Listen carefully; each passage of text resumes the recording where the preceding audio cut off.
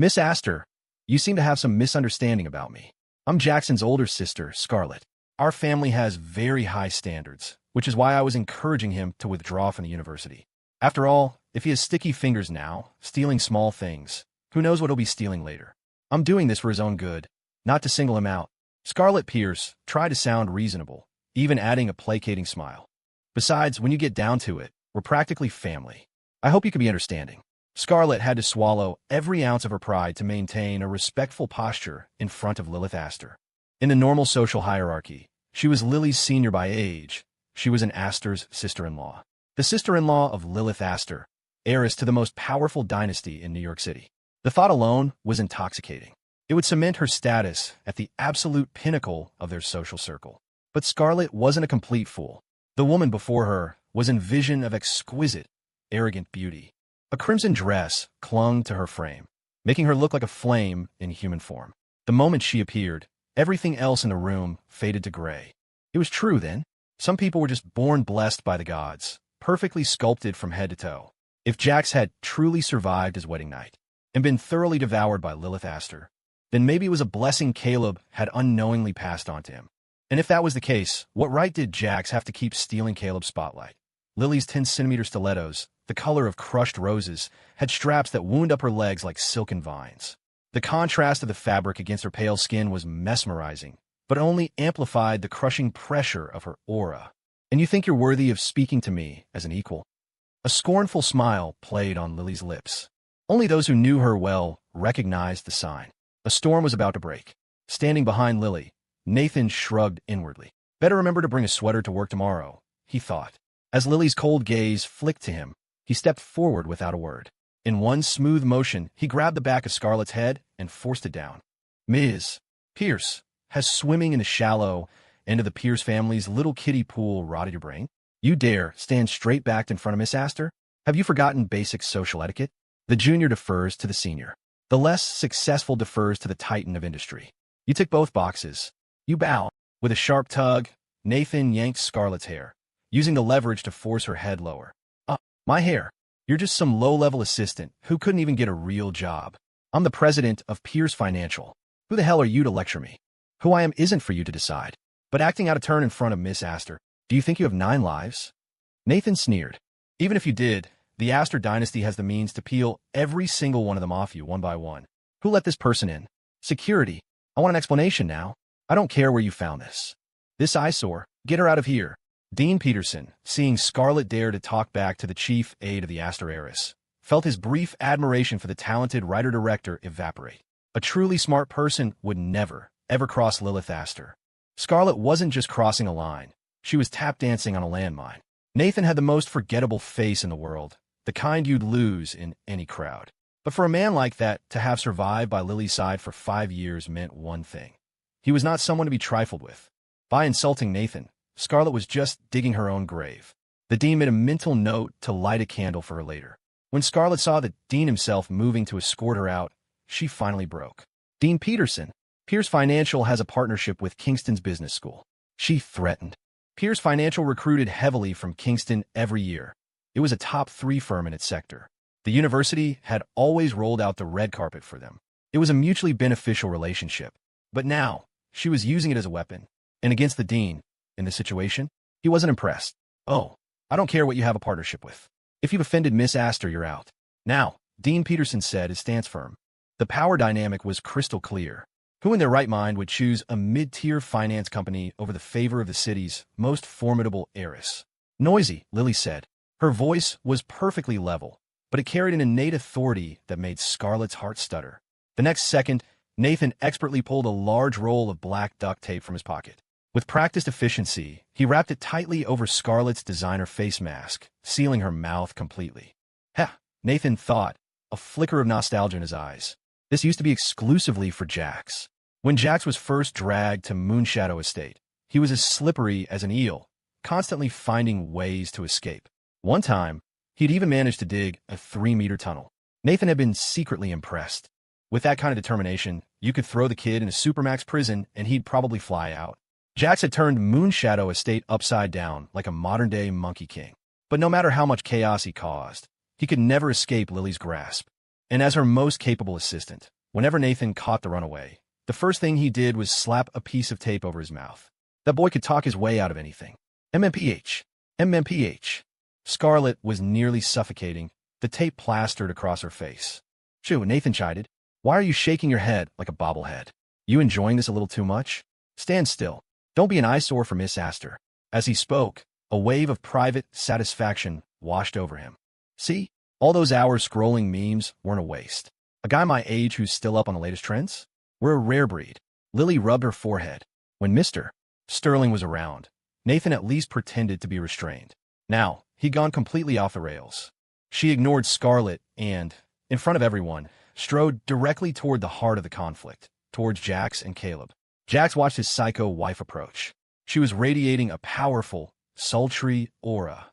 Her long, wine-red curls gave her a mature, sophisticated look, but her face was still so soft and youthful. Ahem, he thought, if you look closely, you can still see a little bit of baby fat on her cheeks. So soft. Perfect. Oh my God, did you hear the dean? That's her? The legendary Lilith Astor? The monster who supposedly killed her own family in one night. I heard they call her Professor Astor, because even though she's only 20, she was so brilliant she was accepted into a National Science Academy at 16. Damn, someone stopped me from falling for powerful older women, psycho girlfriends, and my professors. Miss Astor is inhumanly beautiful. The last time I saw a body that perfect was in that blurry photo of Jax with that ugly rich woman. As a connoisseur of mature women, this is a 5-star feast. Professor Astor is just magnificent. A brick, thrown by Jax, hit the loudmouth square in the head. It was fast, accurate, and brutal. Magnificent, my ass. Jax snarled. You think you can talk about Professor Astor like that? You perverted creep. Sam Cole ducked his head, fighting to keep a straight face. Jax, my man, he thought. Everyone else is just talking trash. You're the one actually living the fantasy. Jax was still radiating menace when Lily arrived behind him. Student Pierce. Well done. She purred, her voice low. What kind of reward would you like? You can come to my office later to collect it. Jax felt a jolt of electricity shoot through him. He almost let out a primal howl right then and there. Professor, I've only been legal for 2 years. You can't do this to me. Her voice was a deliberate whisper, meant only for his ears. That title, Student Pierce, spoken with such intimacy, was making his mind race. It was so wrong, and so hot. But no matter how much his pulse was hammering, he had to keep a straight face. Until his psycho wife decided to announce their relationship herself, he would let her control the narrative, public or private. His new life motto, wife is always right. Ahem, Jackson, perhaps you could rein in your admirable sense of justice a little, the dean interjected, trying to smooth things over. Seeing the absolute indifference in Miss Astor's eyes, he quickly added, this student spoke out of turn, 20 points off his academic record. Caleb, his face already a bruised mess, felt another wave of despair wash over him. He was slumped over the table, but he forced his head up as Lily and the dean approached. His eyes locked onto the searing red dress, the impossibly alluring silhouette. That's Lilith Astor? The violent, cruel monster of the Astor family wasn't supposed to be like this. She was supposed to be cold and hostile to everyone. But he had just seen it, a clear, sharp look. The way her eyes lingered on Jax was like a spider's silk, intricate and ensnaring. Could it be? Had he really just handed a golden ticket to the top for free to Jax? No. The thought sent a jolt of bitter resentment through Caleb. From the moment Jax had returned to the family 4 years ago, Caleb had systematically taken everything that should have been shared. He had enjoyed it all as his birthright. In his eyes, Jax was nothing but a beggar, a stray they'd taken in. The $300 a month he generously provided for Jax's living expenses was an act of charity. Back when Jax lived in some backwater town or a city slum with his adoptive parents, $100 was probably enough for a month, right? Jax should have been grateful for his magnanimity. He looked up, and his gaze met Lily's. Her eyes swept over him, cool and dismissive. Caleb seized the opportunity. He angled his bruised, colorful face toward her, forcing a weak, pained expression. Lily, we meet again. He began, his voice trembling. I'm so sorry you have to see me like this. But Jax, my brother, he didn't mean any harm. He was just. He trailed off, looking like he was about to shatter. The clear-eyed, naive university students fell for it hook, line, and sinker. Jax must have a violent streak. He stole his own brother's research, made a copy, and thinks he can steal his talent too. Hey, Is it just me? Or does Professor Aster keep staring at Jax? It's like she wants to devour him. It's the look a predator gives a cute little lamb. I'm just saying, it's not an innocent look. Aren't Jax and Caleb supposed to be twins? They look nothing alike. Especially now. Jax just needs a little effort, and he's effortlessly handsome. As for Caleb, ugh, never mind, I don't want to be mean. Whoa, did you hear that? Caleb called her Lily. It sounds like they know each other personally. But he didn't even take her elective anatomy class. With her family background, how would Caleb even get the chance to know her? The rumor mill of university students was a force of nature. Some were already trying to ship different pairings from the drama unfolding before them. Help! Does anyone else think Professor Aster's body and vibe looks a lot like that rich woman who was supposedly Jax's sugar mama? The self-proclaimed pure and wholesome campus boys. No, that's impossible. I can accept Jax winning the lottery, but I can't accept him getting the heavenly job of personally servicing Professor Aster. Sam Cole, who knew the whole truth, was about to suffocate from holding in his laughter. Folks, he thought, is it possible that Jax both won the lottery and gets to be tormented in new and exciting ways by a psycho Heiress every day? Faced with Caleb's manipulative performance, Lily simply raised an eyebrow. Meet again, she said, her voice dripping with contempt. Yes, I see you're being a pathetic little bitch again. Are you a masochist? I was worried that after Jax slapped you, you'd get turned on and start licking his hand. Though she was mocking him, her gaze had already settled on the two nearly identical inventions on the table. They were small plastic boxes, clearly some kind of miniature power supply, with a coiled, semi-invisible cable. They looked remarkably unremarkable. A simple, portable battery. At first glance, it was designed to provide a short burst of power in places without outlets. A decent little invention, sure, but research into battery storage and energy conversion was already well established. Jax's design was standing on the shoulders of giants, and this concept was incredibly basic, a prototype at best. Lily only pondered it for a moment, not wanting to interrupt Jax's rhythm. She was trying to trust him, but for now, that trust would only extend to his talent. Her mocking words, sharp and poisonous, made Caleb's face burn with shame, though with his bruised face, no one could tell. Professor, it's called a power bank, Jax explained earnestly. It's portable for convenience and can also connect to a personal Wi-Fi hotspot. He knew the timeline. In his past life, he died late enough to have seen business trends. In this period, power banks were about to explode like a tornado. It was the perfect time for them to boom. He could practically see the money sprouting from the ground, ready to be harvested. Money was only an asset when it was making you more money. Jax needed to move fast to ride the coming wave. Getting rich wasn't the problem. Caleb, who had already read the proposal, stared at Jax in shock, his expression screaming. You're even stealing my lines? Are you that desperate? Jax, brother, why are you saying things that are my proposal? Caleb stammered, turning to Lily. Professor Aster, I have the complete proposal for the power bank right here. The timeline, the entire conceptual framework, it's all clearly laid out. My brother probably just thought it was a fun idea, even if he stole my work. I won't hold it against him. Caleb bit his lip, tears welling in his eyes, playing the part of a magnanimous brother, betrayed but still willing to forgive. It was a pathetic, yet effective performance. Lily, however, found it repulsive. She preferred Jax, so energetic and full of life. Jax, who worked so many odd jobs, had a body that was strong and solid. In short, very powerful, very masculine. A total heartthrob for the older ladies. And Caleb, he had all the sex appeal of a wet noodle. Chloe Vance must have been starving to eat that. Wow, thanks a lot, you goddamn saint. Jax shot back. Just because you say it's your idea doesn't make it yours. Why don't you try calling it by name and see if it comes? Jax's face was stone. Don't think that just because you call me brother, I'll let you lick my boots. And don't be discouraged. You're not out of options. You still have the option to drop dead. A wild, manic grin spread across Jax's face. Screw morality. Time to be myself. Nathan and Sam Cole. The doctor never said the psycho gene was sexually transmitted. The entire student body, oh my God, his mental state is absolutely unhinged. I kind of love it. Heart emoji JPG. Caleb's face twisted in humiliation, his pale lips trembling. Jax, brother, the innocent need no defense. Why are you acting crazy to distract everyone from your mistake? I've already forgiven you, even if you did something wrong. As your younger brother, I won't hold it against you. Caleb's words dragged the focus back to the competition. Lily, after glancing at the two nearly identical devices, said nothing and returned to the judge's table that had been prepared for her. The other two professors on the panel were already annoyed with an outsider like Scarlett Pierce trying to throw her weight around at a serious research competition. Naturally, they were also scornful of this Professor Astor, who looked far too young and unreliable to be taken seriously.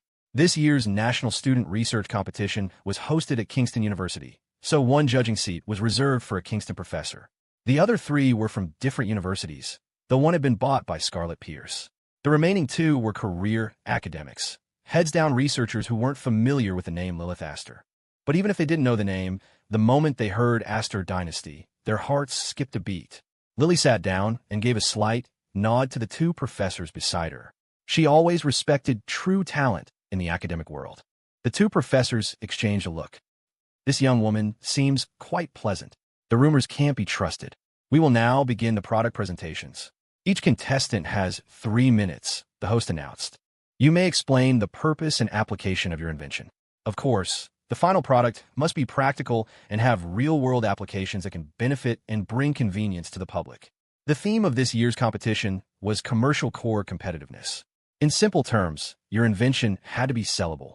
It needed a market, and it had to genuinely make people's lives easier. Convenience for the public was a nice way of saying it needed to address a widespread, universal need. A less charitable interpretation was that it needed a commercial plan to conquer the market, with the potential for national or even global distribution. University students were at the peak of their creativity. Even if their prototypes were flawed, a recognized idea was a potential goldmine. No savvy business leader would pass up the opportunity of a top-tier research competition like this. Usually, the CEOs themselves wouldn't show up, but they would send teams from their project development departments. If they saw a high-potential invention or idea, they would buy the patent on the spot. And a patent from a university student was a hell of a lot cheaper than one from an established firm. Jax had deliberately entered this national competition for one reason. He knew that one of the contestants who would fail to place today would one day become an unrivaled titan in the AI tech world. That was the kind of talent he desperately needed. One by one, contestants presented their projects. In the audience, members of various corporate teams whispered, estimating budgets and preparing bids for the most promising products, hoping to snatch them up before their rivals could. Soon, it was Caleb's turn. He walked onto the stage and began to present the concept of the power bank. Jax watched with cold eyes. In his past life, he had been expelled from Kingston before he could even participate in this competition. He'd already spent 3 months developing the initial plan and had completed the general design. It wasn't perfect, but it was a highly creative concept with a massive potential consumer base. At the time, Caleb had come to him, lamenting that such a good design would go to waste.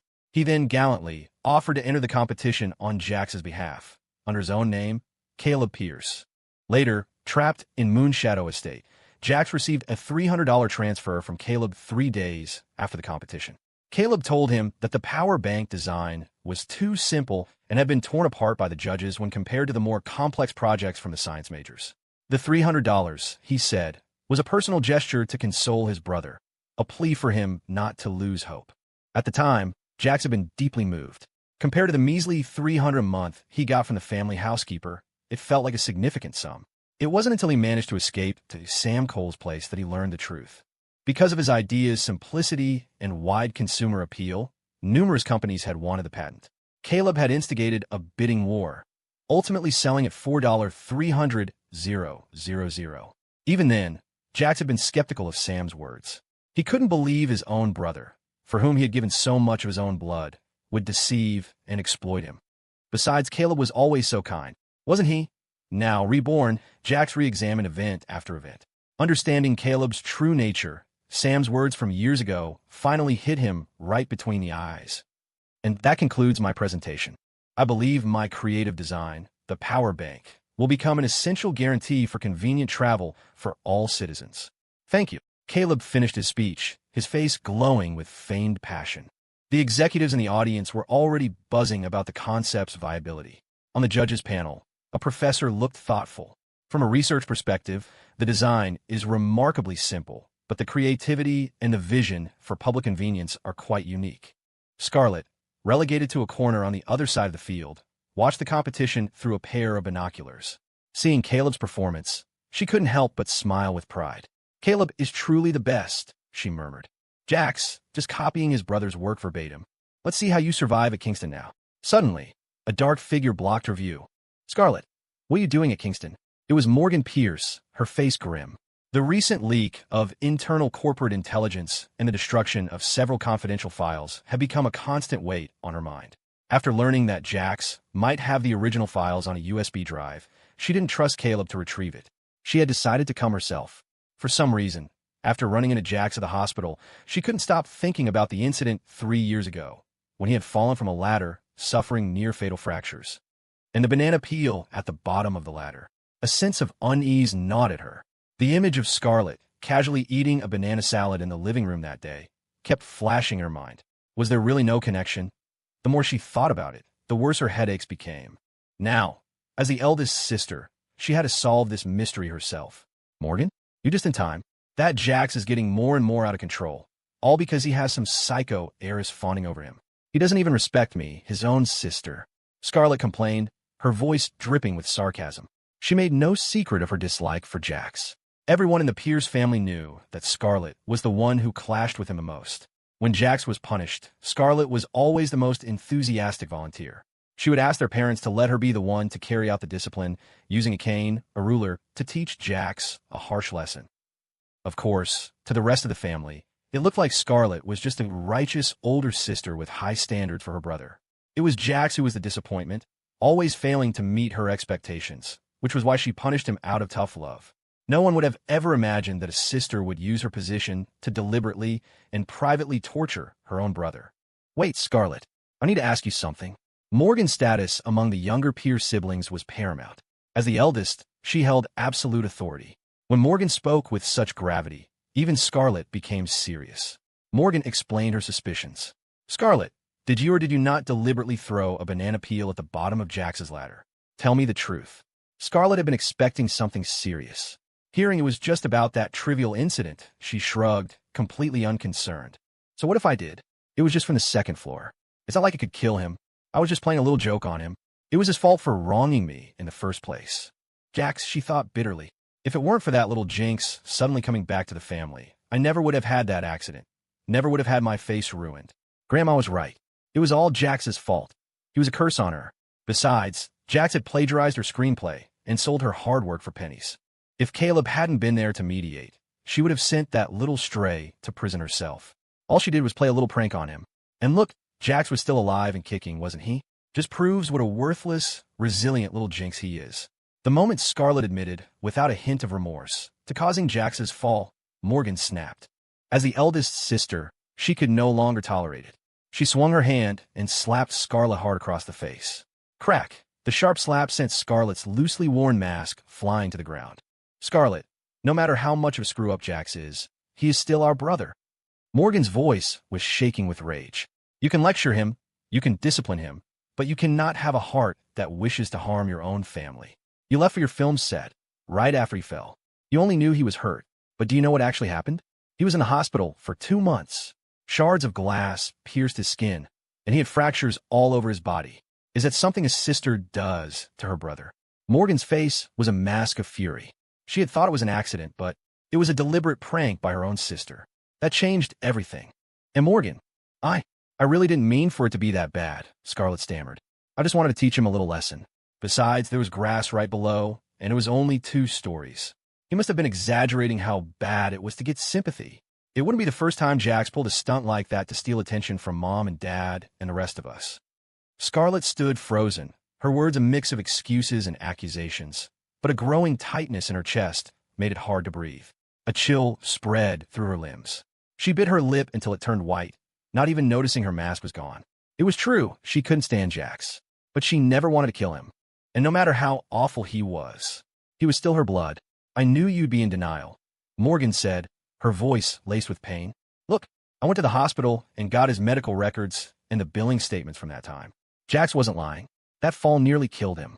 They even issued a critical condition notice, and not a single family member was there to sign for him. Scarlett, you went too far this time.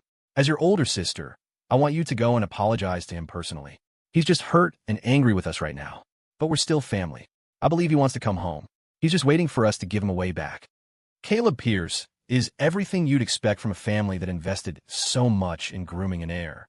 His idea is more valuable than any simple research project. This competition is really a stepping stone for students to enter the real world.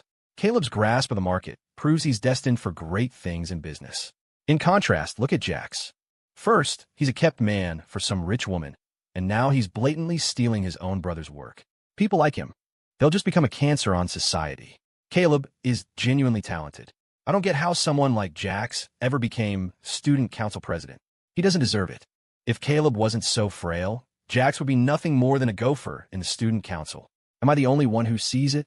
The power bank in Jax's hands looks identical to Caleb's, but the materials and design seem much more refined, and it seems to have a portable Wi-Fi feature built in. We all know that with current technology, adding wireless Wi-Fi to a device that also has to store and convert so much power, it's impossible to make it that small. There might be more to Jax's design than meets the eye, a more knowledgeable contestant mused. Both Jax and Caleb were competing outside their majors, so the physics students hadn't really paid them much attention. But surprisingly, Caleb's design was clever enough to make even some of the specialists take a second look. For a business major to even grasp the fundamentals of this kind of research was impressive, and to combine it with market trends and consumer behavior to design a power bank. It wasn't an exaggeration to say he was gifted. Soon, it was the moment everyone was waiting for, to watch Jax crash and burn. The young man had just publicly beaten his sick brother. His character was clearly rotten. They were sure the judges would call him out for plagiarism and send him packing in disgrace. Jax walked onto the stage, cool and confident. He held up his power bank, a defiant, almost cocky look in his eyes. "Sorry to disappoint you all," he said, his voice carrying across the field. "But by the time I'm done, you'll be lining up to apologize to me. Not that I give a damn about your apologies, of course." His arrogance was so thick you could cut it with a knife. Caleb maintained his frail, worried expression, but inwardly, he was already imagining 1,000 ways for Jax to be utterly ruined and cast down into the dirt. "Go on, Jax," he thought. "Be arrogant. Let's see how long you can keep it up. The whole industry is watching. Even if that psycho Heiress protects you, your vile character, your plagiarism, that'll be a stain on you for the rest of your life." With a confident swagger, Jax began to speak. If you remember correctly, the power bank craze would hit its peak in about 6 months. Apex Innovations, the company that bought the patent from Caleb for $300,000 in the previous timeline, would ride that wave to unimaginable profits, eventually breaking into the Fortune 500. He even recalled Caleb regretting not asking for more. But as power banks became common, their flaws became apparent. They weren't portable enough. The rise of fast-charging technology made their slow, charging times feel archaic. Their functionality was too limited. All these were issues that would be addressed in later generations. But at this moment, its very existence was a paradigm shift, and those minor problems were easily overlooked. But Jax's model was different. He held it up for everyone to see. Sam Cole quickly ran on stage and placed a digital scale on the presentation table. "This power bank weighs 200 grams, Jax announced, his voice clear and steady. "It holds a 20,000 milliamp power charge, perfectly meeting consumer demand for portability. It's also a mobile Wi-Fi hotspot, with the batteries charged more than sufficient to power it. Of course, the power consumption for the Wi-Fi is minimal, but the initial R&D for that feature is significant." He clicked a button on the side. A bright light shone out. To enhance its functionality, it also serves as a flashlight. And if it detects a dangerous situation, like a fall, it will automatically switch to a flashing red SOS signal. Jax demonstrated each feature one by one. The effect was stunning. In this era, the concept of a power bank didn't even exist, let alone refined improvement plans. More importantly, Jax had just spoon-fed them the next generation of the product. Businessmen chase profits. They would naturally gravitate toward the superior product with more potential. But no matter how good Jax's improvements were, he would still be seen as just a talented developer, capable of iterative updates. The core innovative concept, the brilliant breakthrough, that was still credited to Caleb. The energetic university students would, of course, rally behind the principle of respecting the original creator. But the businessmen were a different breed. Some had principles, but many more would do anything for a profit. Even if they were interested in Jax's version, they would have to publicly condemn him first. You have to admit, Jax's skills. But what a waste to use that brain for shady stuff. Stealing his own brother's work will be his fatal flaw. Such a shame. Caleb is so pitiful, having a trash brother who steals his credit and then tries to step on him. All his hard work just became a stepping stone for Jax. Caleb's version weighed around 400 grams and only held 10,000 milliamp hours, with no extra features. It was a basic model. But after Jax's slick presentation, look at the way those businessmen are drooling. He basically just gift-wrapped a gold mine for someone else. Caleb watched it all unfold, his hands clenched into tight fists. He felt a dizzying sense of disbelief, which quickly curdled into a bitter, self-pitying sneer. "Brother," he said, his voice laced with manufactured pain, "is this why you asked me for my design ideas beforehand? We're brothers. I would have given you anything you asked for because I trusted you. How could you? How could you do this? Forget it. I forfeit. I withdraw from the competition. You're my brother. I don't want to make things difficult for you." Caleb hadn't expected Jax to have a trick up his sleeve from the very beginning. This wasn't the Jax he knew. The old Jax was completely devoted to Chloe. If she had asked for it, he would have handed over the final, most polished version of the design without a second thought. When had he started holding back? When had he started to suspect him and Chloe? "Wait," a sharp voice cut through the air. "Caleb, I forbid you to withdraw." Morgan Pierce strode forward, her high heels clicking decisively on the ground. She was a vision of professional competence in her tailored business suit, her aura sharp and commanding. "Jackson doesn't have the brains to come up with such a brilliant series of improvements. Jackson, admit it. Who did you steal this from? Or did you pay someone to modify it for you, just so you could use it to humiliate Caleb?" Morgan was always pragmatic. Scarlett had wronged Jax, and, as the eldest, she bore some responsibility for not managing her sister better. But to let Jax publicly humiliate Caleb in front of so many outsiders? That would be a dereliction of her duty as the head of the Pierce siblings. Jax stepped down from the presentation area, his expression radiating a ferocious energy. He looked like he was still spoiling for a fight. The crowd, having just witnessed Caleb's beating, collectively flinched. He wouldn't hit a woman, would he? No way, right? But given his current mental state, they weren't entirely sure. "Morgan, you're really tempting fate, aren't you?" Jack spat, his voice dripping with scorn. "If you love lecturing people so much, why don't you go get a teaching license instead of making a fool of yourself here? Is that head of yours just for decoration? Are you planning on leaving it to someone in your will? I've said it a dozen times. I did not take his design. A brain is a tool for daily use, not an accessory." As he walked toward Morgan, he casually passed by his seat and picked up the bloody brick he'd used earlier, weighing it in his hand. The entire audience, sweating nervously, JPG. Fame and fortune have really changed him. He's becoming a menace. Morgan felt a rare pang of regret, provoking a berserk Jax. She had really stepped in at this time, but as the eldest sister, she had to intervene. She was caught in a difficult position. Scarlett, for her part, was a little more subdued this time. She glanced at Jax with a flicker of hesitation, but seeing his unhinged demeanor, her anger flared up again. "Jax, what are you doing with that brick? You wouldn't dare hit our sister, would you?" She caught herself just in time. She had no doubt Jax had the guts to smash a brick over her head right now. But Morgan had never deliberately mistreated him. He should at least show her some respect. "Jax, Caleb is your brother. This is very difficult for me." Morgan tried to placate him. Jax shot back. "Oh, so you're caught between a rock and a hard place? Morgan, let's make a bet. If Caleb really is the original creator of this design, I'll grant you one request. Anything. But if I'm the creator, you have to post a video of yourself pole dancing in a bikini on all your social media accounts and leave it up for 24 hours. How about it?" Jax knew exactly what Morgan valued most, and his condition was designed to shatter the very foundation of her self-perceived superiority. "Jackson, don't you dare go too far." Morgan's face flushed with anger. She was his older sister. She was elegant, respected, the head of a major financial firm with immense power. How dare he suggest she humiliate herself like that online? He was insane. Scared, Jax taunted, a look of utter boredom on his face. "Looks like you don't have much faith in your precious brother Caleb's integrity after all." He turned and, still holding the brick, started walking toward Caleb, who was just about to step in and protect his sisters. Caleb froze in place. "Jax has completely lost his mind." "Wait, I accept your bet," Morgan declared, her voice ringing out. "Jax, Caleb is a good boy. I watch him grow up. He's always been brilliant, kind, and honest. He would never lie.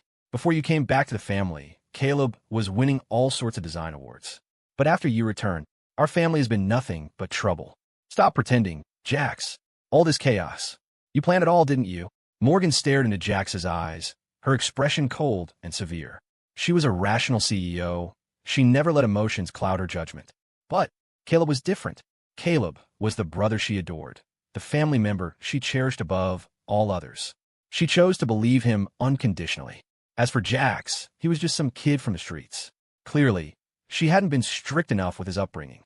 Jax was used to the Pierce family's baseless accusations.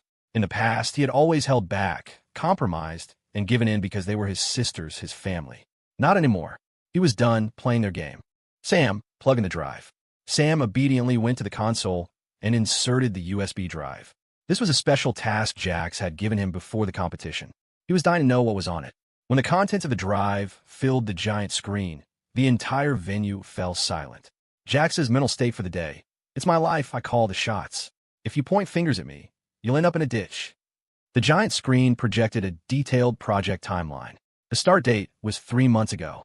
It included logs of theoretical discussions with Kingston University's most brilliant physics professor, Professor Wallace, along with the initial design and operational procedures. Professor Wallace's involvement was clearly crucial. He was a titan in the world of physics research. Although he was a professor at Kingston, the money he made from the various professional designs he developed with his graduate and doctoral students far exceeded his university salary. At this level, it wasn't uncommon for exceptionally talented professors to have their own companies, with teaching being more of a side hustle. Jax, the students murmured. How did Jax, from a different major, even get on Professor Wallace's radar? If Jax was that capable, he would have been raking in patent money with Wallace for ages. Why was he still living on instant noodles and cheap cafeteria food? After all, Jax had managed to become the student council president as a sophomore, an unprecedented achievement, even with his cringy punk aesthetic at the time.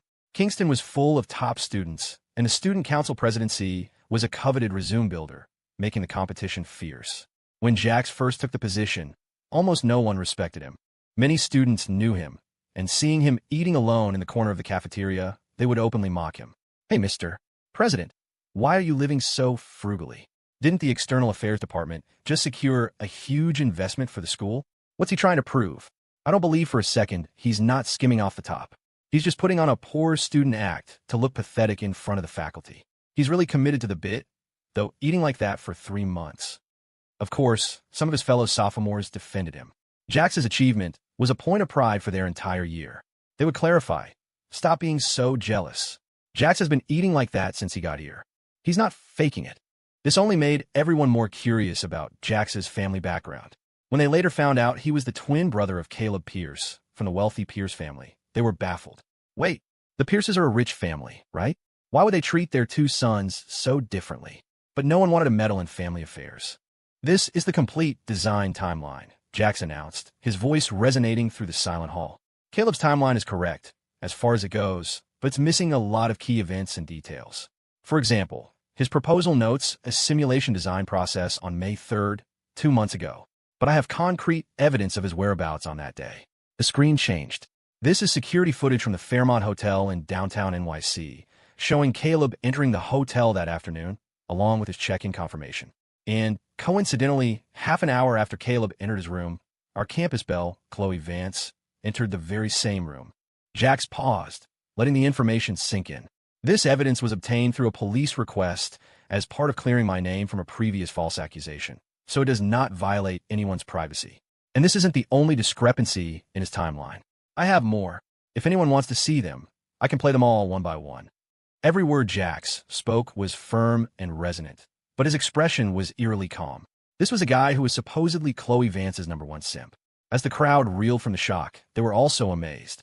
Wait, why isn't he having an emotional breakdown? Had Chloe hurt him so badly that his heart was dead? Was he just burning everything to the ground now, exposing the secret affair between the pure campus belle and his own brother? No way. I don't believe it. Our Chloe Vance is a good girl. She's so kind and pure, she wouldn't even step on an ant. Her character is flawless. Why would she get a hotel room with a guy? Jax, you're just jealous because you can't have her, so you're slandering her and Caleb. Yeah, Chloe is pure and beautiful, and she gets amazing grades. She has countless guys chasing her. Maybe she and Caleb were innocent. Oh, screw it. I can't even finish that sentence. Am I the only one who noticed that Jax actually caught Professor Wallace's attention? I heard Wallace is eccentric and incredibly demanding, even with his own grad students.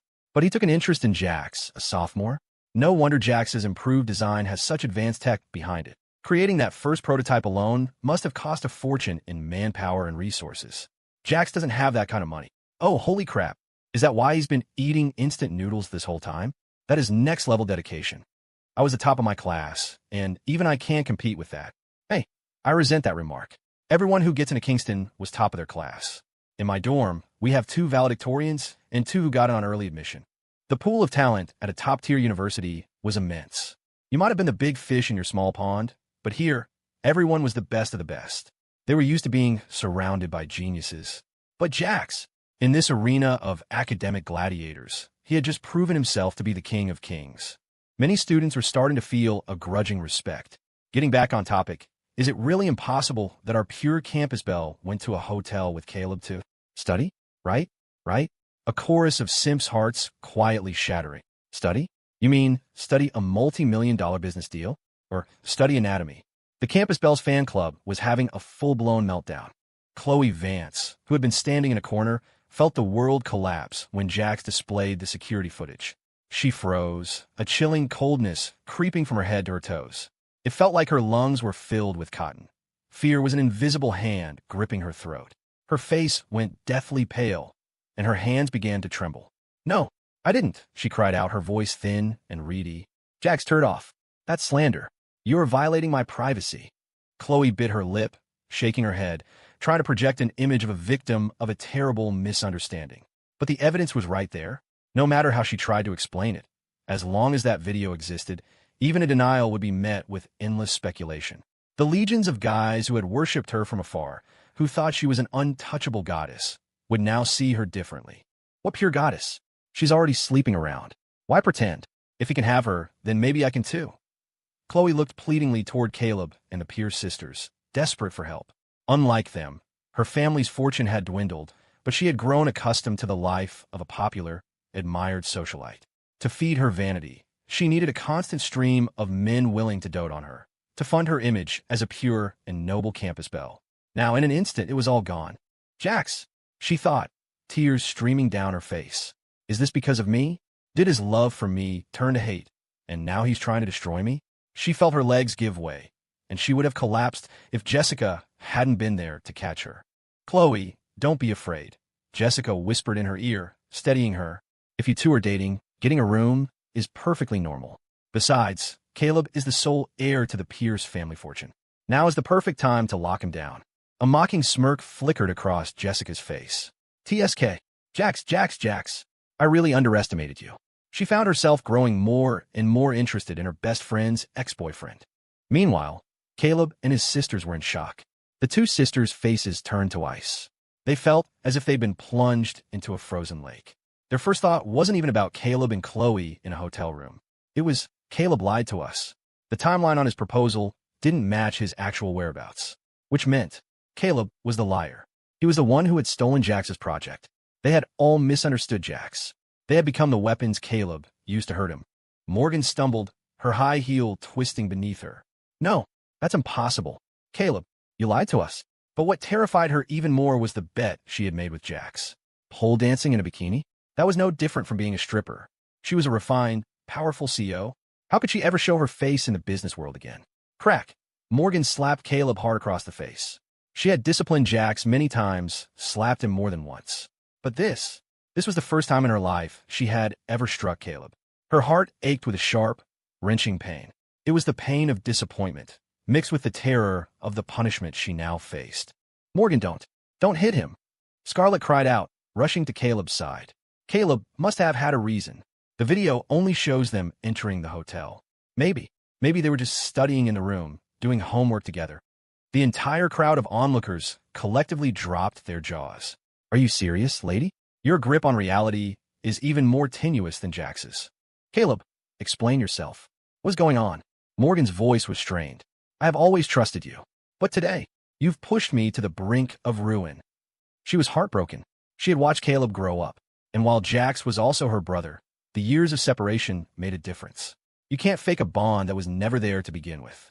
People are emotional, and favoritism is often unconscious. But she had always told herself she was the eldest, that she had to treat all her siblings equally. The force of Morgan's slap made Caleb's ears ring, and a trickle of blood ran from the corner of his mouth.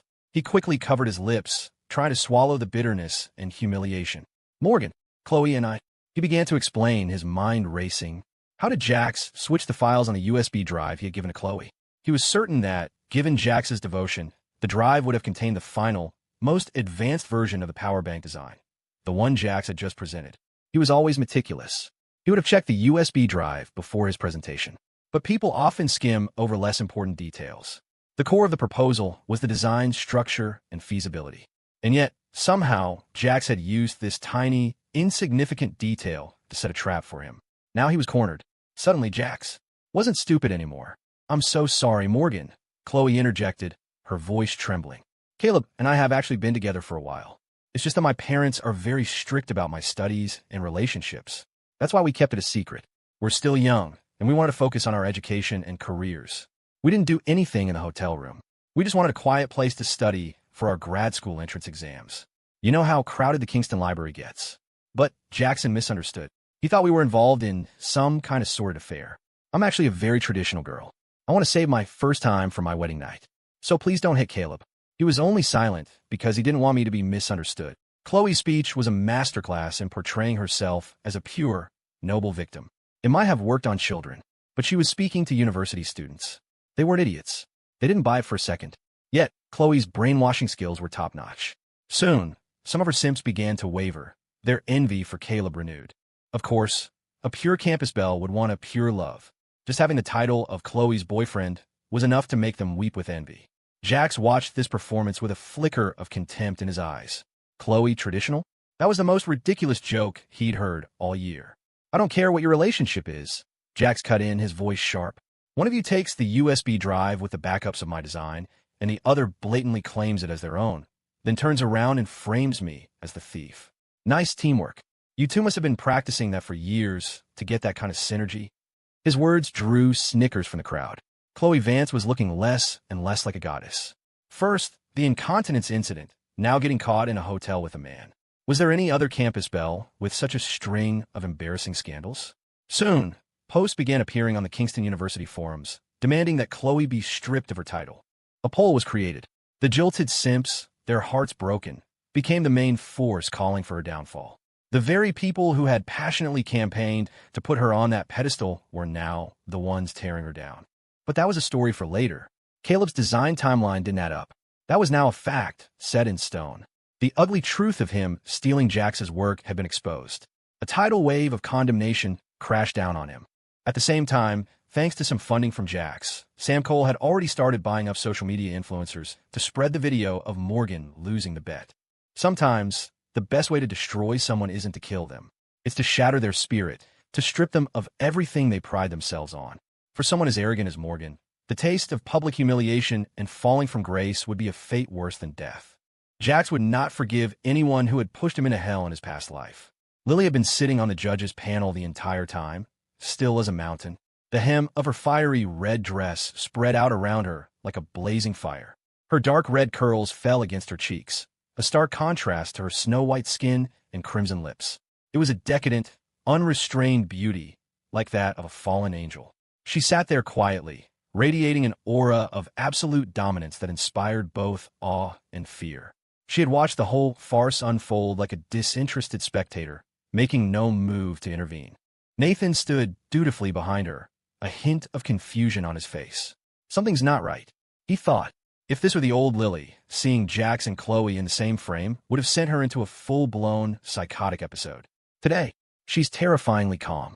"Nathan," Lily said suddenly, her voice low, "when do you think Jax started planning this? This level of calculation. It couldn't have been a recent development. He did all this right under my nose, and I didn't notice a thing." Nathan, is Moonshadow Estate staffed entirely by useless trash? She looked up at him, her eyes suddenly sharp as blades. The air around them seemed to freeze.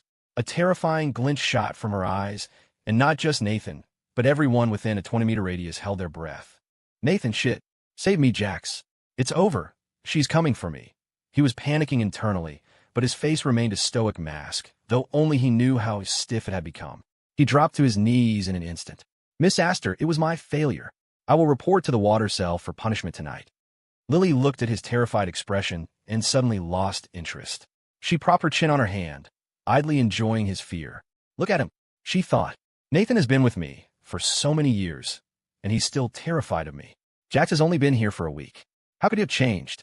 How many other things has he hidden from me? Punishment? she drawled. The water cell is full. It's not your turn. Let's try something else.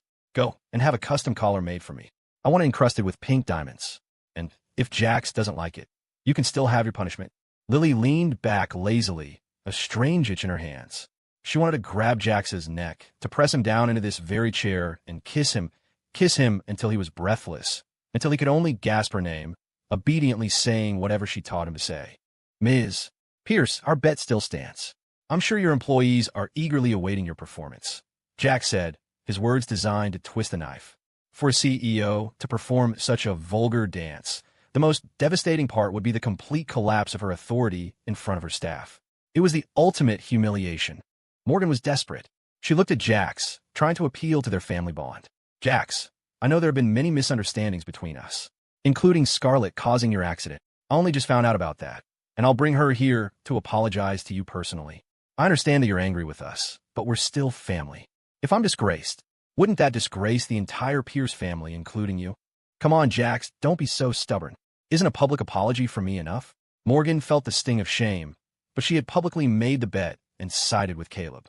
If she did nothing, it would reflect poorly on Pierce Financial. So, she proposed a compromise. Jax looked at her and remembered.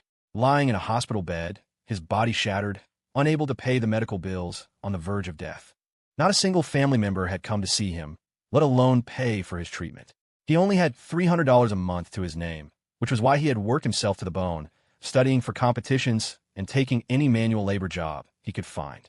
But because he was also supporting his goddess, Chloe Vance, he had almost no savings. Just when he thought he was going to die in that hospital, they had suddenly agreed to treat him for free, moving him to a top-tier private room. At the time, he was too weak to refuse or even question it. He couldn't imagine who would help him. He had spent 2 agonizing months in that hospital, drifting in and out of consciousness. At night, he would often feel a suffocating presence, as if a giant snake were coiling around him, its touch soft and cold against his skin. It moved over every inch of his body, a disturbing sensation that made his mind scream even though he couldn't open his heavy eyelids. He had just turned 18, having only recently returned to the Pierce family. He had never experienced anything like that suffocating, paralyzing feeling. He fought to open his eyes, his knuckles white with effort, but the snake wouldn't let him go. His hospital gown was lifted, and an icy, soft touch traced over his chest, his abs. The snake seemed intelligent, avoiding his healing wounds, but the feeling of being completely helpless, of being toyed with, was infuriating. Jax was numb. It felt like the beginning of a long nightmare. After 2 months of this haze, he was able to walk again, though not fully healed. He fled the hospital as fast as he could, convinced that his room was haunted by some kind of succubus that fed on men's life force. No wonder the hospital had treated him for free. They were probably using him as a sacrifice. And now, Morgan was bringing up that accident, saying Scarlett was responsible? He thought. Of course. He had checked the ladder stability before he climbed it. It couldn't have slipped by accident. It had been Scarlett. So, Jax said, not bothering to refuse her offer just yet. How exactly do you plan on apologizing, Miss Pierce? He wanted to see how far she would go to avoid her punishment. I'm sorry, Jax, Morgan said, stepping forward. Her posture was still proud and cold. Her apology was that of a superior to a subordinate. In her mind, the moment she said the words, I'm sorry, Jax was supposed to graciously forgive her. But after she spoke, Jax remained silent. Jax, you're supposed to say, it's okay. Morgan's face stiffened.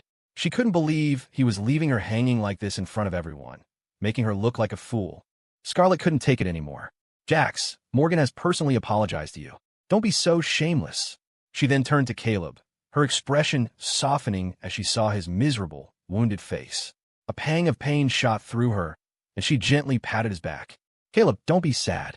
I know you only did this because Jax's return to the family made you feel insecure, right? I'm sorry. We failed as sisters to give you the security you needed, and that's why you did this foolish thing. Don't worry. No matter how Kingston University handles this, I will protect you. The stark difference in how Scarlett treated her 2 brothers was breathtaking. Even with a mask on, her ugliness was impossible to hide. Caleb looked up, his eyes shimmering. A single, perfect tear rolled down his cheek. He looked so pitiful, so wronged. Scarlett's heart felt like it was breaking. Caleb is so kind, she thought. He was forced to do this terrible thing because of Jax. He must be filled with guilt and torment. Isn't that punishment enough? Jax has made countless mistakes. Caleb only made one. It's obvious who I should protect and who I should blame. TSK, Scarlet, you only have one face. You should try to use it more sparingly, Jax sneered. Who says I have to accept her apology just because she gave one? Maybe I just like the sound of her talking. If you don't like what you see, gouge out your eyes. If you can't hold your tongue, so your mouth shut. There are always more problems than solutions, and idiots are always full of complaints. He turned his glare on Caleb. And you, stop hiding behind a woman. If you're going to cry, cry louder. I can lend you a megaphone. Who are you mourning for? Did your dad die? Or your mom? The verbal assault left Scarlet and Caleb speechless. Hearing Jax curse their parents, his parents, made a vein throb in Scarlet's temple. Jax, our parents are your parents too. How can you say something like that? Do you have any concept of filial piety? Caleb is already crying with regret, and Morgan has apologized. What more do you want? For us to get on our knees and kowtow to you? Jax, let me give you a piece of advice. In life, you should know when to take a step back. Don't push people too far. Her words were a cocktail of moral blackmail and veiled threats. In their world, children were supposed to respect their parents. What Jax had said was utterly disrespectful. Someone who disregarded even the bonds of family was cold-blooded, no different from an animal. Jax grinned. Take a step back and find a whole new world? You go ahead and take a step back. I'm not moving. Oh, and I'm so scared of pushing you too far. Why don't you go jump off a building right now? Scarlet felt another wave of rage. Only a corner dog jumps over a wall. He was calling her a dog. Mr. Dean, Jax said, turning to Dean Peterson with a casual, mocking tone. Now that it's clear who stole from whom, am I still the rat turd you mentioned? He was forcing the dean to act, to punish Caleb right here and now. Ahem, of course not, Student Pierce. The dean stammered. I was angry and spoke out of turn. I apologize. Jax just gave him a cold, dismissive look. The dean sighed. This kid is forcing me to offend the entire Pierce family. But the Pierces, as difficult as they were a lot easier to deal with in the Astor dynasty. Caleb Pierce, the dean announced, his voice firm.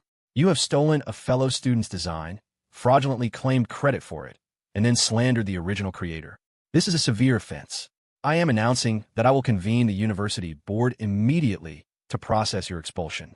As for you, Chloe Vance, you were an accomplice.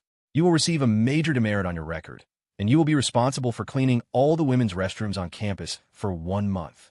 Chloe's face went white. Her legs gave out, and she crumpled to the ground. There was an unwritten rule for the Kingston campus belle selection. She had to have a clean family background and an impeccable character, with no scandals. Now, Chloe was no longer clean. Her reputation, her academic record, and in everyone's eyes, her body were no longer pure and flawless. The innocent, pristine image she had cultivated for years, in that single moment, had completely shattered. Expulsion was a consequence Caleb had never imagined. His breathing became rapid and shallow, and it felt like the world was tilting. And then it did. His already weak body, plagued by illness, swayed, and as if guided by an invisible hand, he collapsed in the direction of his most adoring sister, Scarlet. Scarlet was still in a state of shock. Her first instinct was to catch him, but her mind froze. The memory of Caleb's confident assurances that the design was his own flashed through her mind. While she had chosen to accept his necessary misdeeds, the moral compass inside her wavered. It was only a moment's hesitation, but it was enough. She didn't catch him. Caleb hit the ground hard. The back of his head slammed against the concrete, and he winced in pain as he felt a warm, wet sensation. He tried to open his eyes, but his vision blurred, and then everything went black. For a moment, Morgan and Scarlet panicked. Years of coddling him had conditioned them to prioritize his health above all else.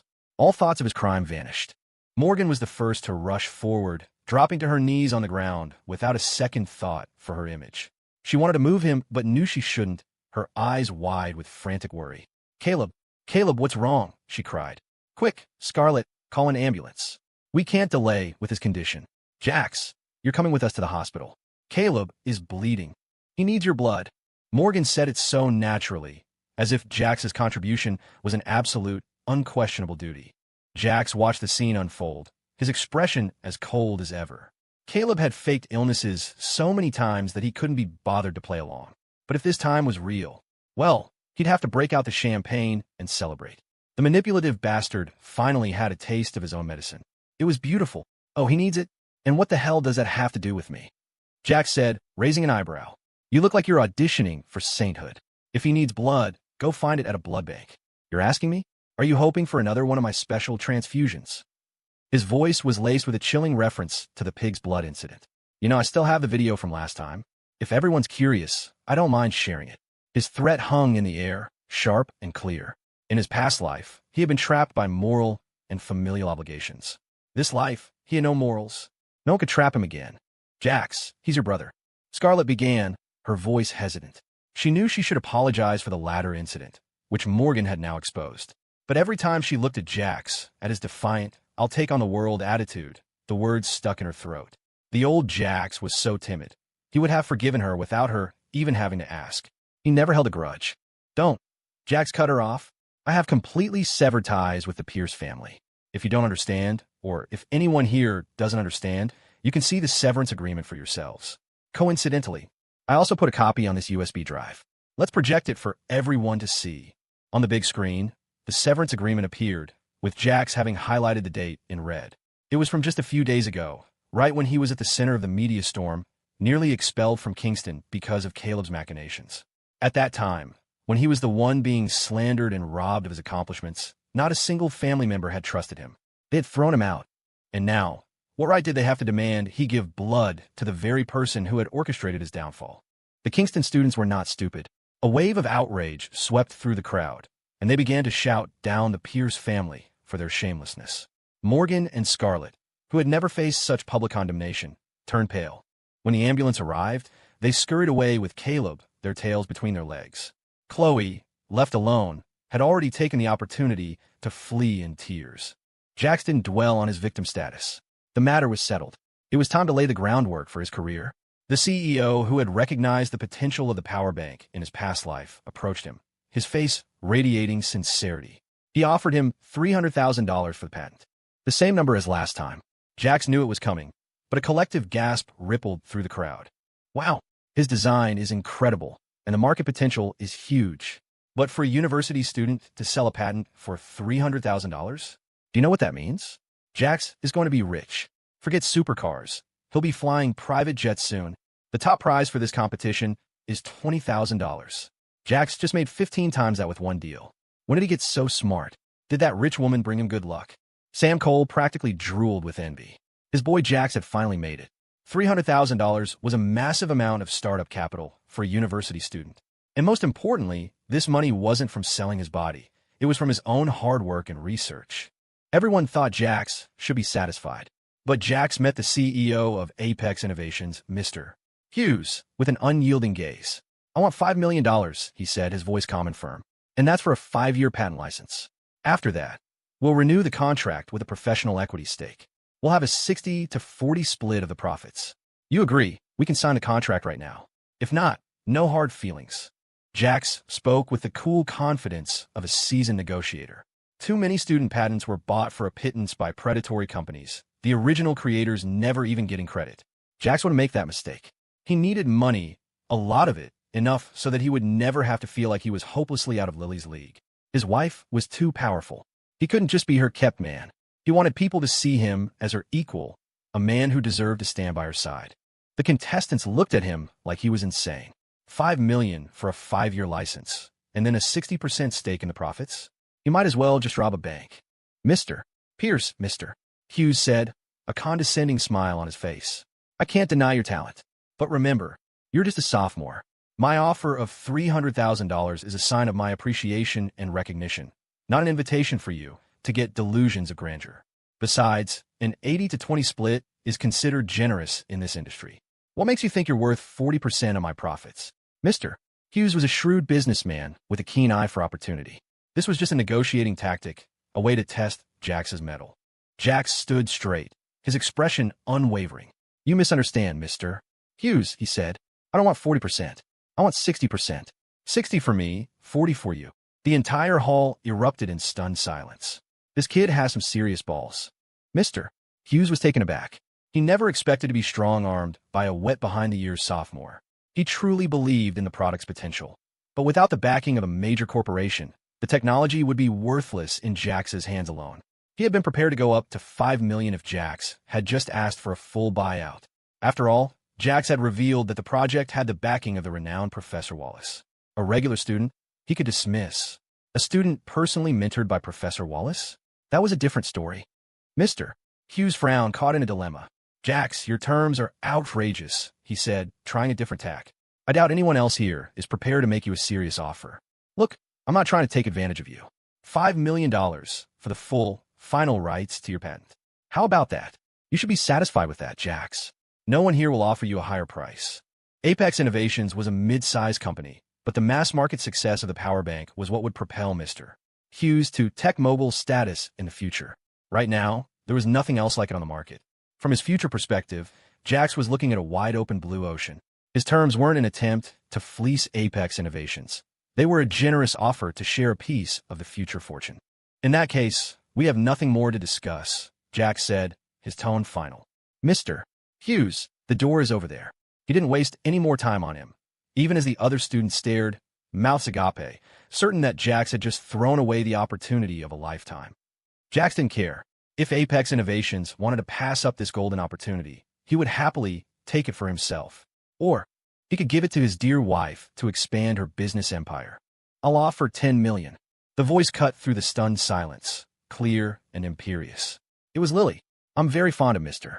Pierce's design, she continued, a faint, dangerous smile playing on her lips. The Astor Group already has a division in the electronics sector with a fully developed production line. But more importantly, I have a great appreciation for student Pierce himself. As for the patent split after 5 years, Mr. Pierce will take 80%. The Astor Group will take a modest 20% commission. I wonder, Mr. Pierce, would that be acceptable to you? Lily's epic intervention stunned the room. Her business acumen was legendary within the industry. In just 2 years, she had pushed the Astor dynasty to even greater heights. For a young upstart to outmaneuver a room full of old guard executives was a feat that commanded respect and fear. Mr. Hughes, who had been planning to deliberately lowball Jax to get the patent on the cheap, felt his world tilt. Miss Astor is interested in the power bank's potential too? Or is she just interested in Jax? He was reeling. His mid-tier company was nothing compared to the Astor dynasty. But to be so publicly outmaneuvered by Lilith Astor, he was in his 50s. He had connections. He had even done business with Lily's father back in the day. He remembered seeing her as a child, a perfect little doll in a gothic Lolita dress, surrounded by servants. She was a beautiful, but lifeless, showcase for the family's prestige. Little Miss Astor, what is the meaning of this? He demanded, trying to pull rank. This was my project. Is this how your father taught you to disrespect your elders? He had heard rumors about what she had become, but in his mind, she was still just a 20-year-old girl, a puppet for a powerful family. How formidable could she really be? Lily's gaze, which had been softly fixed on Jax, hardened. The ambient warmth in her eyes vanished, replaced by a churning, dark tide. She didn't want anything that belonged to him to fall into another's hands. Her appreciation and adoration for him had only deepened after seeing his design. The thought of possessing his creation was like possessing his very thoughts, a feeling she savored. And now, this relic was defying her and bringing up the old man who disgusted her most. Nathan's scalp tightened. Calling Miss Astor Little Miss Astor was a death wish, he thought. The man was tired of living. Snatching. Lily's voice was ice. In business, it's called outbidding the competition, not snatching. I suggest, Mr. Hughes, that you find a nice coffin and lie down in it before that mouth of yours bankrupts you. Lily's reply was merciless, a public slap in the face. But the Astor dynasty had the power to crush Apex Innovations without breaking a sweat. Hughes was livid. He had been a titan in his youth. He had known the Astor family for decades. And this little brat, this puppet, dared to humiliate him? Lilith, who do you think you are? You're just a little monster the Astor family created. You try to kill your own brother and father, threw the whole family into chaos. Do you really think you deserve to control the Astor fortune? If it weren't for your bloodline, for the wealth your family built over a century, you'd be nothing. He spat out the words, fueled by years of resentment and a misplaced sense of authority. He couldn't stand that this young girl was treating him, a respected elder, with such contempt. It was no wonder her own mother had callously thrown her into the heirs conclave to curry favor with other powerful families. Who knew if she was even clean after all these years? She was probably passed around and humiliated by all those future global leaders. She was only 12 at the time, wasn't she? Lily's eyes turned to ice. The moment he mentioned her past, he was a dead man. In the next instant, a crimson scythe flew through the air. Before anyone could react, the sound of hundreds of disciplined footsteps echoed through the hall as black-clad bodyguards swarmed in. surrounding the entire venue. The side sliced off Mr. Hughes's ear before returning to Lily's hand. The woman in the red dress stood up, her high heels seeming to tread on a pool of blood. She tilted her head, her expression blank, but an immense pressure crushed down on everyone present. "Monster," she said, her voice dangerously soft. "Mr.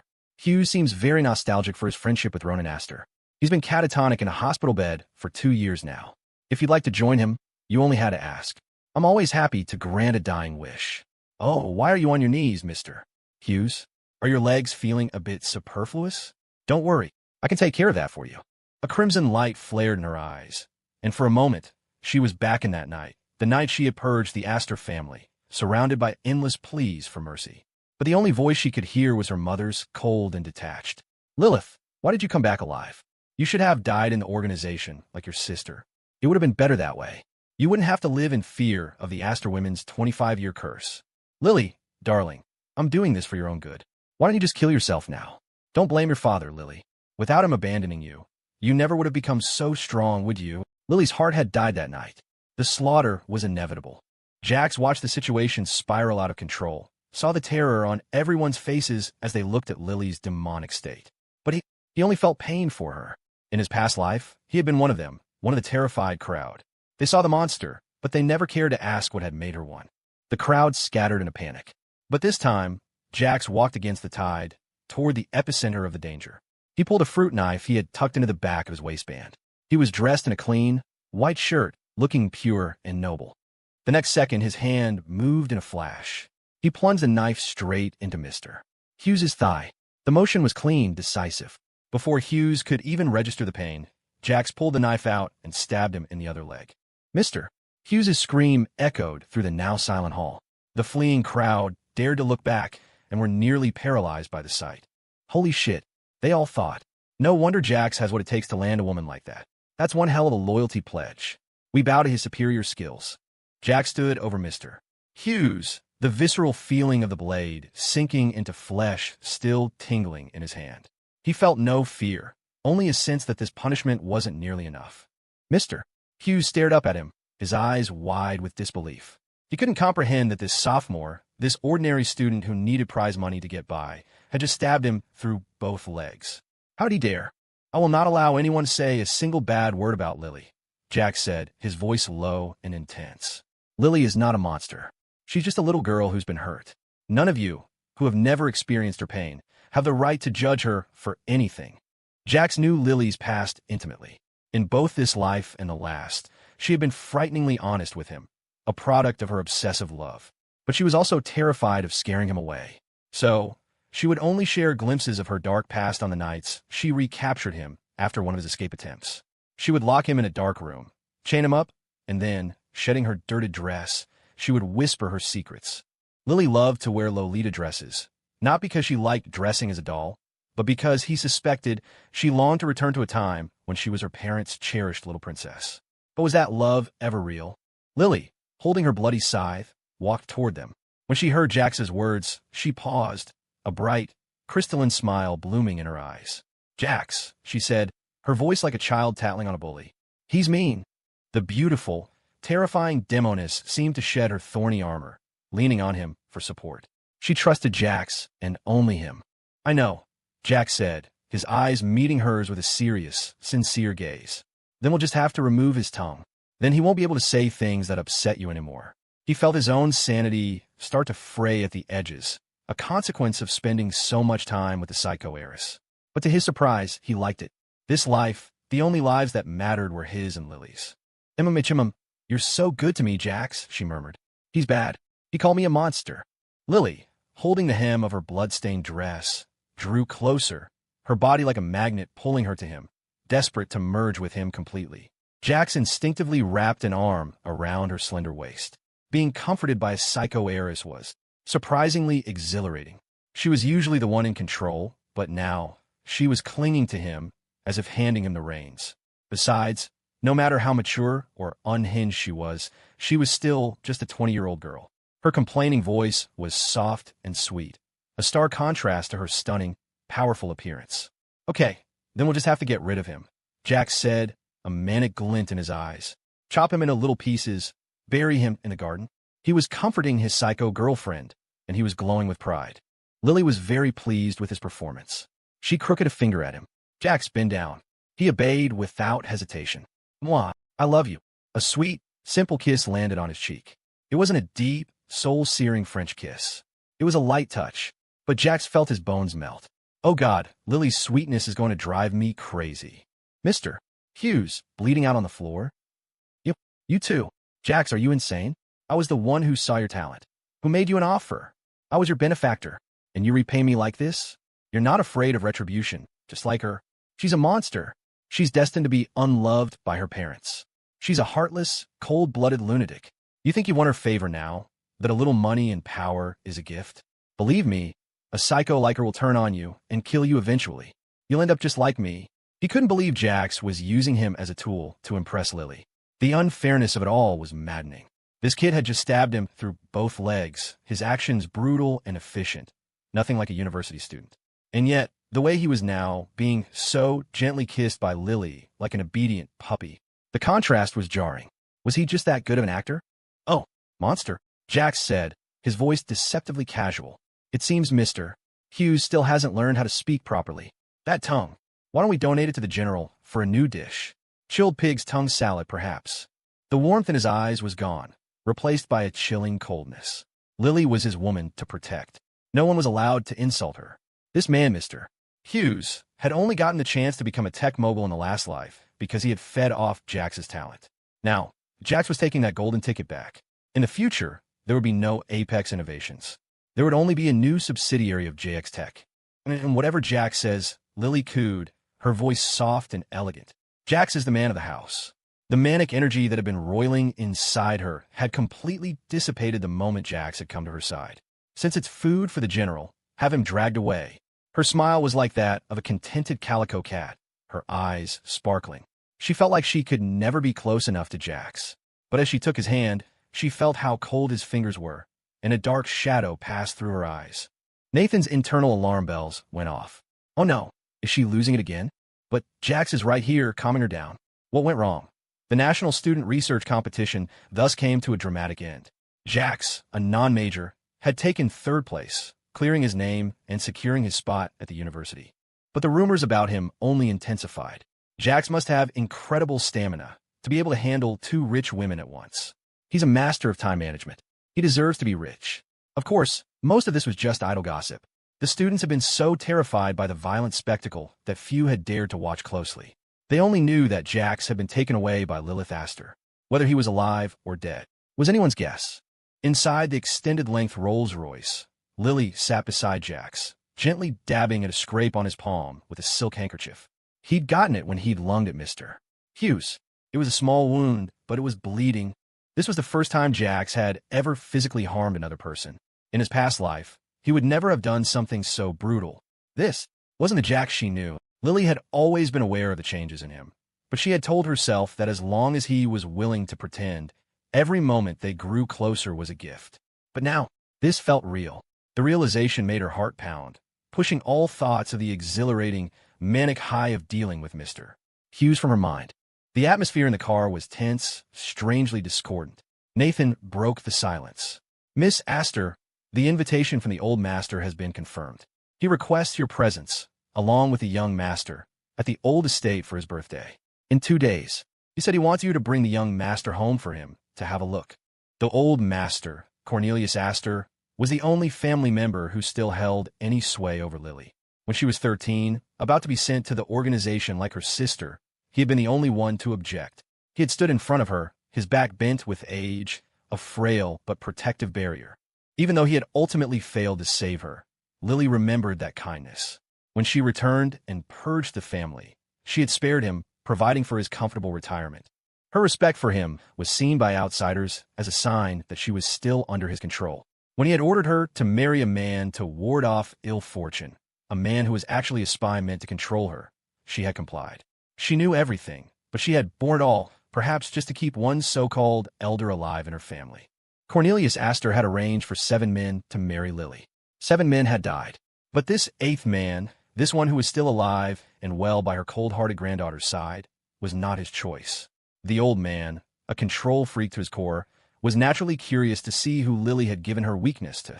"We're not going," Lily said, her voice flat. "His birthday is less important than my sister's death anniversary. Give the order, decorate the entire old estate in white. For 7 days of mourning." She knew what the old man was thinking. He wanted to see Jax, to put him in danger. If that was his intention, then she would show him no mercy. She spoke with chilling indifference as she draped a warm cashmere blanket over Jax. "Jax, it's cold in the car." Lily looked up, her eyes tinged with red. Jax could sense the instability roiling beneath her calm exterior. He took her cue, pulling her into his arms and wrapping the soft blanket around both of them, pressing his body and his warmth against hers. If it's cold, then holding you will make me warm," he murmured. "It's okay. I don't care about what happened with Hughes. My Lily is not a monster. She's the woman I cherish and adore." He tightened his arms, trying to convey the depth of his sincerity. The moment Lily's body touched his, she lost all control, wrapping her legs around his waist, her grip tight and possessive. Her wine-red hair swirled around them, strands brushing against his cheek, making his skin tingle. Lily pressed her lips to his ear, nibbling on his earlobe, her eyes dark and intense. "Jax, is this real?" she whispered. "I feel like you're falling in love with me, but a monster like her, whom Jax had always avoided like the plague. How could he love her? And yet, the care, the respect, the genuine pain he felt for her, that wasn't something a man who hated her would show." Lily was lost. She was ruthless in the business world, but when it came to love, she was as innocent as a child. But there was an advantage to that pure emotion. Her passion was raw and unfiltered. Her devotion was absolute. She didn't hide, she didn't run. She only knew how to possess. "You silly girl, it's not like," Jax whispered back, his hand wrapping around her slender waist under the blanket. He nuzzled her neck, placing a soft, lingering kiss there. It was an intimate, heart-stopping gesture. "Lily, it's not your imagination. I really do love you. What do I have to do to make you believe me?" His eyes were full of tenderness. He could feel her body trembling against his. A damp spot on his shoulder made his heart ache. Lily was crying. Outsiders had never seen her cry, but Jax had, several times. He had always scoffed at it, thinking she was just mimicking Chloe's crocodile tears to manipulate him. But now, it threw him into a panic. "Baby, why? Why are you crying?" After a long moment, Lily finally spoke, her voice hoarse. "Do I deserve it?" The world had told her that the Astor monster didn't deserve to be loved. But now, Jax was saying he loved her. Yes, Miss Astor deserves to be loved. She deserves the best of everything in the world. Lily looked up at him in disbelief. The next moment, he was holding her face in his hands, kissing her. It was a slow, searching kiss, like the first drops of rain on a parched desert. "Jax, my personality? It's not whole, and my body isn't healthy. I might not live past 25. She stopped, unable to say the words. "But I'm also cruel enough, selfish enough, to want to possess you, young and healthy as you are, even knowing I don't have long." Her eyes were filled with an anxious light. She accepted his gentle, comforting kiss for only a moment before it wasn't enough. She quickly took control, pushing him back against the seat, her slender fingers tangling in his short hair as she deepened the kiss. She was like a leech, desperately drinking him in. She was never one to restrain herself, and she had often indulged in doing whatever she wanted to Jax, which was why he had been so afraid of her. Now, as she kissed him with wild abandon, she couldn't resist letting her hand creep up to his neck. If only she had the collar she commissioned. It would look so beautiful on him. Jax let her have her way, his own hands gripping her waist. Then, taking her by surprise, he flipped her back into his lap. He gently flicked her forehead, his tone that of a man lovingly scolding his girlfriend. "No matter what secrets my Lily has, we'll face them together. We're husband and wife. I have a duty to take care of you and protect you. Whatever flaws you think you have, you weren't born with them. The world owes you a debt of warmth, and from now on, I'll be the one to pay it back." "Okay." He took her hand, rubbing her cold fingers between his own, warming them. In their embrace, it felt like two broken souls had finally found a safe harbor in each other. Lily stared at him, her breathing growing hot and unsteady. "Oh, how can Jax be so good? And this sweet, gentle boy, he belongs to me. I love him so, so much. He even said we're husband and wife." Her frozen heart, locked away for so long, began to melt in his hands. But the original her, she was so ugly, stained with blood, violence, and madness. Could she ever be fixed? She knew she was different from normal people. Her madness would hurt him. She would be tempted to drag him down into hell with her. She was so bad, and he was so good. A wave of shame washed over her, but her greed was stronger. She nodded. Okay, she whispered. Jax, I love you so much. What do I do? I need all your gentleness, all your goodness to belong only to me. I can't stand the thought of you being like this with any other woman. I'll go crazy. She bit his neck, branding him with her mark. She loved to mark him. It was the only way to prove he was completely hers. In the driver's seat, Nathan stared straight ahead, a wall of privacy glass now separating them. He could almost feel the intensity of their embrace. Well, he thought, it's better that Jax can keep her in check for now. Better than her randomly having a psychotic break. He looked stoic, but deep down, he felt a profound pity for Lily. She was only 20 years old, an age when others were living carefree lives at university. And she was already like a withered tree, silently counting down the days to her own death. How did our competitor get their hands on the encrypted bidding files for the Kensington project? This was our biggest deal of the year. We were relying on that precise bid to maximize our profit. How could it have been leaked? Morgan Pierce paced her office, frantic. After Caleb was admitted to the hospital, she had planned to stay outside the emergency room, fulfilling her duty as the responsible older sister. But then the call came. Pierce Financial was in crisis. A rival company had suddenly snatched the Kensington deal, a deal they had been negotiating for 3 months. And their bid was only 0.1% higher than Pierce Financial's. It was a targeted strike clearly aimed at them. Combined with the recent theft and deletion of their encrypted files, Morgan immediately knew who was responsible. It had to be Jax. He was her brother. Was he really going to push her to the brink of ruin? What did he want? She tried calling him, using nearly 20 different burner phones. After being blocked more than 20 times, Jax finally, grudgingly, picked up. His voice was like a king granting an audience to a peasant. Ms. Pierce, have you prepared your pole dance yet? Morgan, Jax is trying to kill me. Jax, you hacked Pierce Financial, didn't you? You sold our intel to Apex Consolidated and sabotaged the deal I've been working on for 3 months, Morgan Pierce accused, her voice cutting through the line. She instinctively ignored the cold, grating mockery in his tone. That's a bold accusation, Ms. Pierce. Sound a lot like slander to me. Jax's voice was casual, but the threat was clear. Morgan, I'm giving you some friendly advice. If that video isn't on your public social media accounts in 3 hours, well, Pierce Financial, I wouldn't mind letting my wife personally dismantle it. He let out a lazy chuckle, but his eyes held a chilling, predatory glint. The cold, emotionless words sent a shiver down Morgan's spine, her heart sinking with each syllable. It wasn't long ago that Jax would have been falling over himself to please her, respectfully, almost reverently. Now, he showed none of the respect a younger brother owed his older sister. She could understand his anger. She knew he saw her doting on the sickly Caleb as favoritism, a deep betrayal. But family fights were supposed to happen behind closed doors.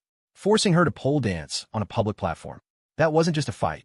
It was a profound humiliation, a violation of her status as the eldest. Does he even realize the sacrifice he's asking for? She thought desperately. Isn't he afraid of becoming a pariah in his own family? Jax, are you threatening me with the Astor dynasty? Morgan finally snapped. That monstrous heiress was on her deathbed. Was he really pinning all his hopes on her? And yet, even though everyone knew Lilith Astor didn't have long, as long as she was breathing, no one dared to challenge the power of the Astor name. Morgan, drop the commanding tone.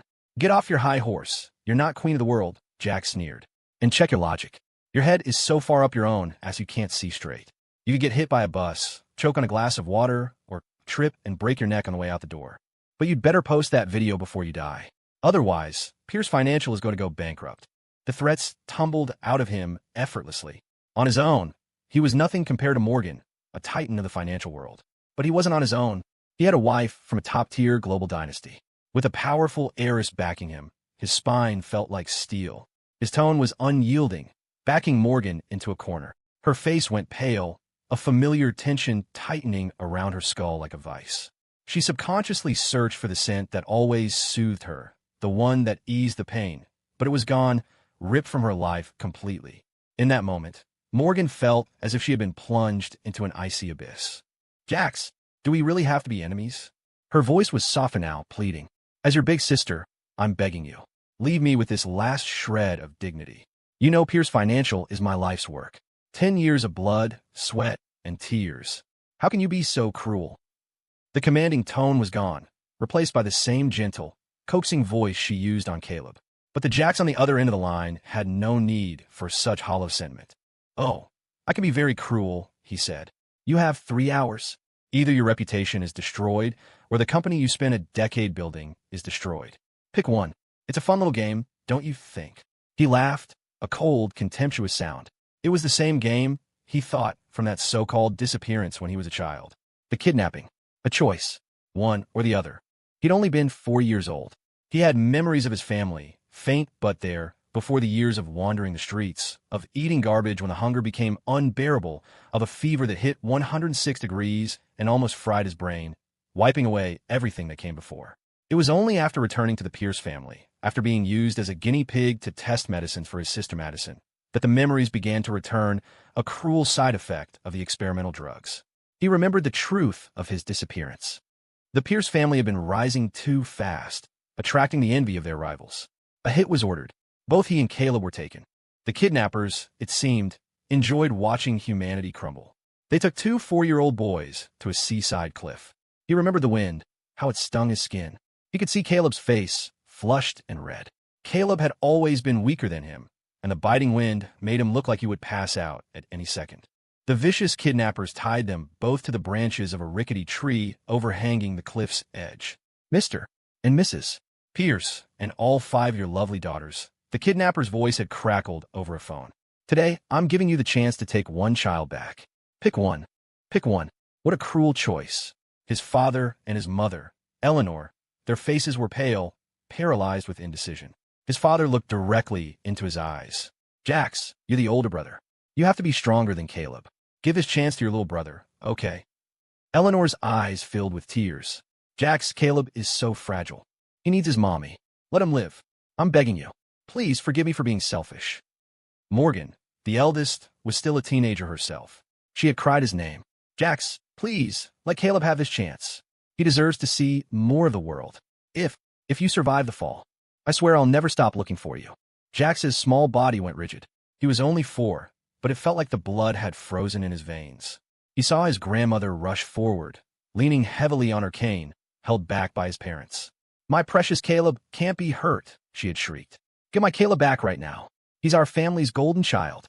Without him, we'll never make it into New York's high society. That Jax, he's a curse. Was it you? Did you jinx your brother? Drag him into this mess? You deserve to die. Jump into the sea right now and trade yourself for your brother, or I swear I'll skin you alive myself. The family's choice was unanimous. In the end, he was tossed into the freezing, merciless ocean like a broken doll. As he fell, he kept his eyes wide open, staring desperately up at the cliff. No one looked over the edge. They were all crowded around the newly rescued Caleb, fussing over him. When Jax eventually returned to the family, they were wary of him at first. But he tried so hard, so desperately, to be good to them, to please them, that they slowly let their guard down. But as his memories returned, he couldn't stop asking himself one question.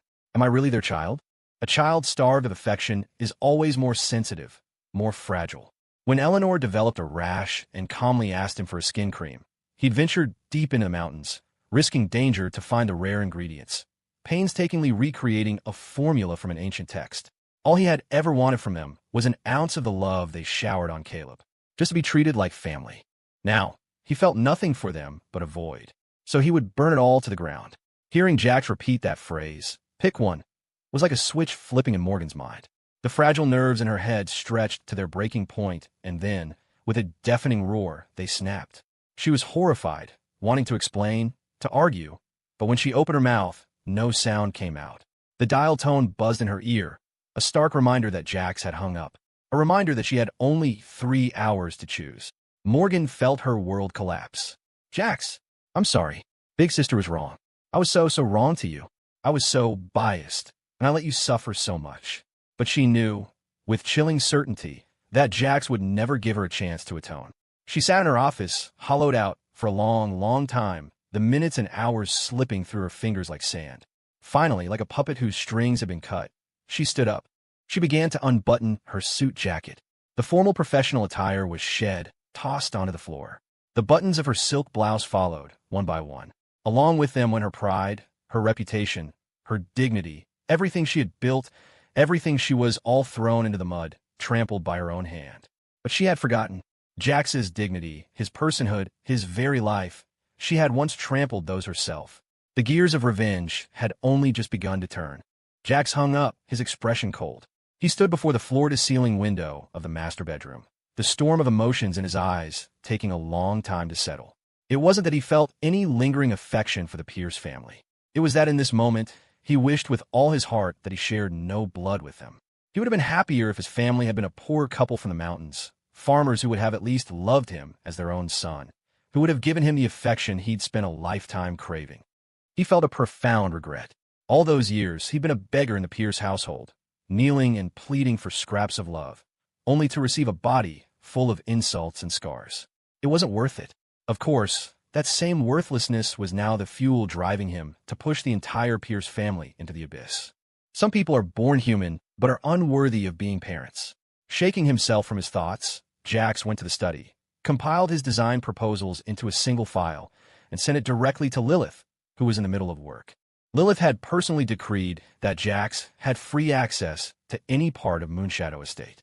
Hearing the door open, she looked up, her half-lidded eyes instantly softening with a warm glow. On the other side of the video conference, the executives on screen collectively held their breath. Wait a minute. Is it the smell of a year-end bonus increase in the air? Lily, are you tired? Jax asked, walking in. I had the kitchen prepare a medicinal broth for you. It's my own recipe. It's good for your skin, balances your system. It'll do you a lot of good. It might be a little bitter, so I brought you some candied fruit. Ever since he'd confessed his feelings to her, he felt like the way she looked at him had changed. It was like she was staring at a prime cut of steak, every glance screaming that she wanted to devour him whole. He'd quickly used work as an excuse to usher her into the study. The two of them, working quietly in a space where they could see each other, was a harmonious piece that Jax found himself enjoying. But her health was a constant worry. He was afraid she'd refuse to drink a purely medicinal tonic because of the bitterness, so he'd opted for a more palatable broth. Lilith saw it all. In truth, she could handle any bitterness. The hardships she had endured were far more torturous than anything her taste buds could register. But watching Jax fuss over her, seeing how carefully he'd selected the ingredients, she suddenly had the feeling that he was trying to raise her all over again, from scratch. Only little girls were afraid of bitterness. Was Jax spoiling her like a little girl? The feeling, she decided, was sweet. She reveled in it. You have to feed me. Lilith reached out, swiveling her webcam away with a flick of her wrist. She propped her chin on one hand, her exquisite, pale face tilting up to meet his gaze, her eyes hot and direct. She was absolutely crazy about him. The bowl in Jax's hand froze for a second. His gaze fell on her laptop screen, which was still live. On it, the entire board of executives sat ramrod straight, like a collection of statues. Not a single one moved. The video feed must have frozen. The senior management of the Astor International Group. Wait, what did we just hear? Our boss, the woman who terrorizes heaven, earth, and her subordinates with the ruthless efficiency of a butcher, cooing at her husband with a soft, gentle voice. And judging by the consort's attitude, his status in this household seems quite high. The sky is falling. Ms. Astor is actually listening to a man? No, impossible. We must be hallucinating from the insane workload she puts us through. The next moment, however, Jax had taken a seat in the leather chair that was always waiting for him next to her. He carefully blew on a spoonful of the broth, then tasted it himself to test the temperature. Oof, it is a little bitter, he admitted. Lily, maybe you should have a piece of candied fruit. Before he could finish the word, Lilith had thrown her arms around his neck, pressing her soft lips to his. Smack! She kissed him right on the mouth, where a trace of the broth still lingered. Not bitter at all, she purred, her profile breathtakingly beautiful. The broth my Jax makes is perfectly sweet. I want to drink it all up. Her motion was gentle, but held an undeniable strength. On the road to seducing Jax, she had always expertly held the upper hand. But this time, there was a tenderness to it that made his heart flutter. He felt like his soul was about to be stolen away.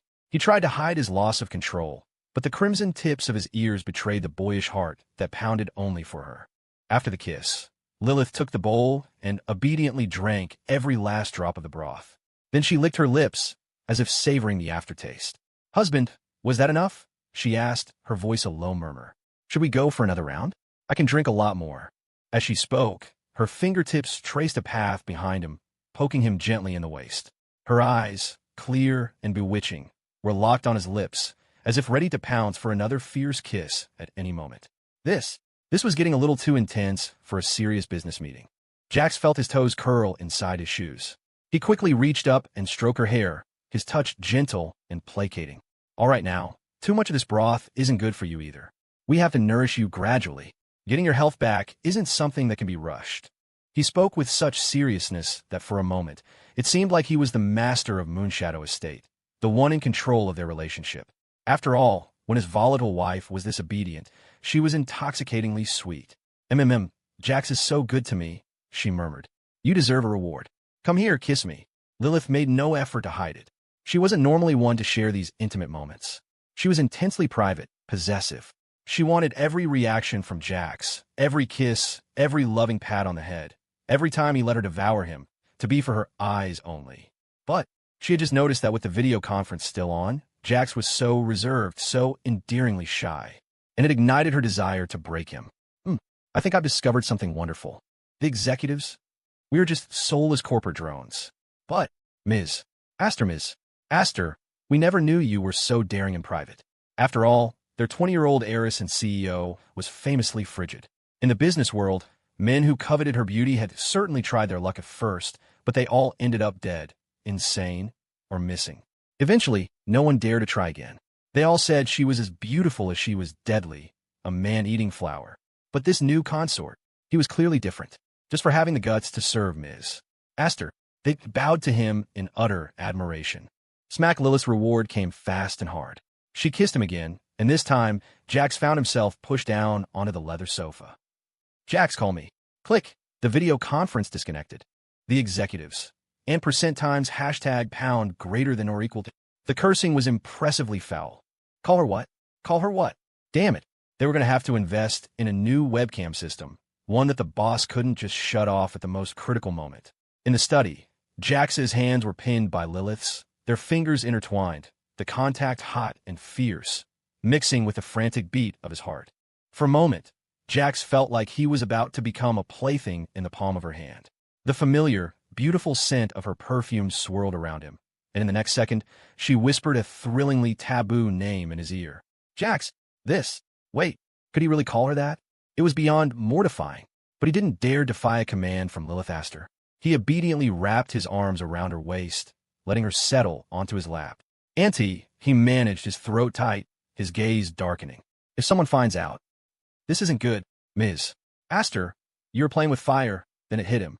Putting aside the fact that he'd just obediently called her, that while pretending to object, was she really blameless in this? What was she so excited about? Where was the insane rage she used to fly into whenever he'd called her that before? She still seemed just as crazy, but the flavor had completely changed.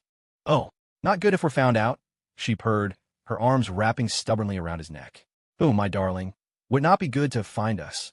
A sense of blissful contentment filled her chest, but underneath it, she couldn't help but feel a flicker of fear. The perpetually proud and arrogant Lilith Aster never felt completely secure in Jax's affection. She felt the urge to bite the crook of his neck, as if only by leaving her mark, by tasting him, could she quell the anxiety of a love she might not truly possess. A child starved of love spends their entire life healing their childhood. They spend their entire life searching for a love that can finally bring them peace. Jax keenly sensed Lilith's unease. This time, he simply pressed his forehead gently against hers. Lily, are you done testing me yet? He looked deeply into her eyes, a brilliant, knowing smile lighting them up. There was no trace of shame after being so thoroughly ravaged by her. Instead, his eyes sparkled as he asked the question. It was as if he would always be her son. As long as she needed him, he would be there. It felt unreal, but Lilith desperately, urgently needed this kind of blatant, unwavering love. If you're always going to feel insecure, that's okay, he said, his voice a low, sincere, and sweet whisper. Then every morning when I wake up, I'll tell you. I'll tell you the real reason I want to stay at Moonshadow Estate is. He took a breath. Lily, I'm falling for you. As the last word left his lips, he took the initiative, reversing their roles. In that instant, the power dynamic between Jax and Lilith flipped. He reached over and slammed her laptop shut, cutting off all video and audio, leaving the study silent except for the sound of their breathing. Lilith felt her heart plummet into a vat of honey. You and your sweet lies, she protested weakly, though her heart was already a swirling ocean of pink. I don't. MMPH. The next moment, Her pupils constricted as Jax surged forward, capturing her lips. His clean, crisp scent enveloped her. Thump! Lilith could almost hear the sound of her own heart falling for him, falling until there was no return. "Do you believe me now?" Jax asked, pulling back just enough to mimic her earlier kiss, a deliberate, audible smack that echoed in the quiet study, intoxicatingly intimate. A blush crept up the tips of Lilith's ears. "And no," she managed. Another possessive kiss landed, Jax now actively hooking his arm around her neck, pressing her head forward as his lips claimed hers. His mission was clear: punish her with affection. Smack another kiss. Jax watched her expression, a playful smile on his lips. "Still don't believe me? My little." "I don't," she said stubbornly, but only she knew how much she was enjoying it. Outside the study door, Nathan and Mr. Sterling stood, their faces outwardly stoic, but their minds had been numb for a while. What had they done to deserve this? They were just working the night shift. In the kitchen, after ensuring Lilith had finished her broth, Jax departed with the air of a man who had accomplished a great deed and sought no credit. Lilith was still basking in the sweetness of the moment and didn't notice Nathan and Mr. Sterling standing meekly before her. When she finally looked up and saw their two deadpan faces, her mood soured instantly. The temperature in the study dropped 10 degrees. "What is it?" Lilith asked, annoyed. Seeing their serious expressions, she knew that old man at the family estate was up to something again. "Ms. Aster Mr. Cornelius is ill," Nathan said, his face a cold mask, though internally he was cursing a blue streak. "You may have to go to the estate tomorrow. Julian returned tonight. He personally went to the psychiatric hospital and brought your mother home. He's also planning an early birthday celebration for your grandfather. On the same day, you plan to hold a memorial for Luna. The family elders have also been summoned. According to our sources," Nathan continued, choosing his words carefully, "that old geezer is planning to use the new consort's inability to provide an heir as a reason to select a new husband for you." Having been with Lilith for years, Nathan knew better than anyone how disgusting the internal politics of the Astor dynasty were. Cannibalism was just another word for family. It made him feel for the isolated Lilith. God only knew how much she had suffered, how many tears she had swallowed alone, to finally find someone she liked, someone who could offer her companionship and ease her pain. As long as Jax didn't cause trouble, both he and Mr. Sterling were happy to have him around. They genuinely cared for her. What kind of parents would name their daughter Lilith, a name so often associated with demons and the night? Perhaps it was because she was destined from birth to be stripped of emotion, to be cold and loveless. He's certainly ill," Lilith said, her voice flat. Sick with a death wish. The good mood Jax had carefully cultivated now plummeted. But this time, her emotions were noticeably more stable. There was no madness, not even a change in expression. "Tomorrow, I'll take Jax to the estate." Before, Lilith had never wanted to expose Jax to that dangerous place, wanting to protect him. But now, she had a sudden impulse. She wanted Jax to see her world. Even if it was desolate and broken, it was her past. She was willing to rip open her most rotten parts for him to see. If it scared him away, that was fine. She could always just catch him and lock him up again. Downstairs, Jax was on the phone with Sam Cole, having him handle the incorporation of his first art auction venture, Phoenix Area Auctions. All artwork submitted for auction would be authenticated by professional appraisers a week prior. "Bro, are you sure these paintings will make money?" Sam's uncertain voice came through the phone. "When I went to register the business, I saw the neighborhood. It's all high-end galleries with antiques and famous works. Your paintings, they're unique, I'll give you that, but they're by some unknown artist." Jax brushed off his concern. "Sam, you just need to trust me. When this is done, I'll give you a 30% cut." Jax was always generous with his friends, especially Sam, who was like a brother to him. As he climbed, he intended to bring Sam up with him to make him his right-hand man and get him rich in the process. "By the way," Jax asked, a vague sense of unease creeping up on him, "have you been in touch with Kira lately? Does she know you've moved into a mansion and are driving a luxury car?" The sudden question clearly startled Sam. "Jax, you know me and Kira have been together forever. We're high school sweethearts. How could I hide something like that from her?" "Sam, you're digging your own grave," Jax said, his voice tight with frustration. Sam laughed. All right. I'm just messing with you. Kira has no idea I'm rich. But she did say a family member was sick the other day and asked to borrow $5,000. She knows how much I have saved up over the years. $5,000 is pretty much all of it. But if she needs it, she gets it. Don't worry, bro. I only gave her the 5,000 I had before all this. I didn't say anything else. Jax's tension eased slightly. In his past life, Kira had been dumped by a rich kid and had come crawling back to Sam, faking a suicide attempt to manipulate him. Sam, hopelessly in love, had become a pawn in her games. This time, Jax had Mako keeping an eye on her. The rich kid, Wyatt, had been into her for a while. During that time, while Sam was with Jax, Kira had been telling Sam she was busy studying for grad school exams, but was actually running around with Wyatt. Recently, Wyatt had grown tired of her. He'd stopped showering her with designer bags, watches, and expensive clothes. But Kira had developed a taste for luxury that she couldn't satisfy. Her desires had grown insatiable. So now, she was lying to Sam, trying to squeeze his life savings out of him just to buy a new designer bag to feed her vanity. The situation reminded Jax of Chloe Vance. He, too, had once emptied his pockets to buy her the designer thing she wanted. A simp to the end, he'd lost everything, including his life. It was so stupid. He wouldn't make the same mistake this time, and he wouldn't let Sam make it either. Sam, your entire budget for a year of frugal living is maybe $4,000. She asked for 5,000, your entire savings. Do you think she gave a single thought to you? Which family member is sick? What's the illness? You didn't even ask? Jax fired off the questions one by one. Sam frowned. He hadn't cared about those details. He and Kira had been together for years. She was proud, cool-headed, rational, beautiful. She would never lose herself. She must have been desperate to ask him for money. And as her boyfriend, he was supposed to take care of her, to be her rock without reservation. So no, he hadn't felt the need to ask any of those questions. If Kira wanted to tell him, she would. His simple, trusting love for his high school sweetheart wasn't wrong. Jax knew that. The problem was, Kira had changed, and Sam was still giving her his blind trust. Jax, I trust her, Sam insisted. Everyone has secrets. I'm even hiding things from her, pretending I'm still broke. I feel guilty about it.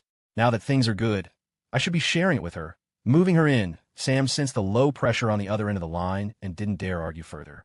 Even if he didn't understand what Jax was doing, he trusted him unconditionally, just like he trusted Kira. Fine. Fine, Jax sighed. You're one of those guys who has to hit the wall before you see it. Tomorrow, go to the cafe across from the Chanel store at the Crystal Spire Mall. Wait there. You'll get a surprise. Jax had already discovered that Kira had pre-ordered a new bag from Chanel, one with a $12,000 price tag. Wyatt used to buy her bags without blinking, and she'd gotten used to the lifestyle. To show off to her friends, she'd ordered the latest model. But Wyatt had cut her off.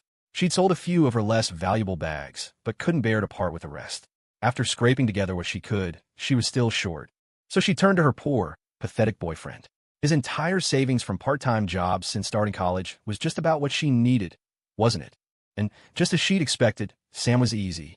All she had to do was ask, and he handed over everything he had, without even asking where the money was going. Jax, do you know something? Sam wasn't an idiot. He had a pretty good idea what Jax was implying, but he didn't want to believe it. He and Kira were in love.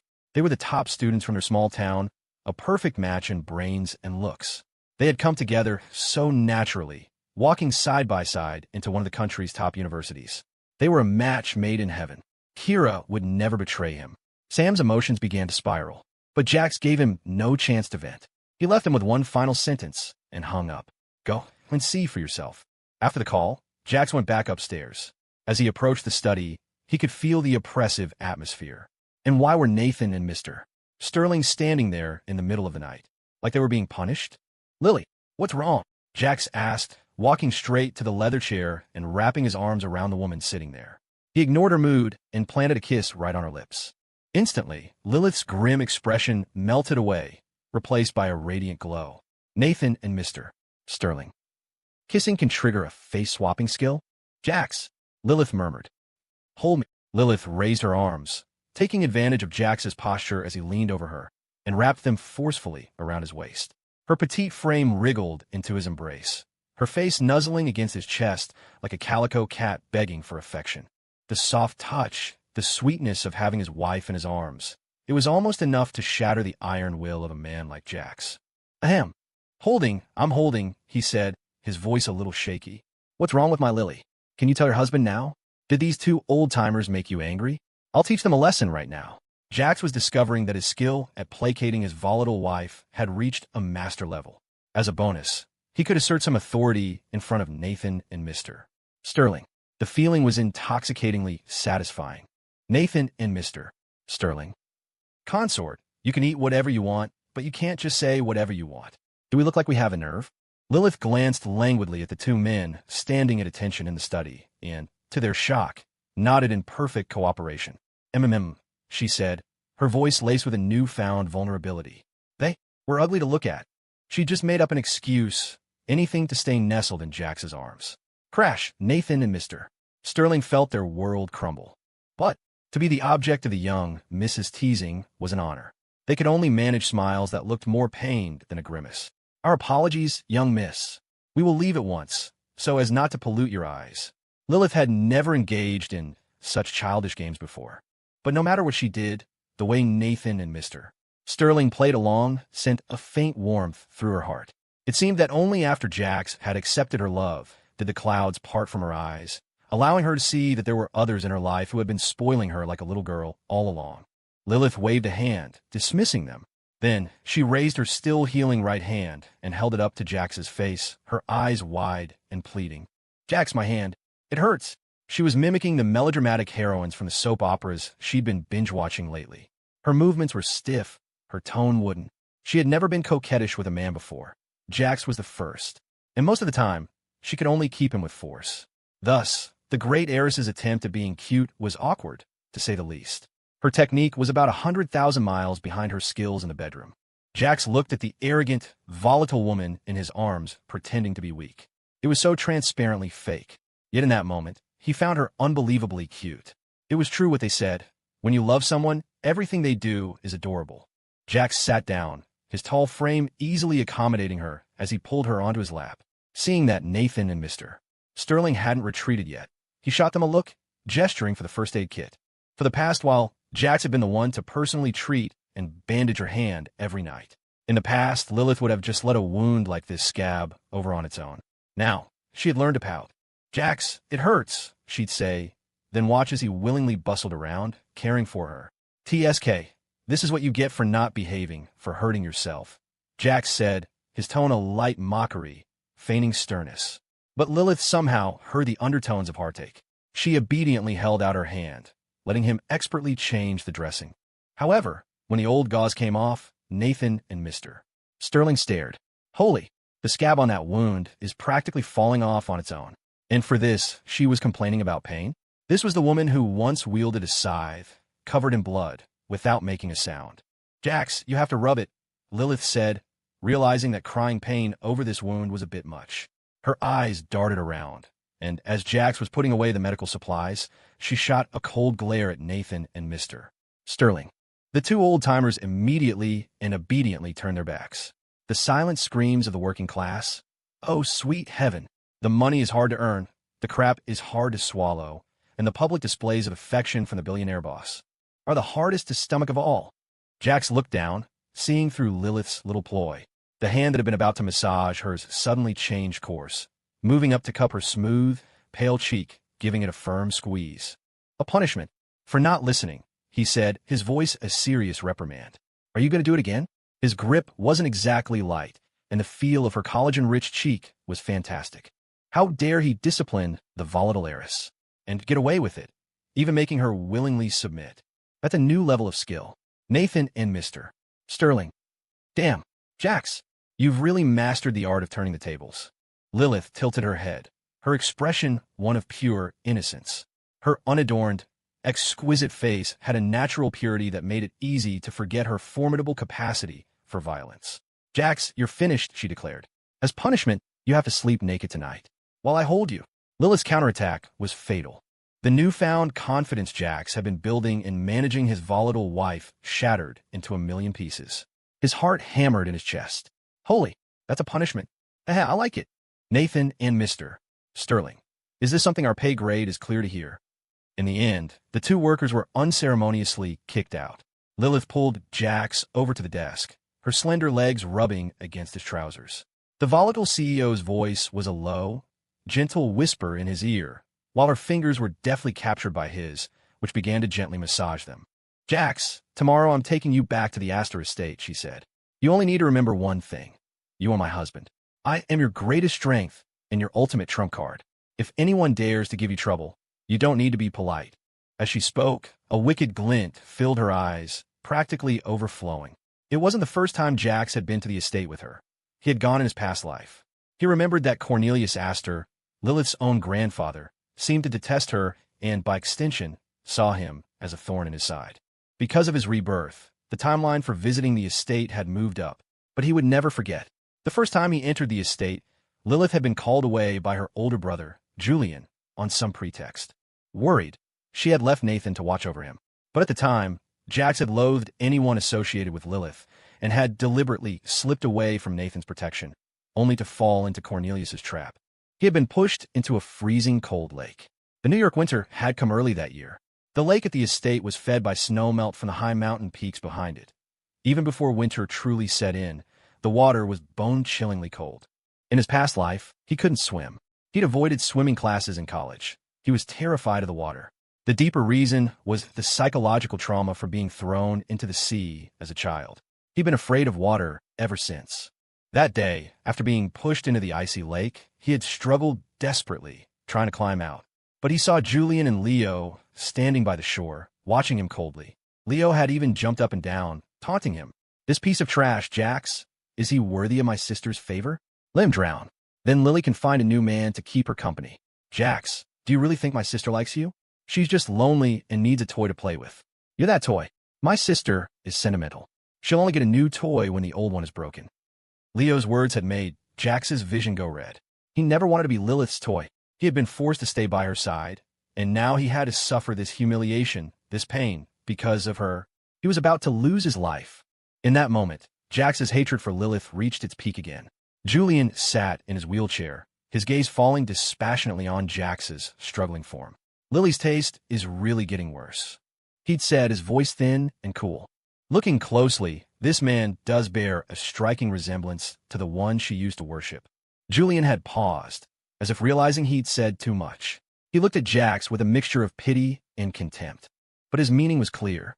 The reason he, Jax, had been chosen by the great Heiress, the reason she held on to him so tightly, was because he looked like someone else she once loved. Jax felt a surge of bitter irony. He refused to be a substitute for anyone. With that thought, his strength suddenly gave out. He felt the heat leaving his body, the icy water seeping into his organs. His body sank, along with his already dead heart, down, down, down. "So, Lilith, how will you ever repay me for this?" Consumed by the desire to die, Jax hadn't noticed the woman in blood-red high heels rushing toward them. With a vicious crack of a barbed whip, she had sent both Julian and Leo sprawling. Then, that fierce, domineering figure had plunged into the cold lake. Young Mr. Sterling, who had followed her, screamed, tears streaming down his face. "Young miss, you can't jump in. The doctor said your body is already severely weakened. You can't go into cold water again. It would only shorten her lifespan." But Lilith hadn't listened. All she knew was that she couldn't let Jax die. She loved him. Even if it meant dying together, she couldn't bear the pain of him leaving her first. No one noticed the triumphant smile that flashed across Julian's face as he lay on the ground in the pavilion, watching Lilith dive in without hesitation. "TSK, Lilith, I've finally found your weakness." Jax had been unconscious for 7 days and 7 nights. Every night, he felt his body alternate between burning hot and freezing cold, as if enveloped by a ball of fire. Much later, he learned from Nathan that it had been Lilith, burning with a high fever, hovering on the brink of death herself, who had refused to let go of his hand. Even when she passed out, the doctors couldn't pry her fingers open. They could only treat them both together. But the first thing Jax did when he woke up was slap her across the face. "Slap! Why didn't you let me die?" he had screamed, his voice raw with hatred. "You monster, you disgusting freak. What will it take for you to finally let me go?" He hadn't noticed, in his rage, the single tear that had escaped and rolled down her cheek. But the great Heiress was too proud. She had quickly wiped it away with an upward motion, as if defying gravity itself. "Jax, I'm sorry," she had whispered, "but I will never let you go, even if we have to die together." Jax had despaired, and looking at him, Lilith's heart had fallen into its own endless despair. Lilith's words unexpectedly triggered the memories of his past life. But he had changed completely. He was no longer the same person. He now knew with absolute clarity the depth of Lilith's love for him. It was obvious that the words from Julian and Leo at the estate had been deliberately designed to provoke him. And they weren't even the real target. Julian's true goal had been Lilith all along. The poor Lilith of his past life had been attacked from all sides, with no one to love her, surrounded by family who wanted her dead. But this life would be different. He would not let her suffer the same fate. This time, he would protect her. He would grow stronger, faster, and never again allow himself to be a weakness anyone could use to trample her. Lilith sensed a shift in Jax's mood and nestled quietly in his arms. It was as if by holding each other close, they could truly enter each other's hearts, like an ordinary, intimate couple. After a while, something else occurred to Jax. He opened his laptop. "Lily, come and watch this show with me," he said, his voice dripping with self-preservation. 3 hours had passed. It was time for Morgan to make her choice. But a trashy video of a woman in a bikini pole dancing. He wouldn't dare watch that in front of his volatile wife. After all, he couldn't handle her methods of punishment. "Pull up Morgan Pierce's Twitter," he said. "Let's see if he's a good sport." Jax's words instantly jogged Lilith's memory. She had been there when the bet was made. She was secretly puzzled. In the past, Jax had been fiercely protective of the Pierces, even willing to sacrifice himself to her bed to prevent her from touching any of them. But now he was taking them down with his own hands. Lilith remained impassive, but deep down, she was immensely satisfied. Anyone who bullied her Jax deserved to die, of course, rather than killing them outright, making them suffer as they lost everything they cared about piece by piece. That cat-and-mouse game was far more interesting. Lilith's gaze on Jax gradually filled with admiration. As expected of the man I chose. His methods are just my style. She opened Twitter and went straight to the trending topics. Sure enough, the top headline had exploded. She clicked the video. The screen filled with a steamy scene. Morgan Pierce stood in what looked like her own office, dressed in her power suit. She stood before a steel pole, her head bowed in humiliation, her fingers trembling as she undid the buttons. The suit jacket was thrown to the floor. The buttons of her blouse were undone one by one, and the white shirt joined the jacket on the ground. Next came the skirt, the heels, the stockings. Then Morgan began to dance around the pole, her movements clumsy and stiff. But her figure was too good. Every motion seemed to draw the eye to shockingly intimate places. The video was less than a minute long, with only about 20 seconds of actual dancing, but it delivered on the terms of the bet. Morgan Pierce had made good on her promise, or rather, she had been forced to. The #1 trending topic was, without a doubt, the 6 words, Morgan Pierce stripper dance. The CEO of Pierce Financial, a woman who belonged on the business pages, had been rocketed to the top of the entertainment charts by a frenzy of clicks. The internet exploded. Morgan herself had gone into hiding. No one, not even her own family or subordinates, could find her. Damn, the CEO of Pierce Financial actually did it. You gotta respect that commitment. Save for scientific purposes. Pierce Financial is getting a lot of exposure from its CEO's pole dancing skills. If their profits go up, they'll have to thank that Kingston U genius, Jax Pierce, right? OMG, that body is wasted on a CEO. She should be doing porn. I heard this finance queen is known for her pride and elegance. Making her post a video like this must be worse than killing her. Whoever made that bet is a genius. That's a psychological kill shot. Jax peeked at the screen, a fleeting glimpse of the sultry image causing a dark glint to cross his eyes. TSK Morgan. This is just the beginning. The next second, a chill ran down his spine. Lilith glanced at him. "Jax, were you peeking?" Cough. Ahem.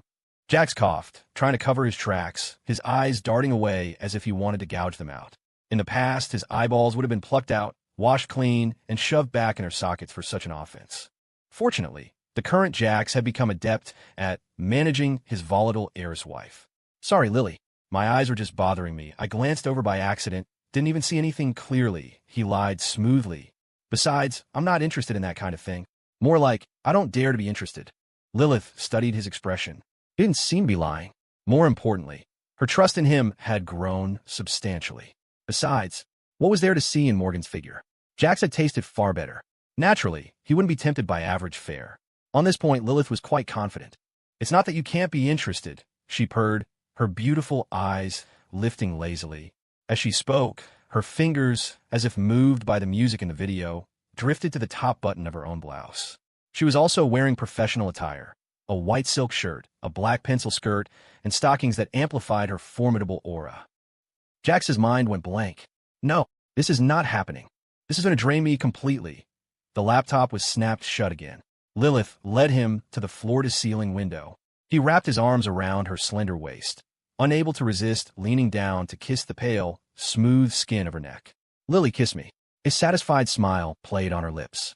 She hooked her arms around his neck, pressing him against the cold glass. Her fingertips traced idle circles on his abdomen, as if marking him with a symbol that belonged only to her. She had an intense, obsessive need to make him completely and utterly hers. Jax broke out in a sweat, his eyes widening in alarm as he saw the handcuffs she had suddenly produced. His expression froze.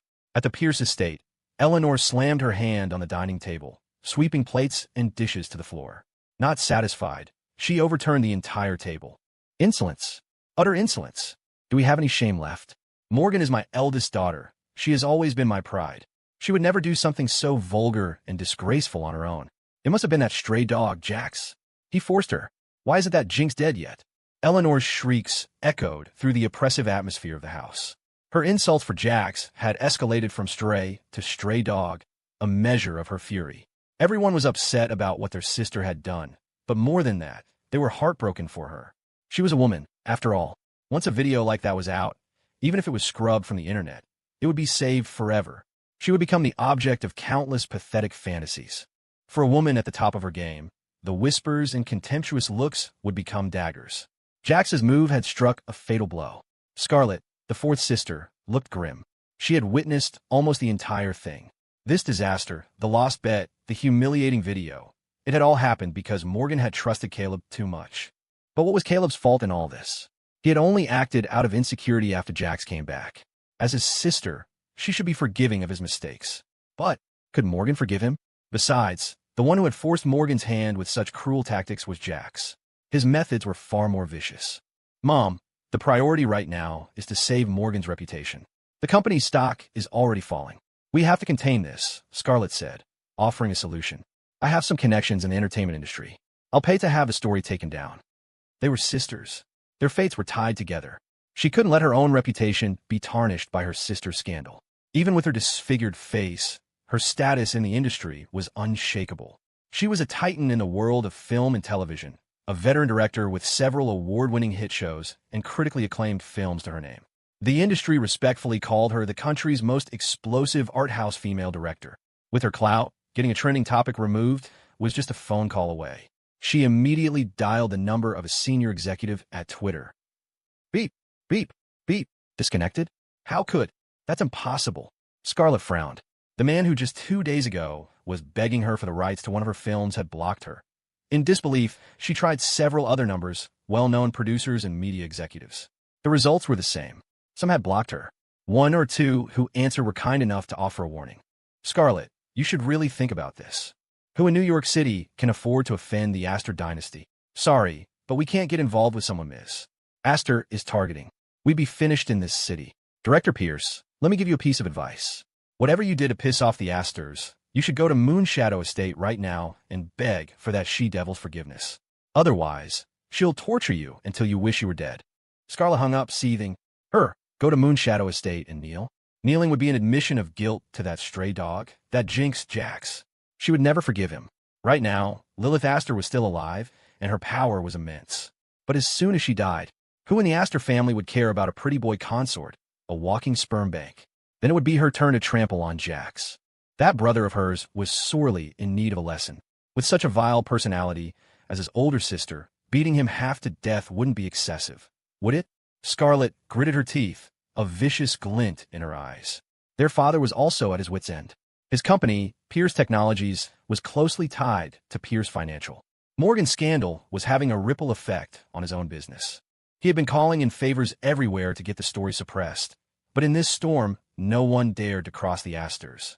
The name Lilith Astor alone was enough to make executives across the city tremble. Jax is just too vicious. He knew his sister valued her reputation more than her life, and he deliberately made her post that video. His intentions are purely evil.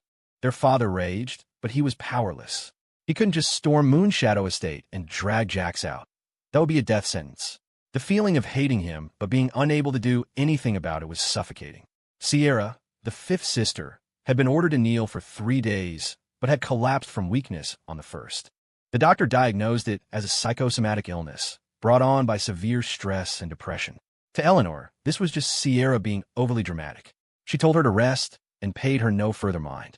Her priority, as always, was Caleb. His physical frailty was far more serious than the mental torment of her other children. She knew which was more important.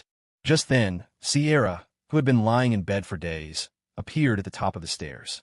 She wore only a thin nightgown, and she looked as if she had lost a tremendous amount of weight, the bones of her spine clearly visible.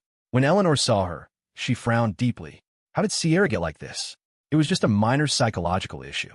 Is she trying to play the victim to steal my attention away from Caleb? The thought was irritating, but she was still Sierra's mother. She signaled for Scarlett to help her support Sierra, ignoring the broken glass at her feet. Sierra, if you're not well, you should be in bed, Eleanor said, exasperated. I've had Maria sending up broths and tonics for days. Why haven't they helped at all? Did Maria drink them herself? Otherwise, how can my Sierra be getting worse instead of better? Eleanor was at her wit's end. She was good at taking care of her children. As long as she kept them physically healthy, she had done her duty as a mother. Seeing Sierra in this sickly state frustrated her. She had always raised them this way. Why wasn't it working now? The housekeeper, Maria, rushed out. Ma'am, you have me wrong. I didn't drink Miss Sierra's medicine. It's Miss Sierra who refuses to drink it. The shouting in the living room gave Sierra a headache. She clutched her head and let out a sharp cry for them to be quiet. Then, she turned a cold, sneering gaze on the one person everyone had been deliberately ignoring and protecting. Caleb. He was lying languidly on the sofa, covered with Eleanor's jacket, the very picture of comfortable convalescence. Sierra was pale, her lips trembling. She could see that all their shouting and drama was a deliberate smokescreen to shield the real culprit. But why? Because Caleb was weak? Because he was the youngest? Did that give him a free pass to lie, steal, and hurt people without consequence? That's right, I won't drink your phony tonics, and I won't stay in this hypocritical prison. She spat. You're all blind, deliberately protecting that little monster, Caleb. Every lie he's told, every crime he's committed, you're all accomplices. Without another word, Sierra, looking small and fragile, summoned a surge of fury, picked up a heavy vase, and hurled it directly at Caleb. She finally saw the truth. In this family, Caleb was the real jinx, the real menace. Jax had done nothing wrong. He had given everything for this family, and all he got in return was pain. Now that she was in his position, she finally understood what it meant to be utterly alone. But in the instant the vase left her hand, Scarlett, who was closest to Caleb, threw herself in front of him. Caleb, watch out! The vase shattered against Scarlett's back, a sickening crunch followed by the sight of blood blooming through her clothes. Sierra froze, her youth and inexperience betrayed by her sudden panic. The next moment, her father strode forward and slapped her across the face. Crack! The sound echoed through the silent living room. Sierra's ears rang, her head spinning. But the deeper wound was to her heart. Her father had always doted on her. Now he looked at his own hand in disbelief, then at the blood trickling from the corner of her mouth where he had struck her. His towering figure seemed to shrink, almost unsteady on his feet. Why had their happy family become so broken? It was, after Jax came back, it was all Jax's fault. That jinx had brought nothing but chaos to their home. Their father straightened, his face hardening back into the mask of paternal authority. Caleb is your brother. He is kind-hearted by nature. He is this family's lucky charm.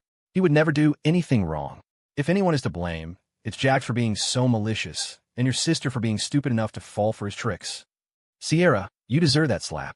Maybe it will teach you a lesson. Now, go and kneel and apologize to your sister, or you can get out of this house too.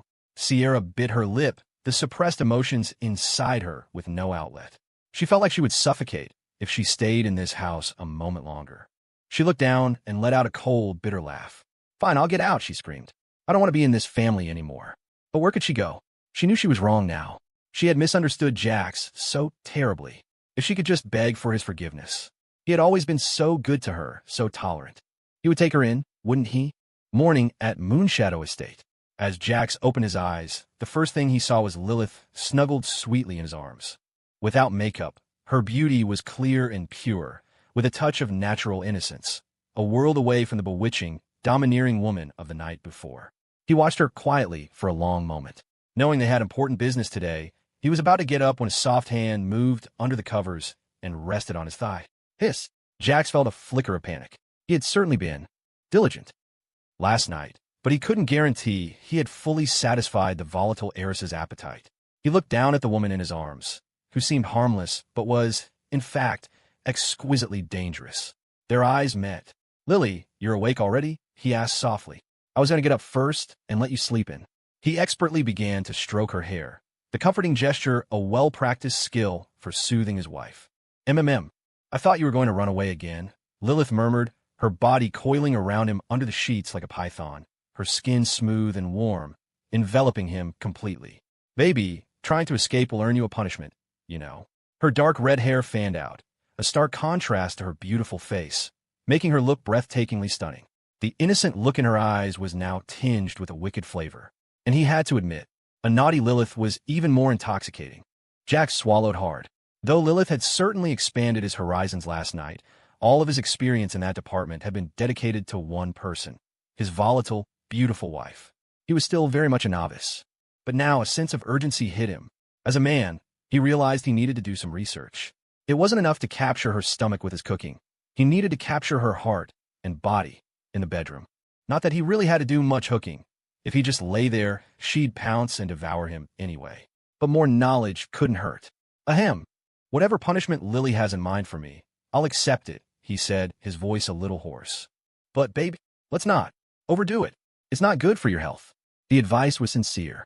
He felt utterly drained, but he was constantly worried about her fragile health. Nourishing her body back to strength wasn't an overnight task. They needed to be careful. Before he could finish the thought, Lilith hooked her arm around his neck and pulled him back down into the soft bed. The face before him was radiant, her skin flawless, and her lips an inviting red. She was practically glowing with vitality. Wait, was this a better tonic than any medicinal soup? Jax was stunned. Still think it's bad for my health, Jax?" she whispered, her hot breath tickling his ear. "Baby, you're my medicine. All I need is you. To have you completely." Her lips brushed his earlobe, a possessive, gentle kiss. And then another round of cultivation began. Jax was spent. Lilith, however, rose from the bed looking refreshed and invigorated. She sat at the vanity, pinning up her long hair, her aura once again cool, regal, and formidable. Jax curled up under the covers, calling out weakly, "Lily, my love. I want some soup." He needed to recuperate. A lot. Lilith had anticipated this. Soon, a maid brought in the tonics, 10 large bowls of a potent, restorative broth. Jax felt his ears burn. Did this mean the entire staff of Moonshadow Estate now knew what the lady of the house had done to him all night? It was mortifying. But Lilith was completely unfazed. She brought a bowl over, personally helping the boneless Jax wash up before feeding him spoonful by spoonful. Her service was impeccable. Ugh, that's enough, that's enough. After the 5th bowl, Jax felt like he was over-caffeinated on soup. He was full. "Really?" she purred. "One last sip. It's an import. You have to drink it." In the end, Jax's ears turned an even deeper shade of red. It was indeed an imported soup, fed to him mouth to mouth. The Astor estate. Even though Cornelius Astor had deliberately moved his birthday banquet up a day, the old estate was still draped in black crepe, just as Lilith had ordered. The grand entrance was a sea of black, flanked by massive funeral wreaths. It was common knowledge that the old patriarch still lived here, so as the distinguished guests and Astor clan elders arrived, they all had the distinct, unsettling feeling they were attending Cornelius's funeral. Inside the main hall, Cornelius sat in a wheelchair, his face pale and drawn, and 4 drip attached to his wrist. His expression was grim. The black crepe hanging above the grand, righteousness and integrity plaque behind him only enhanced the unique funerary atmosphere. "Insolence. Does she think I'm dead already? Is she trying to rush me into my grave?" he rasped. "She claims it's a memorial for Luna, but who doesn't see this as a deliberate show of force against me? I'm her grandfather. She's alive. She made it back to this family, all because I paved the way for her. Lilith. She's been bewitched by that pretty boy. When they arrive, that man who has poisoned my granddaughter's mind must be killed." Cornelius's gaze was cold. He was once the head of the Astor dynasty, and even old and confined to a wheelchair, his presence was formidable. "And I heard Leo got into some trouble with that pretty boy recently." Another useless one. When he mentioned Leo, a flicker of humanity returned to his expression. Though his words were harsh, the gloom in his eyes lifted slightly. "Master Astor, Leo is still young, only 17. He can be reckless, but because of that, the young miss didn't go too hard on him," said Sean, the butler pushing his wheelchair. He had served the old man for over 50 years and was his most trusted confidant. In a way, that's a good thing. Report. A man rushed frantically into the hall. The banquet hadn't started yet. and few guests had arrived. The man was one of those Cornelius had sent to fetch his grandsons. "What is it? Can't you see the master needs his rest?" Sean snapped, then nodded. "Speak. It's not good. The young Master Leo offended the new consort at Moonshadow Estate a few days ago. The young miss disciplined him. They say he bled all night, and his arm was nearly useless. He was rushed to the hospital, and they just managed to save it. He'll probably never be able to lift anything heavy again. When I went to fetch him, he was still in the ICU. The banquet, I don't think he can make it." The messenger's legs trembled, his fear of Lilith's cruelty deepening. Sean's breath caught. He had just said she wouldn't harm Leo. The words felt like a slap in the face. A chill went down his spine. The thought of Lilith arriving with her new husband. He was afraid. Crack! Cornelius swept an antique vase off a nearby table. "Lilith! She grows more heartless by the day," he roared, his face a mask of venomous fury. "For an outsider, she disregards her own brother's life. What does she care about anymore?" The rage was too much. Sean scrambled to put an oxygen mask on his face, and Cornelius took several deep, shuddering breaths before he calmed down. Meanwhile, a low, black Rolls-Royce Phantom glided silently toward the estate. The Astor estate was a masterpiece of classical garden design, with elegant pavilions, winding corridors, and picturesque views at every turn. But this was the home of the world's top dynasty. The flagstones were white jade, the intricate carvings on the pavilions were sandalwood, and the landscaping featured rare and priceless plants. It was opulence hidden in plain sight. Today, Jax wore a custom-tailored suit. Though only a sophomore in college, his tall, lean frame was perfectly suited for it. Combined with his handsome features, the suit, personally commissioned by Lilith, elevated his presence to another level. He exuded the air of a noble young master.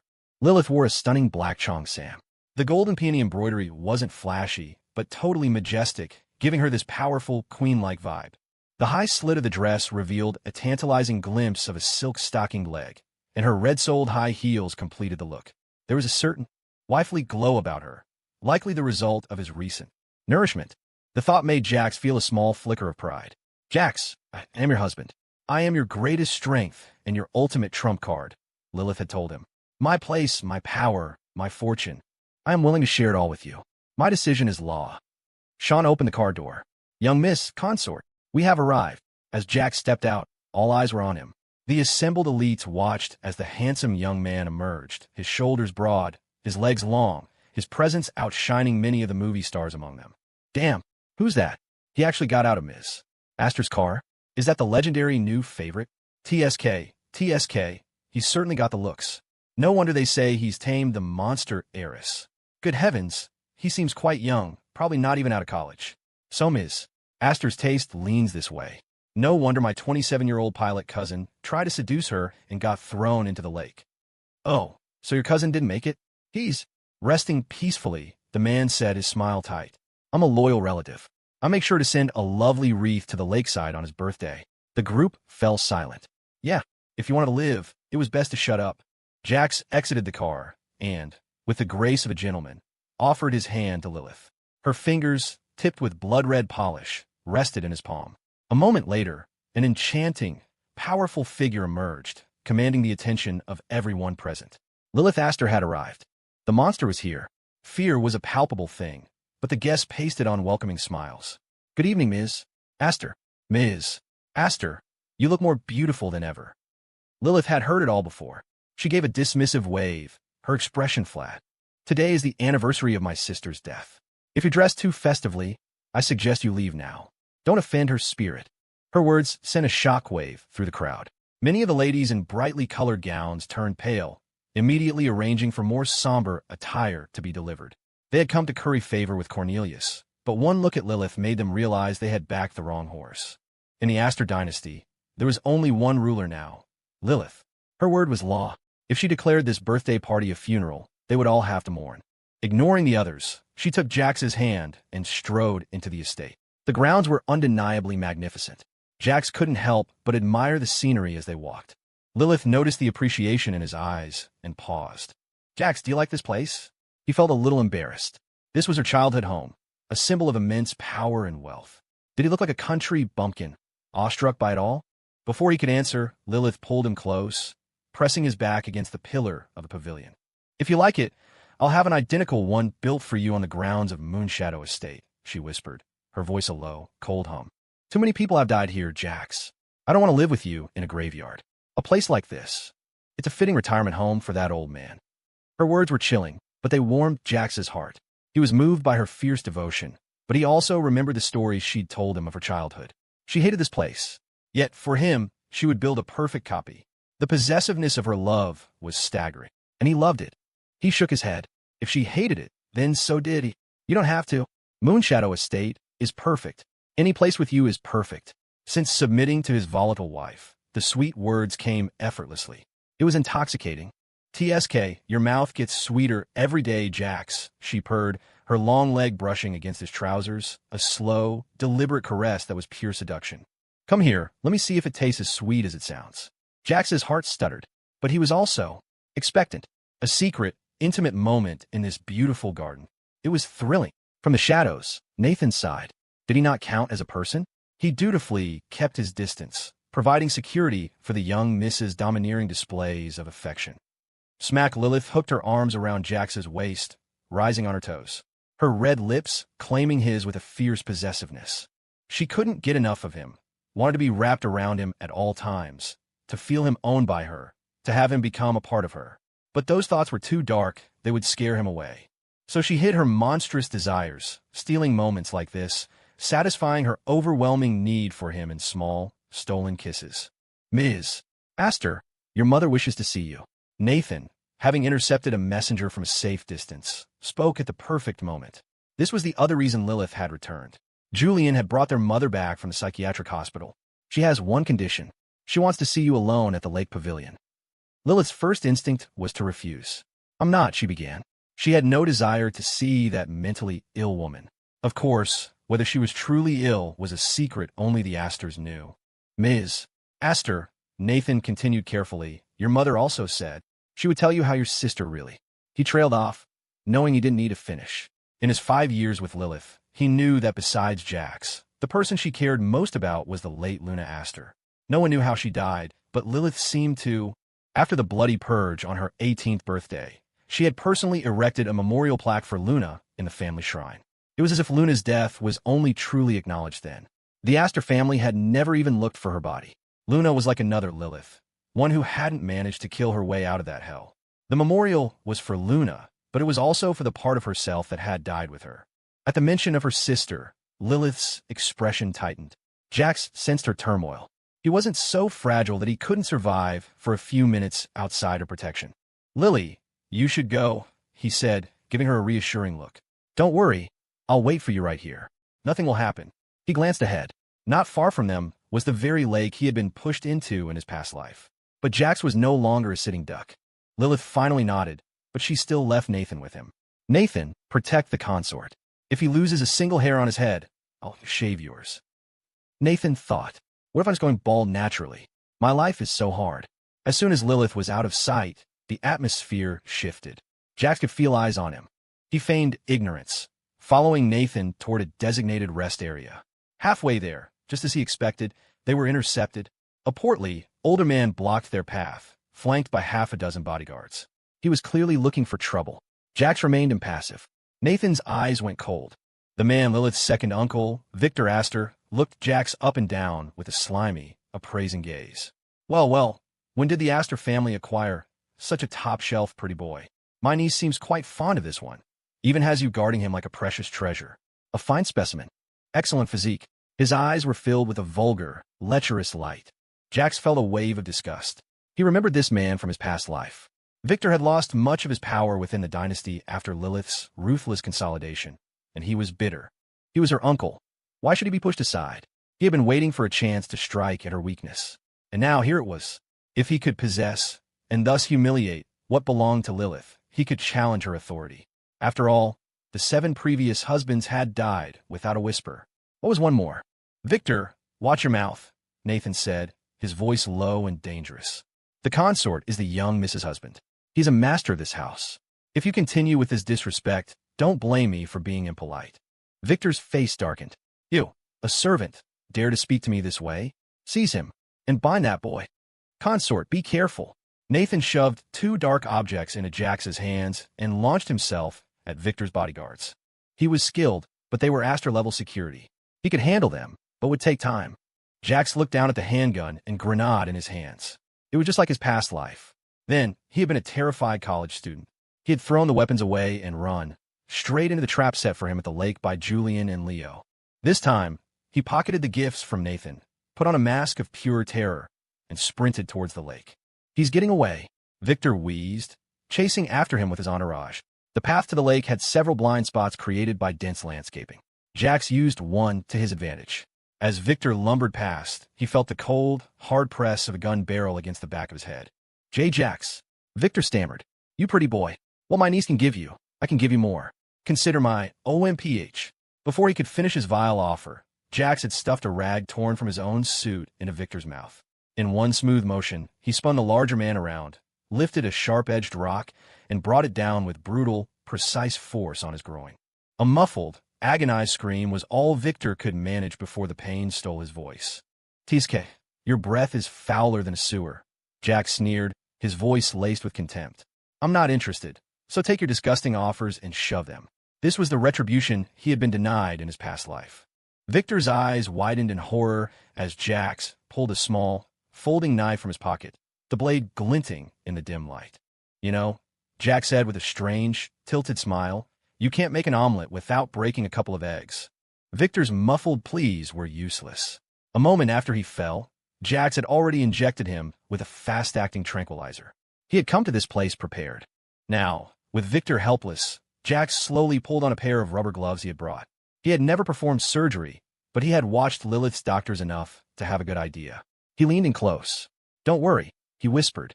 I'll be quick. With a clean, efficient slice, it was done. The man fainted from the sheer terror and pain. Jack stood up, disgusted. He kicked the half-dead man into the bushes, peeled off the bloody gloves, and continued toward the lake. He mussed his hair and clothes, his face a perfect picture of panic and fear. This time, Leo wasn't at the lake. He was likely still recovering. But Julian was there in his wheelchair, and with him was another familiar face. Victor's son, Vincent. A father-son team. How convenient. Who are you? Jax gasped, playing the part of the cornered animal. Vincent stepped forward, launching into the same barrage of insults as Leo had in the past life, followed by Julian's cold, psychologically manipulative words. This time, Jax didn't believe a single one. He stumbled toward Julian's wheelchair, as if in a daze, then suddenly lunged forward and ripped the expensive blanket off Julian's legs. Vincent froze. Julian's paralyzed legs were his ultimate taboo. Before anyone could react, Jax's hand moved in a blur. A small blade appeared, and with a few flicks of his wrist, he shredded Julian's trousers, exposing the scarred, atrophied limbs beneath. Wow, that's ugly, Jax said, his voice dripping with mock sympathy. You're Julian, right? Lily's big brother? I hear you'll never walk again. Hey, look on the bright side. At least you get a wheelchair. Your dad is stuck in bed. See? You're the lucky one. The blatant insult turned Julian's face to stone. He realized, too late, that he had been played. How'd Jax know? You dare to humiliate me? Julian hissed. You're nothing but Lily's toy. Vincent, push him. Jax, just jump. Julian tried, shifting tactics. I can help you. I can get you out of Moonshadow Estate, give you your freedom. All you have to do is jump. Jax just smiled, pulling out the handgun. He fumbled with it theatrically, then aimed at Vincent, who was advancing on him. Bang! Vincent crumpled to the ground, clutching his leg. Oops, Jax said brightly. Slippery trigger. Then he walked around behind Julian, grabbed the handles of the wheelchair, and with a powerful shove, sent it sailing off the edge of the pavilion and into the freezing water. Bye-bye, he called out cheerfully. A stunned Nathan finally caught up, his eyes wide as he stared at the scene. Vincent shot, and the great Julian Astor sinking into the lake in his wheelchair.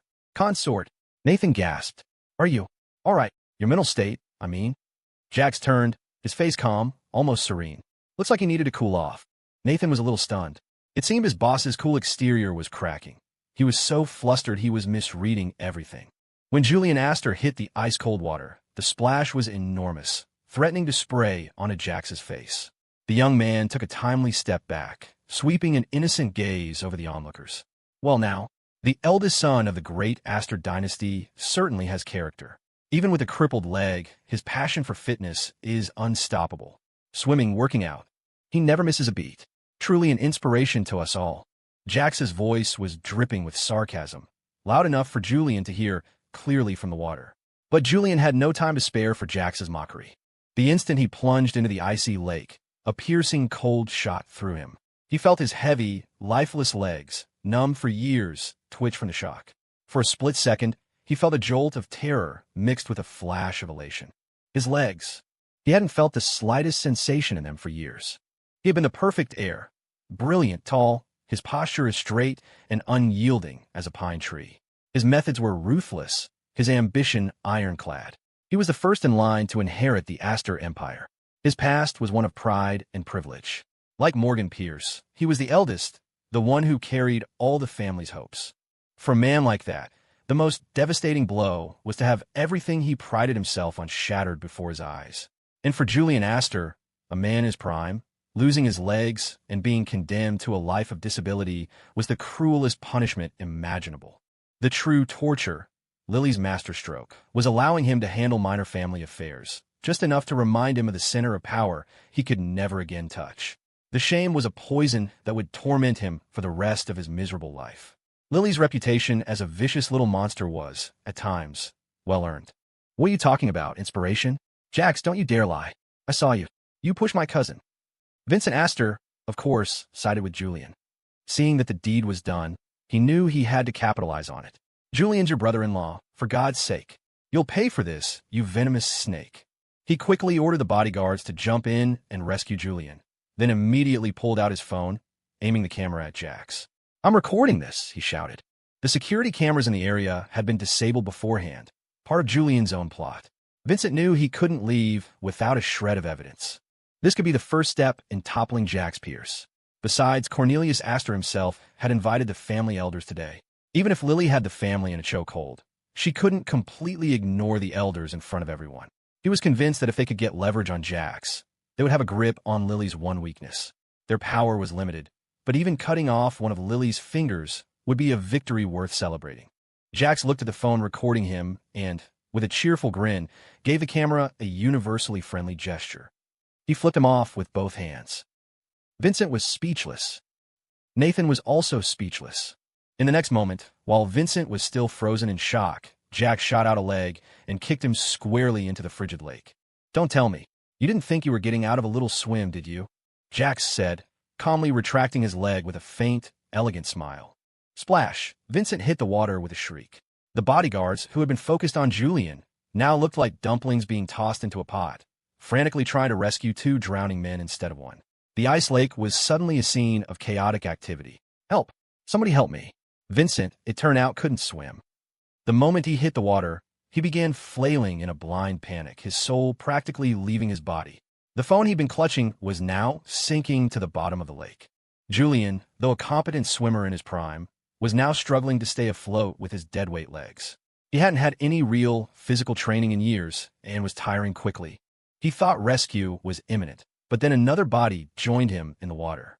Vincent was a loud, thrashing mess, his screams grating on Julian's frayed nerves. Seeing a bodyguard approach, Julian didn't spare a thought for his cousin. Get me first, he commanded. Jax, observing from ashore, suddenly raised his voice. Vincent, you can't swim, can you? It looks like you're about to go under. Your cousin there seems to know what he's doing, so why is he telling the guards to save himself first? He clicked his tongue. Tisk, TSK. And just a moment ago, I thought your loyalty was so unshakable. Turns out, when it comes to life and death, he'll leave you to die without a second thought. Jax's voice was so loud, he might as well have been using a megaphone. Everyone in the water heard him. Julian's eyes turned cold. He was already struggling, the freezing water sucking the warmth from his body. Jax's commentary was like gasoline on a fire. Jax, you say one more word, and I'll have your tongue cut out. Julian sputtered, flailing as his strength waned. He saw the bodyguards closing in and finally felt a flicker of hope. But just as the nearest guard was about to reach him, a gunshot cracked through the air. A bullet zipped past the bodyguard's face, grazing his ear. A flower of blood instantly bloomed on the lake's surface, a strangely beautiful sight. Jax, feeling much more practiced than the first time, lowered the pistol. Whoops, he said with a theatrical shrug. My hand slipped. Gun just went off. He smiled sweetly. What were you saying, big brother? I didn't quite catch that. You know, you really should be more careful. Even if you want to swim, now's not the time. The funeral, the birthday party, is about to start. You shouldn't delay. Just swim toward the shore. Kick your legs really hard, like a toad. He paused, tapping his temple. Oh, that's right. My mistake. You don't have any legs, do you? Jax's words were a relentless barrage, each one a dagger to the heart. The gun in his hand never wavered. The other bodyguards froze, not daring to approach. Jax, you bastard. Julian seethed. Get me out of here right now. If I miss the party, I'll... Jax tilted his head, his expression a mask of pure innocence. You'll what? You gonna bite me? I've had a terrible fear of dogs since I was a child. He sighed dramatically. But what can I do? I was born with the heart of a saint. Nathan, go find some long poles. I'll personally rescue our dear brother and bring him ashore. Nathan thought to himself, how did I never realize the boss has such a talent for playing the victim? But despite his internal monologue, Nathan obediently had someone fetch the poles. The Astor staff was efficient. Long wooden poles appeared in moments. Boss, you are far too benevolent, Nathan said, handing a pole to Jax with a look of solemn admiration. Aw, Nate, my boy, Jax said, patting his shoulder gravely. You get me. He took the pole and started prodding at the water. He easily extended the long pole toward Julian. Grab on, brother. Your brother-in-law is here to save you. His words were magnanimous, leaving Julian no room to deny their new familial bond. Julian's face was as cold as the water he was submerged in. He knew this was Jax forcing him to accept a favor he had no choice but to take. It was extortion, plain and simple. Julian gritted his teeth and reached for the pole. The icy water was brutal. The initial tingling in his legs had long since vanished into numbness, a sensation that filled him with dread. He had to get out. Survival was paramount. Just as his fingers were about to close around the pole, it suddenly jabbed him in the chest, pushing him further away. Julian watched, helpless, as Jax's heroic rescue sent him drifting farther from the shore. Veins popped on Julian's forehead. He couldn't take it anymore. Jax, you. Before he could finish, Jax started yelling, waving the pole erratically. Brother, who else is in there with you? Why are you so determined to stay in the lake? I told you to grab on. Don't let your hands slip. Julian felt like his lungs were about to explode. He was at a complete disadvantage. Just wait, he thought. Wait until I get out of this. He grit his teeth and continued to thrash through the water, trying to grab the swinging pole. The next moment, the pole swerved. Julian lunged and missed again, his face plunging back into the icy water. Hey now, stop letting your hands slip, Jax shouted, this time expertly slapping Julian across the face with the pole. Julian was screaming obscenities in his head. Glug, glug, glug. His body was giving out. He'd been in the water for too long, and his already weakened constitution was failing. His body began to sink. It looked like he was about to die with a lungful of regret. The bodyguards panicked. Forgetting the gun, they prepared to dive for Julian's sinking form. The next second, Jax nonchalantly held up a hand grenade. He casually brought it to his mouth, as if he was about to pull the pin with his teeth and toss them a little surprise. The bodyguards froze. We're good. Please don't. Julian sank for a few seconds before a primal urge for survival made him struggle one last time, breaking the surface. His pride was finally shattered. Help! Help me! He gasped weakly. Brother, in-law, I'm begging you. Get me out. I can't hold on. Jax was finally satisfied. He was about to reel him in when a familiar presence washed over him from behind. The powerful, yet alluring scent of a beautiful woman wrapped around him, sending an instinctive chill down his spine. He had been having too much fun. Lily had originally left Julian with a shred of dignity, a way out. But he had gotten carried away and was about to actually kill her brother. Lily had arrived the moment Julian was pushed into the water. Seeing it wasn't Jax, she had stopped and simply watched from a distance. She had long since noticed Jax was different, and she was curious to see just how different he had become. And she had to admit, the new Jax was much more to her liking. She liked him. She really, really liked him. So, Lily had witnessed the entire spectacle. Jax's operation was fierce, a masterclass in torment. And the result, her brother was about to become a corpse. Lily's eyes narrowed as she strode forward in her high heels. With a single glance, she commanded Jax to hand over the rescue pole. Jax pouted. Well, damn, I think I overdid it this time. When Julian saw Lily, he froze for a second, then immediately put on his weakest, most pathetic act. Lily, please, save your brother. My legs, they're useless. I can't hold on any longer. Showing weakness in front of Lily Astor was not a simple act. It required him to gut his own pride and offer it up as a sacrifice. To save his life, he had to speak of his own disability. "Fine, come here," Lily said, extending the pole, her expression as placid as ever. In that moment, she was a divine savior in Julian's eyes. He thrashed toward her with all his remaining strength. Then, Lily calmly swung the pole and cracked him squarely across the face. The solid thud of the blow sent Julian spinning back into the water, where he sank without another ripple. Silence. The only sound in the entire garden was the splashing of the men still in the lake. Even the screaming Vincent had gone quiet. Lily straightened up gracefully and glanced at Jax, who was standing beside her like a student being disciplined. She swept her gaze over him and lifted her chin slightly, a gesture that seemed to say, "Tiska, watch and learn, Jax." Jax was stunned, but mostly he felt a thrill of pride and exhilaration. He leaned in close to Lily and, catching her off guard, planted a loud smooch on her cheek. "Nice technique, honey." Lily raised her chin again, her voice dripping with arrogance. "My technique is excellent. In all things." She paused, her eyes glinting. "Wouldn't you agree, Jax?" The tips of Jax's ears turned crimson. Was this really the time for flirting? But the truth was, when Lily wanted to flirt, it was always the right time. He was just along for the ride, and he wasn't about to complain. Vincent, finally at his limit, let out one last desperate scream. "Lily, cousin Lily, help me." "Noisy," Lily said, her eyes flashing with cold annoyance. In one fluid motion, she snatched the grenade from Jax's hand, pulled the pin, and tossed it into the middle of the lake. Jax's jaw dropped. Nathan was already sprinting for cover. The boss lady is on a rampage. Everyone for themselves. The entire crowd froze. Holy hell, the psycho heiress really does have a short fuse. Lily's movements were as smooth as flowing water, without a moment's hesitation. Even Jax, standing right beside her, was stunned.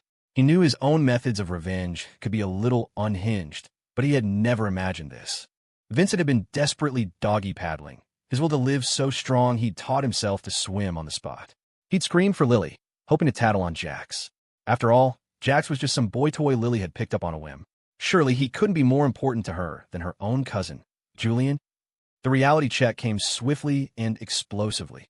Everyone watched, dumbfounded, as the grenade with its pin pulled sail through the air and landed right near Vincent. He paddled for his life, trying frantically to get away, but a human could never outrun an explosion. The next second, boom, the ground of the old estate shook violently. Even the pavilion where Jax and Lily stood trembled.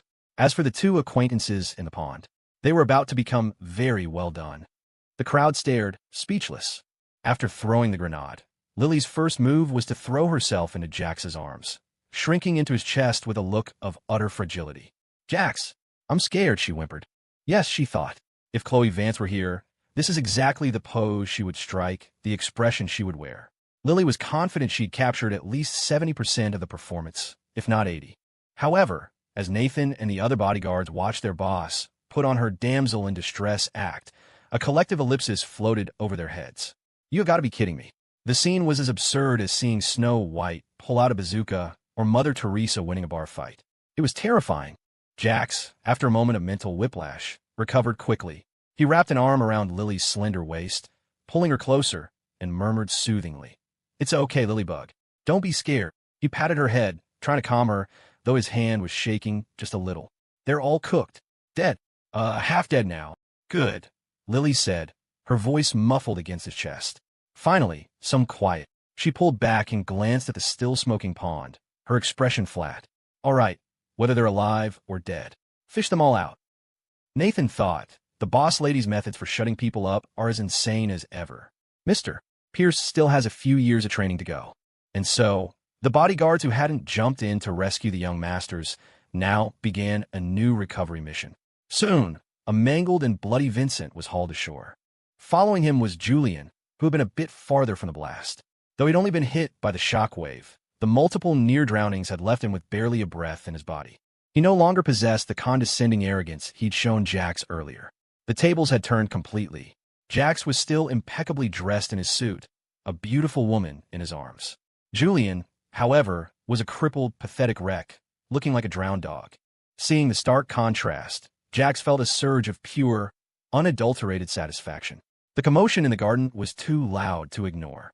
Cornelius Astor, who had been in the front hall drinking tea with the family elders, his face a thundercloud, was preparing to lambaste Lily for the sacrilegious act of hanging funeral wreaths at his birthday celebration.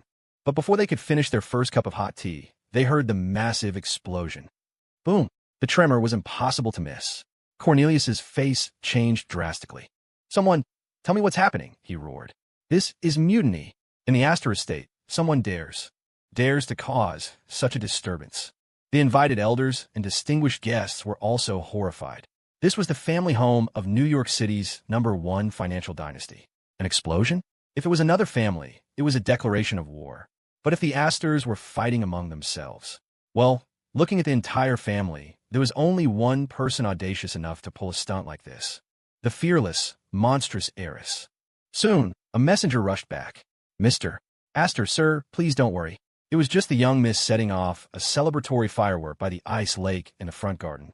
The servant stammered. "She said it was a surprise for your birthday." It seems the young master and Mr. Vincent were just a little too eager to present their own gifts and got too close to the firework. They got singed. The servant's story grew more absurd with every word, until he could barely continue. Cornelius understood immediately. It was Lily, stirring up trouble again. In the entire Astor clan, only she was brazen enough to create such chaos. But this was the family estate. The Astor ancestors were sleeping here. The ancestral hall was just a stone's throw from the ice lake. Her actions were a blatant disrespect to their heritage. Cornelius couldn't sit still any longer. He was, after all, the highest-ranking member of the family. Lily's actions were a direct challenge to his authority. If he didn't punish her, he might as well get measured for his coffin. Outrageous. Absolutely outrageous, he seethed. Does she really think that story will fool this old man? She truly is a cold-blooded, heartless little monster. On this happy occasion, she won't even spare her own brother. I will act on behalf of the ancestors and the entire Astor family and teach her a lesson. After his righteous declaration, Cornelius rose, leaning heavily on his dragon-headed cane. He may be old, but there was a reason he could still live peacefully in this house. The elders began murmuring amongst themselves, dredging up all of Lily's past acts of disrespect. The other guests whispered furtively, curious about what kind of drama could possibly involve explosives. Soon, a large procession followed Cornelius to the ice lake. "Hey, is that blood over there? Holy crap, isn't that Victor Astor? What happened to his crotch? Ew, what's bulging out his mouth? Oh my God, so much blood. Is he dead? Wow, these rich families really have a lot of bodies lying around. There's a whole pile by the lake, and look, another one over here." As Cornelius approached, leaning on his cane, he saw the familiar sandalwood prayer beads on Victor Astor's wrist. His eyes froze, and tears welled up. This was his second son. Cornelius's steps faltered. He had 3 sons. His eldest was paralyzed by a stroke. His second was now lying here, life or death unknown, and his third was missing. All of this, he suspected, was Lily's doing. "No, this can't be," he gasped. "Quickly, get him up, take him to a hospital, and find Lily. Get Lily from me right now, I swear I won't. Forgive her." Cornelius felt that if he held it in any longer, he would die of pure rage. He slammed his cane on the ground, his eyes fixed furiously on the lake. The next moment, a graceful, formidable figure in a tailored suit appeared before them. It was Lily, holding Jax's hand, walking toward them as if nothing was wrong. "Well now, what's wrong with you, old man?" she asked, her voice light. Then her eyes fell on the body. "And what happened to Uncle Victor?" She gasped, her eyes wide with manufactured shock and panic, as if she'd only just noticed his near-death state. "Lily, look at the fine work of that boy toy you brought back." Cornelius roared, his mind grasping for a target. "As your grandfather, I command you, hand over that pretty boy in your grasp to atone for what he's done to your uncle." He suspected who was behind this, of course. He assumed it was Lily's people. Such a brutal attack didn't seem like the work of a soft-faced boy. He demanded Jax because he couldn't touch Lily, so he would destroy what she seemed to care about, even if it was just a powerless plaything. "You must be joking, grandfather," Lily said, her beautiful eyes turning sharp and cold. "My Jax is pure and kind. He wouldn't even step on an ant. How could he possibly lay a hand on Uncle Victor?" She let a chilling smirk grace her lips. "If you're really looking for someone to blame, are you suggesting it was me?" Cornelius's lips trembled. He wanted to say it, but he knew better than to push this psycho too far. "Then you tell me, Lily, who else in this entire family would dare to do this to your uncle? If you want to frame someone, you'll always find a reason," she said dismissively. She tilted her head, her tone pure provocation. "And yes, let's say I did do it. So what? Her eyebrow arched. What are you going to do about it? Lily was utterly unfazed. She even had the leisure to secretly stroke Jax's palm, a small, intimate game between them. Jax thought, ahem, should I confess? Lily, you will go to the ancestral hall and kneel. I will personally administer the family discipline. 50 strikes. Cornelius's face was beet red, incited to near apoplexy by her arrogance. Excellent, Lily replied brightly. Nathan, move Victor to the ancestral hall. Grandfather has awarded him 50 strikes. Let's all go, shall we? We can witness whether the old man still has the strength to swing that cane 50 times. Her voice dropped, becoming deadly serious. Old man, 50 strikes. Not one less. The oppressive weight of her authority descended on the crowd. No one dared to defy her order. Insolence. You. Lily's eyes turned cold. She was losing her patience. She shot Nathan a look. Nathan wordlessly knelt down, scooped up a handful of dirt from a flower bed, walked over to Cornelius, and shoved it into the old man's mouth. Mr. Astor, Nathan murmured, his voice low but carrying a chilling threat. At your age, the dirt is already up to your neck. If you keep sticking your nose where it doesn't belong, my boss won't mind helping you bury it up to the top of your head. Cornelius froze, a wave of pure terror washing over him. He had thought Lily kept him around in the estate as a sign of filial piety, a way to appease the elders. He thought he was different from his paralyzed eldest son. He thought he held some leverage over her. But now he wasn't so sure. When this psycho heiress went on a rampage, everyone was equal. Jax watched as the fat, unconscious lump that was his Uncle Victor was effortlessly carried away. He felt he needed to be honest with Lily. Lily, he said quietly, Victor being half dead, that was me. She looked at him. I know. A slow smile spread across her face. You did very well, Jax. What do you want as a reward? Her eyes gleamed. Whatever I have, if you want it, it's yours. After leaving the Pierce family home, Sierra wandered through the streets of New York like a lost soul. She had nowhere to go. The truth was a constant, gnawing torment, making her feel like a tattered doll with the stuffing torn out. But she was still a Pierce.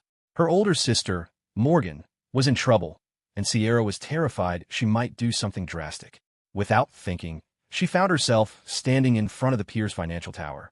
She didn't visit Morgan often, but they were family. The security guard recognized her and let her in, though his eyes held a look of mocking curiosity. As Sierra walked through the lobby, her mind replayed moments from Kingston University, moments when Jax had been good to her. And she had never cherished it. She had taken it for granted. Back then, Jax never cared about his appearance. He wore the same few faded, cheap t-shirts he'd had when he first returned to the family. She had been embarrassed by him, ordering him to avoid her on campus, to not even speak to her. She had thought, we get the same $30,000 a month allowance. How can he still be wearing clothes that look like they're from a thrift store bin? She assumed he was gambling it all away. She believed he dressed poorly on purpose to make her feel sorry for him, to get more money from her to feed his addiction. So, every time she saw him in his shabby clothes, she treated him with contempt. She told him to get lost, or she made him take the fall for her own petty misdeeds on campus. Jax's reputation was already in the gutter. What was one more black mark? But he had been so good to her. When she skipped class, he would write out the notes for her, page after page of neat, comprehensive summaries. When she went out to clubs, he would follow her like a shadow, worried about her walking home alone at night. He would wait until she was safely inside her dorm before turning to leave, his thin frame swallowed by the darkness. Sometimes she'd look back and see his solitary figure, but she'd only felt that he brought it on himself. It wasn't like he didn't have money for food. Why the melodrama? So she had taken his kindness for granted time and time again. She'd let him take the blame, mocked him, trampled on his feelings. She couldn't even count how many times she had bullied him. Lost in thought, she had already entered Pierce Financial. Dude, check out this video. I saved it as my wallpaper. TSK. Never thought our CEO, so icy and professional, was a secret pole dancer. If I were her, I'd be too ashamed to show my face. I heard she actually came to work today. She's in her office right now, pretending to work on some project. She's already been exposed. What's with the high and mighty act? You think she slept her way to the top to build this company? All those investors she brought in.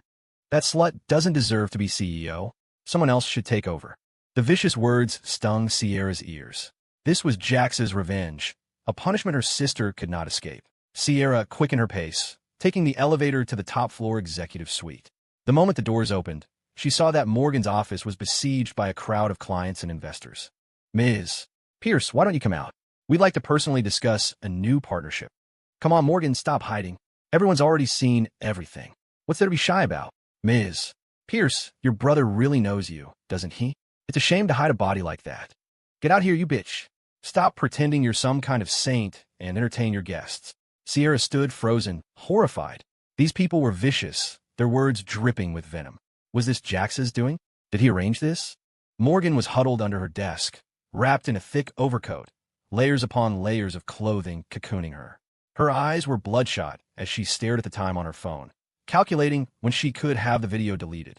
But she knew, in her heart, she knew it was too late. The video had surely gone viral across the entire internet. Deleting it now would be pointless. Seeing this, Sierra's heart ached for her sister. She grabbed a nearby mop and charged into the crowd. "Get out of here, you bastards! Get out!" she screamed. "Don't you dare bully my sister. If you don't leave right now, I'm calling the police." She swung the mop wildly. "Get out. This is Pierce Financial. Even if there's a problem, it's not your place to interfere. Any employee who continues this will be fired on the spot. As for our partners, Pierce Financial will blacklist you permanently." Sierra had noticed that most of the troublemakers were from smaller firms. The heads of major corporations wouldn't waste their time on this kind of public humiliation. It was more likely they had sent these low-level proxies to curry favor with the Astor dynasty. Her words had some effect. Their mission was to humiliate Morgan, and that had been accomplished. There was no need to linger. The crowd dispersed like startled birds. Sierra quickly found the spare key and let herself into the office. Morgan, are you okay?" She saw her sister huddled on the floor. "Why are you wrapped up like this? It's not even that cold. You'll make yourself sick." As the youngest of the sisters after Caleb, Sierra had always been the most pampered, used to getting her own way. But now, seeing her once strong older sister so broken, she felt a surge of empathy and pain. And all of it was because of Jax. Sierra shook her head, her eyes filled with a tangled mess of regret and confusion. She gently pulled the clothes off Morgan. "Morgan, I think Jax hates us," she whispered. "In all the years he was back with the family, what did we do to him? Do you even remember? Take me, for example. When Jax and I started at Kingston, I was always out partying. Clubs were just the beginning. I loved street racing on my motorcycle." As Sierra spoke, Morgan's vacant eyes finally showed a flicker of life. She looked at her younger sister, seeming to listen.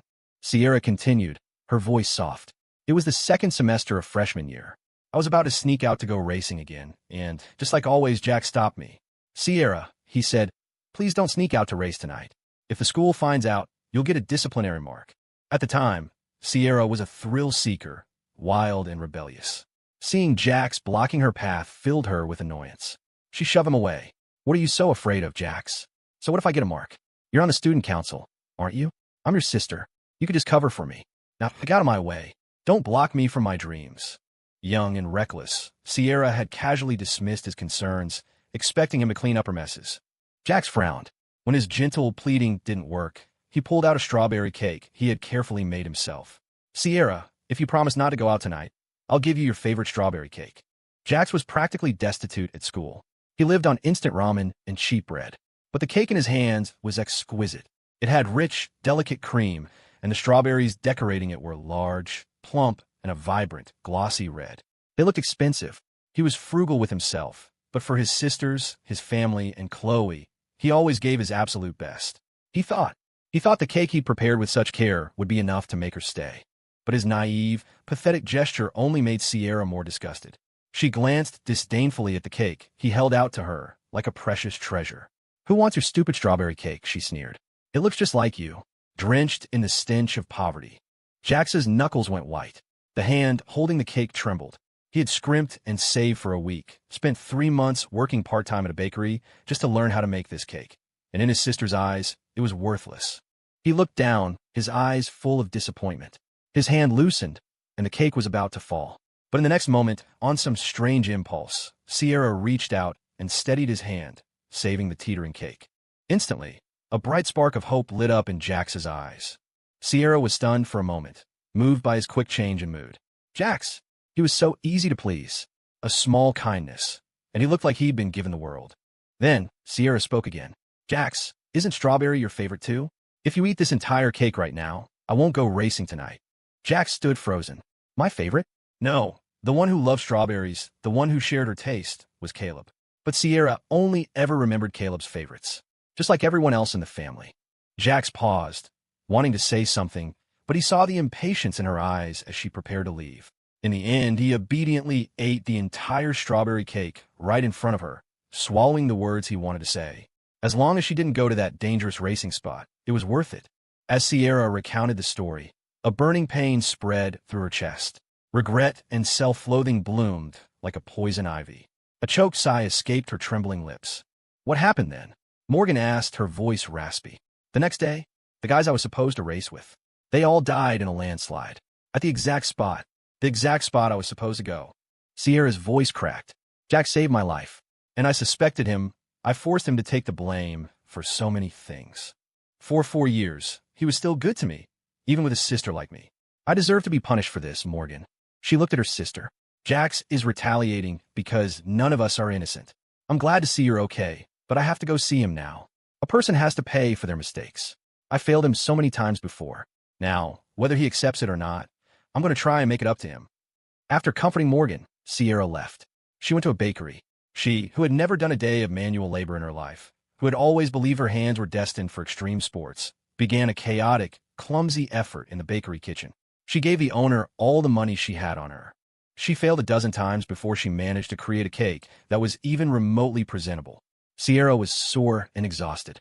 She looked at her creation and finally managed a weak, satisfied smile. Jax, I'm so sorry, she whispered. Back then, you must have worked so hard to learn how to make such a perfect cake, and I called it pathetic. Now that I've tried it myself, I finally understand how much effort and sweat you put into it. This time, can I be the one to win you back? A small smile touched her lips. Even though she looked like a mess, filthy, her hair a disaster, her smile was genuine. Her happiness made her forget the burns on her hands and the cuts on her fingers. She didn't even bother to bandage them. She just wanted to see Jax, to give him the surprise strawberry cake, and to beg for his forgiveness. With a heart full of trepidation, she arrived at the gates of Moonshadow Estate. But she was told that Jax and Lily weren't home. They had gone to the Astor family estate.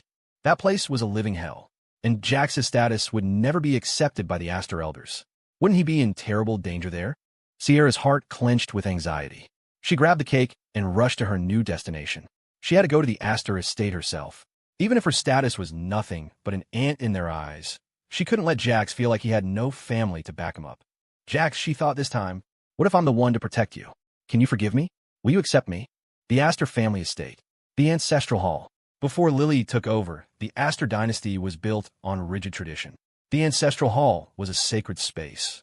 Family law was absolute, and clan rules were the chains that bound every member. But now, they had a heretical, autocratic ruler sitting in the family head and clan chief seat.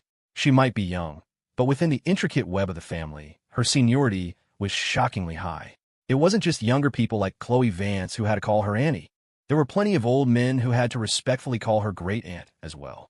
And now, Lily was brazenly ignoring Cornelius Astor and sitting in the main seat. The old man was so furious the veins on his forehead bulged, but there was nothing he could do.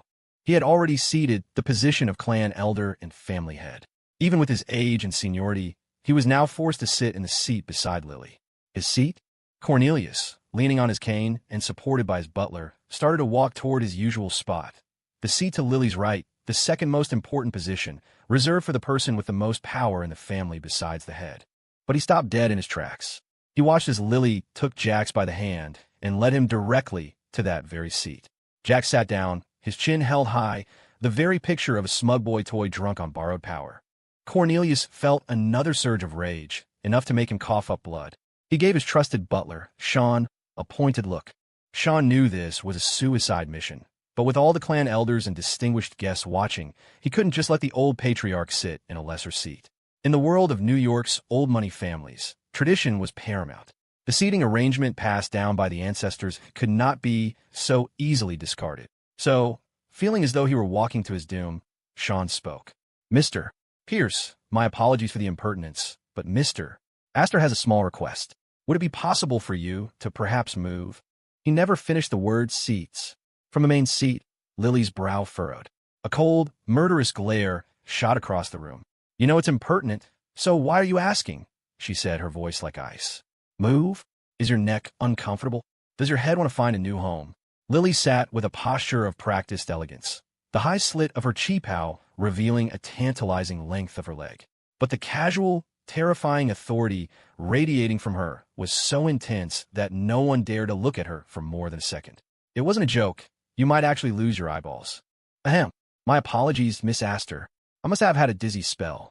I was speaking nonsense, Sean stammered, quickly retreating to Cornelius's side.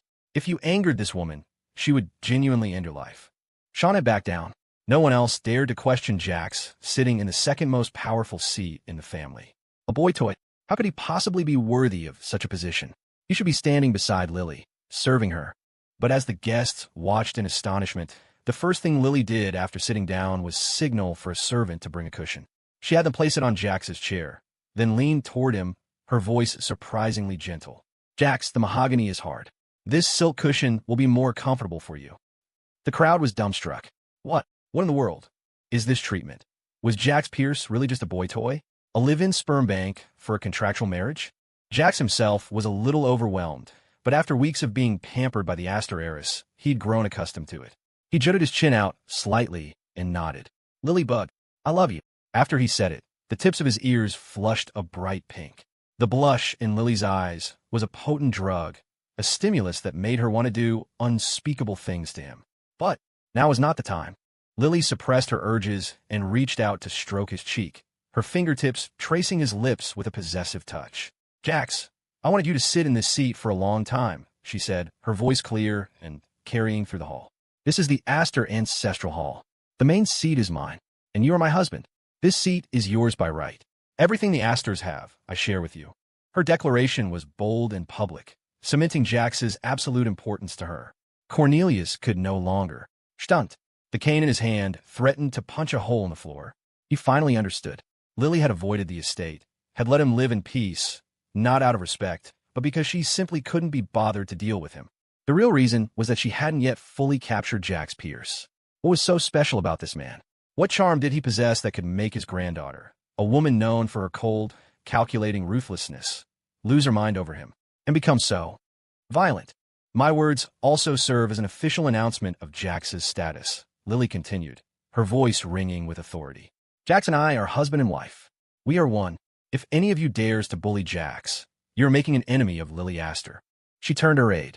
Nathan, bring in the consequences for bullying my Jax. Jax was floating on a cloud of indulgence.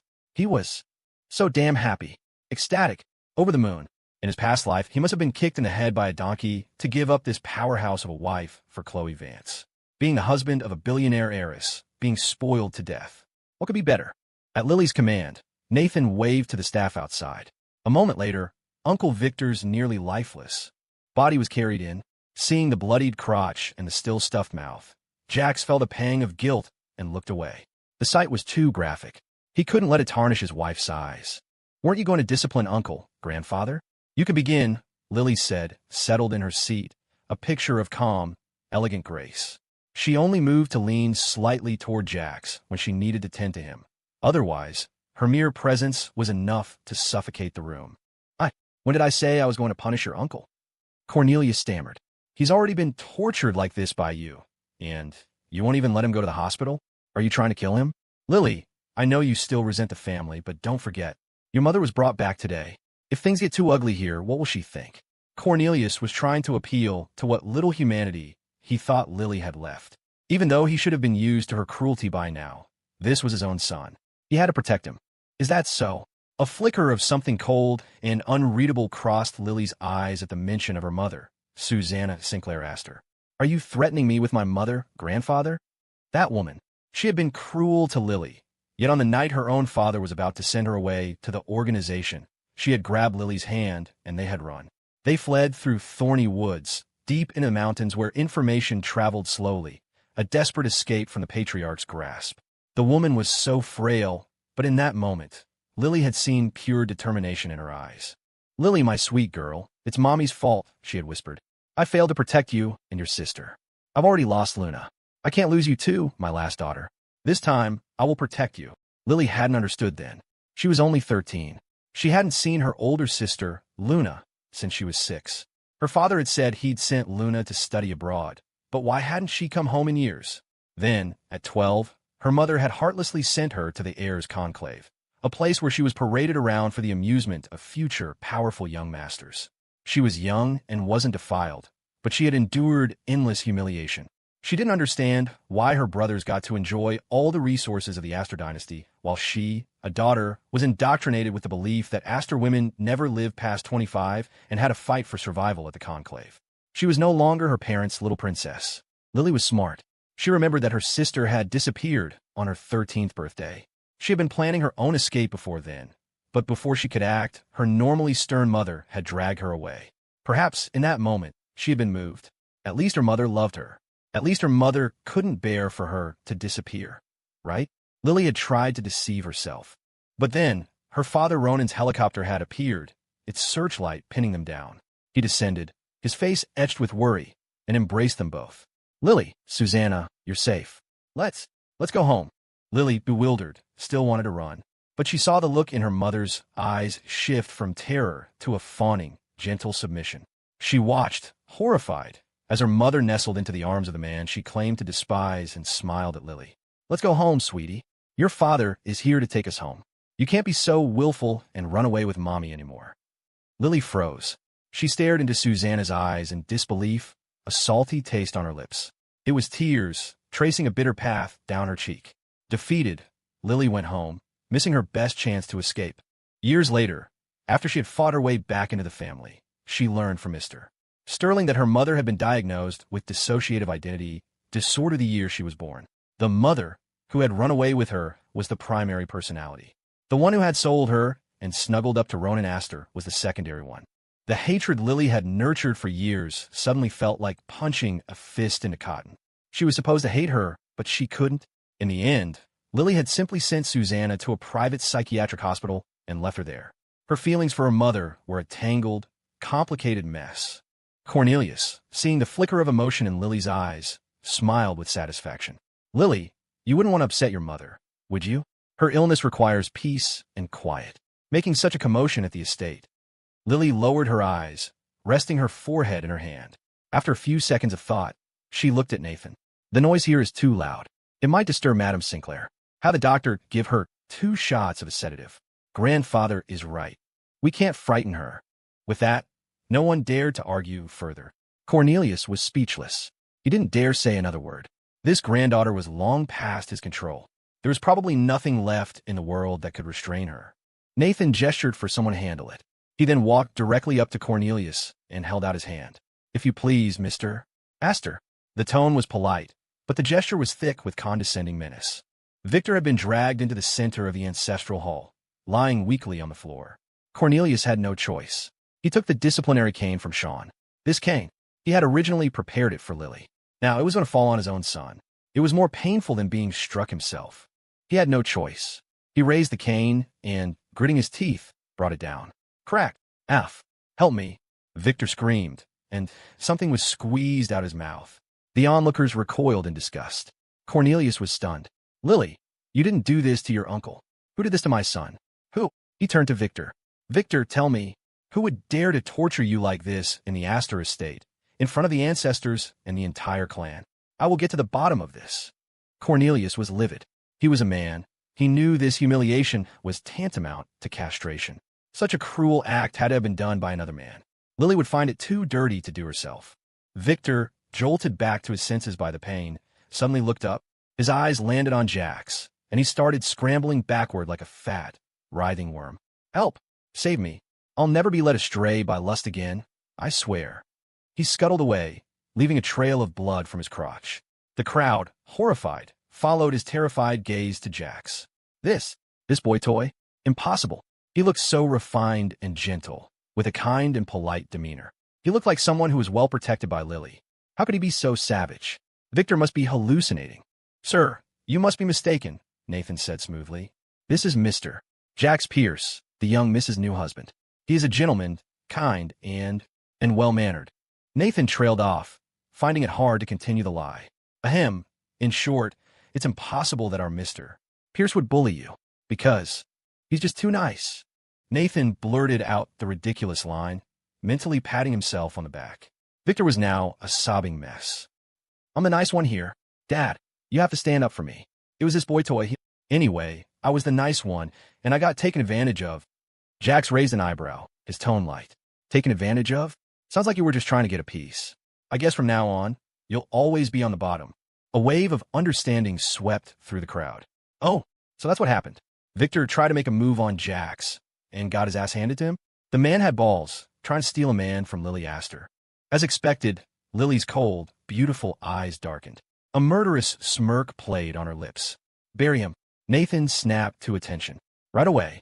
Another great day for my KPI quota. Lily spoke the words calmly, as if she weren't ordering a man's execution.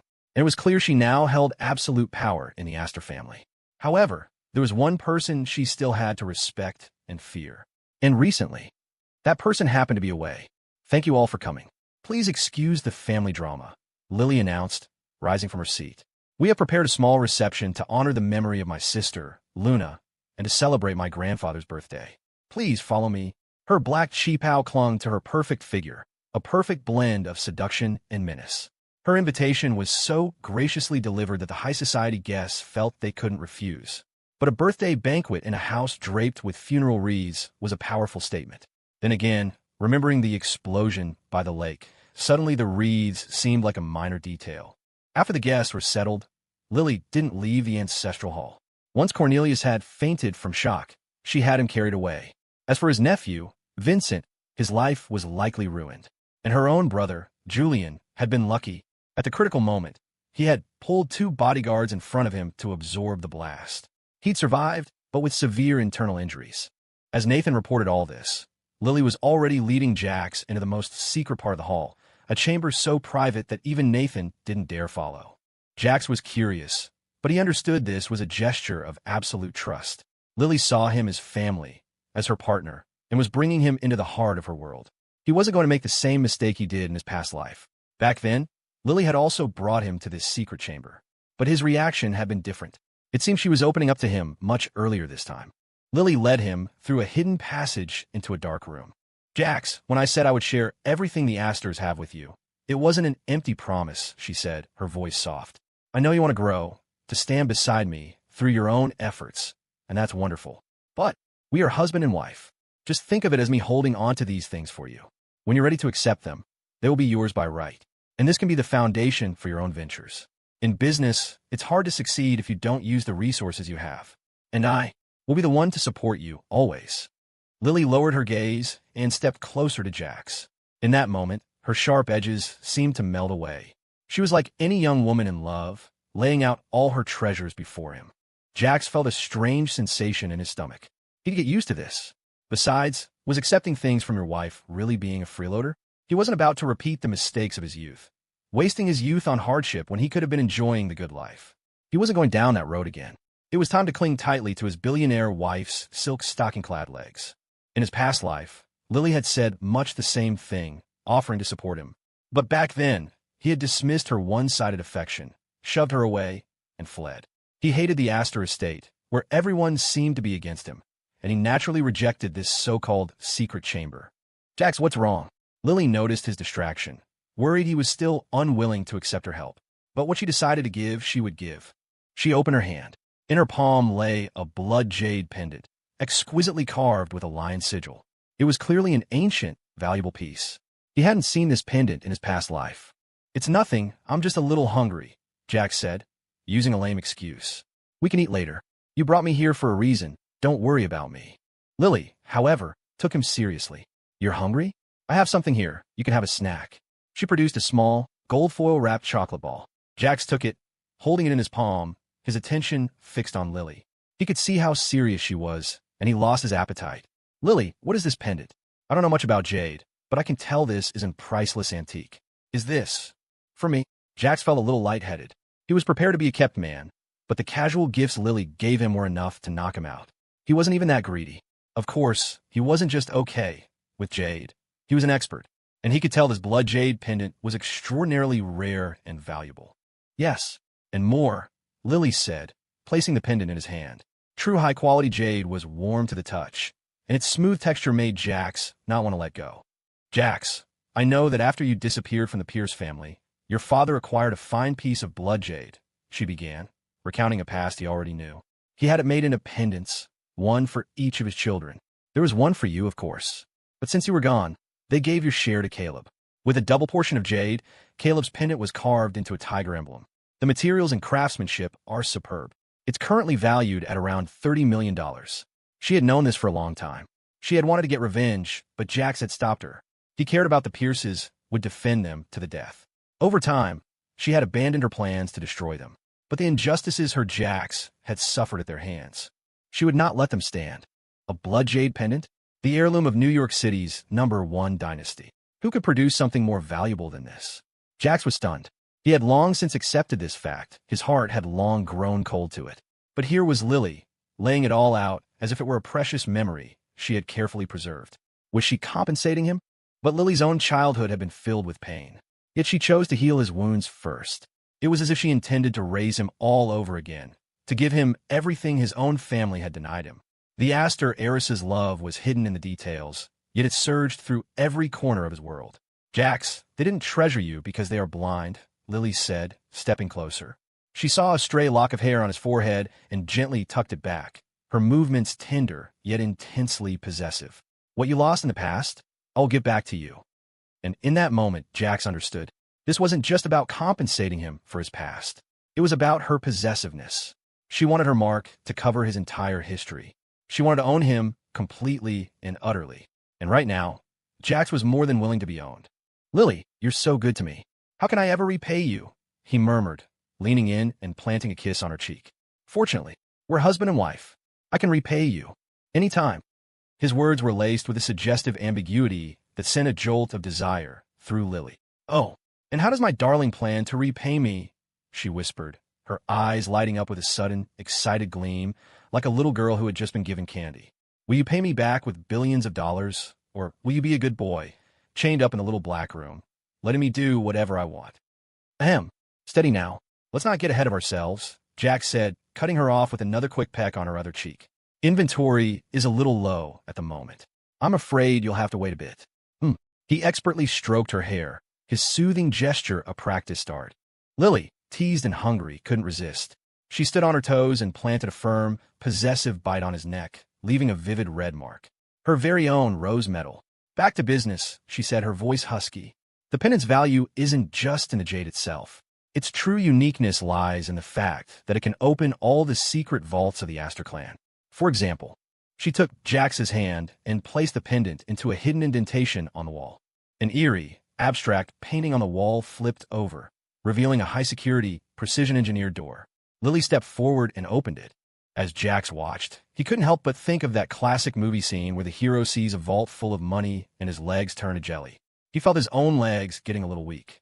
Because what lay before him wasn't just towers of cash. It was gold. Gold bars, gold bricks, diamonds, jewelry, priceless works of art.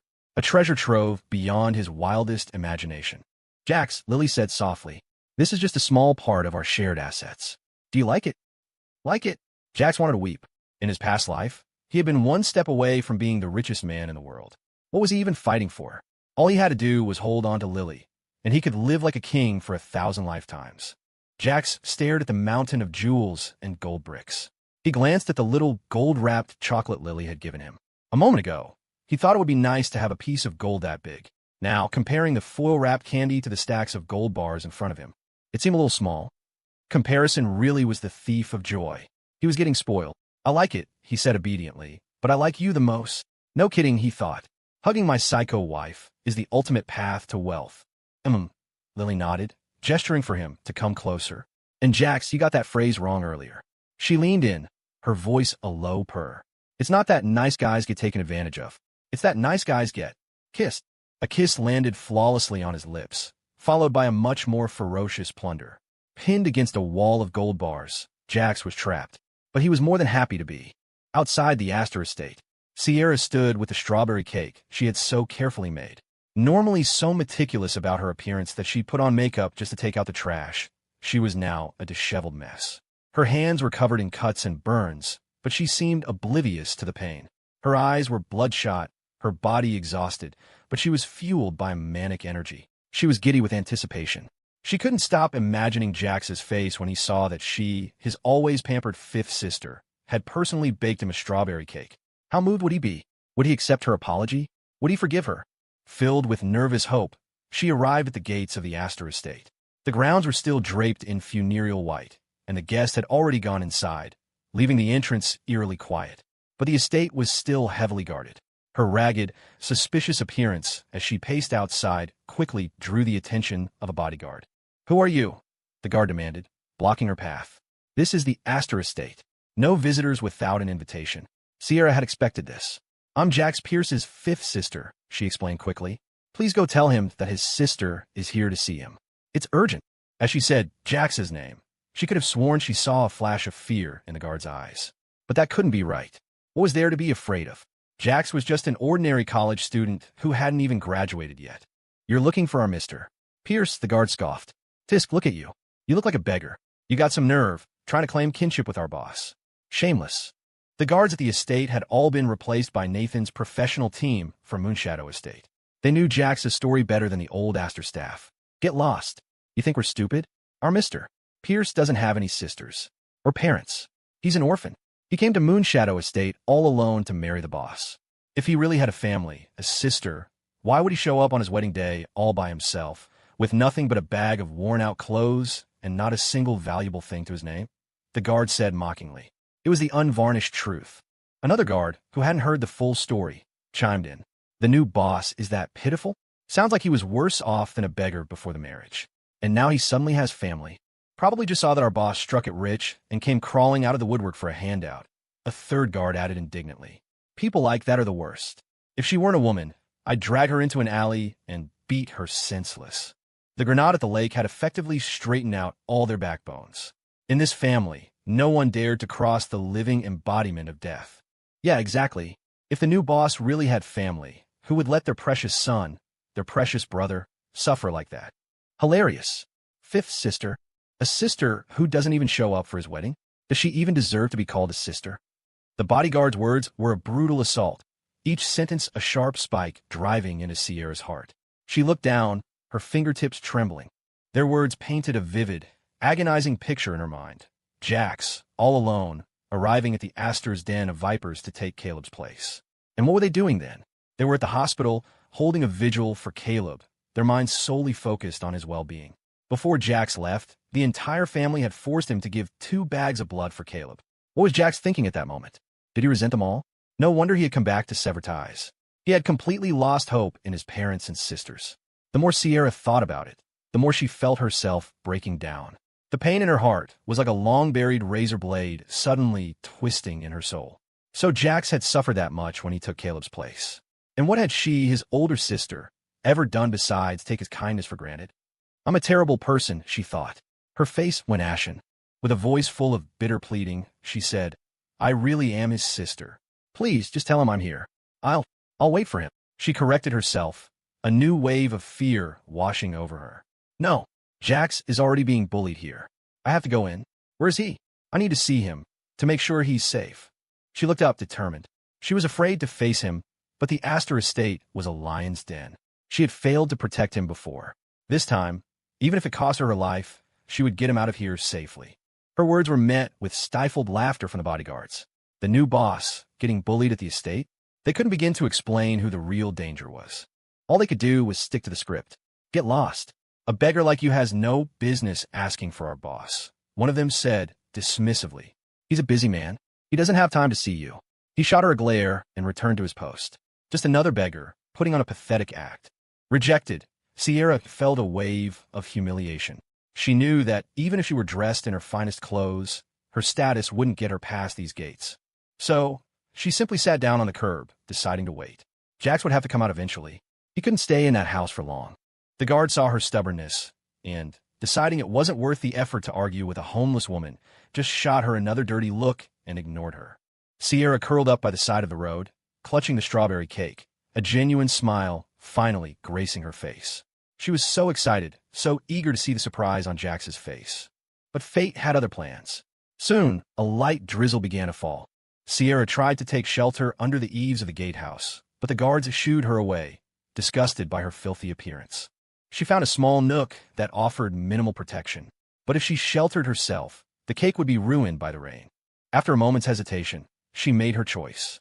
She hugged the cake tightly to her chest and turned her back to the rain, letting the cold drops soak through her clothes. Jax loves strawberry cake, she whispered to herself. His sister made this for him. He'll love it. It can't get wet. Jax can't eat a ruined cake. She huddled by the road, her clothes and hair soaked through. A gust of wind nearly blew her over. She was a pitiful sight. One of the guards glanced at her coldly, feeling no sympathy. You reap what you sow, he thought.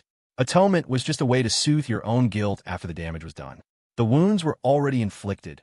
No amount of apology could erase them. But some people will never understand that. Inside the estate, after being thoroughly loved by his wife, Jax was finally released. Lily fastened the blood jade pendant around his neck, a tangible symbol of their shared power and fortune. They emerged from the secret chamber. Remembering Jax had said he was hungry, Lily had already ordered a meal to be prepared in her private courtyard. The old estate was classically elegant, the rain turning the garden into a living poem. The guests were being entertained elsewhere. Lily led Jax by the hand through covered walkways to her personal wing. Jade Vine Court, Jax said, looking at the name carved into the entrance. That's a unique name. It had a classical, elegant feel. Susanna Jade is my mother's name, Lily explained. This courtyard was a gift from her when I was 5. She pushed open the doors. The style inside was completely different from the rest of the estate. The outside was classical, but Lily's courtyard was a modern take on traditional design, with flowing water features and a serene, beautiful layout. And it was filled with deep purple roses, a mysterious, elegant, and utterly luxurious sight. Lily, you and your mother. Jax began, then trailed off. He remembered from his past life that Lily's relationship with her mother was terrible, but she would still secretly visit her in the psychiatric hospital, never letting her mother know she was there. From Susanna's perspective, her daughter was a cold-hearted monster who didn't care if she lived or died. Mr. Sterling had been dispatched to the estate earlier to help prepare for their stay and was currently overseeing the reception in the main hall. When he heard that the young master and miss would be dining together, he had quickly prepared a meal of all Jax's favorite foods. He and Nathan were now waiting discreetly by the door. Hearing Jax so openly mention Madame Sinclair, both men's expressions darkened. But Lily was unfazed. She's sick, she said, without a hint of evasion. A mental illness. She doesn't recognize me anymore. Most of the time, she's confused. She doesn't even know how old I am. Her frankness was a relief to both Nathan and Mr. Sterling. The boss hadn't lost her mind. It seemed Jax's calming presence was working wonders. Let's eat first, Lily said. Nathan, has Madame Sinclair woken up? As they ate, Jax could see that Lily was preoccupied. This was the place she had grown up. No child could be completely detached from their mother. He and Lily were the same in that way, with no one left to rely on. His own adoptive mother, Eleanor, had chosen to abandon him. Lily's mother had simply forgotten her. She just woke up, Nathan said, touching his earpiece. She's looking for the young master and Miss Luna. She's heading toward this courtyard now. Jax looked up, surprised. Julian's fate was still uncertain, and yet it seemed his mother's relationship with him was stronger. What would happen if she found out her son was nearly killed by her daughter and son-in-law? Let her in, Lily said calmly. I'm married. She should meet my husband. Jax, do you mind that my mother has issues? Don't worry, with me here, she's guaranteed to have a breakdown. But I'll protect you. Jax was confused. Guaranteed to have a breakdown? What the hell does that mean? Soon, a tall, elegant woman was led into the room by Mr. Sterling. Her expression was aloof, her skin as pale as porcelain. Even after all these years, her beauty was undeniable. She was tastefully dressed, a string of lustrous pearls around her neck adding to her air of nobility. Jax could see where Lily got her stunning looks and her innate grace.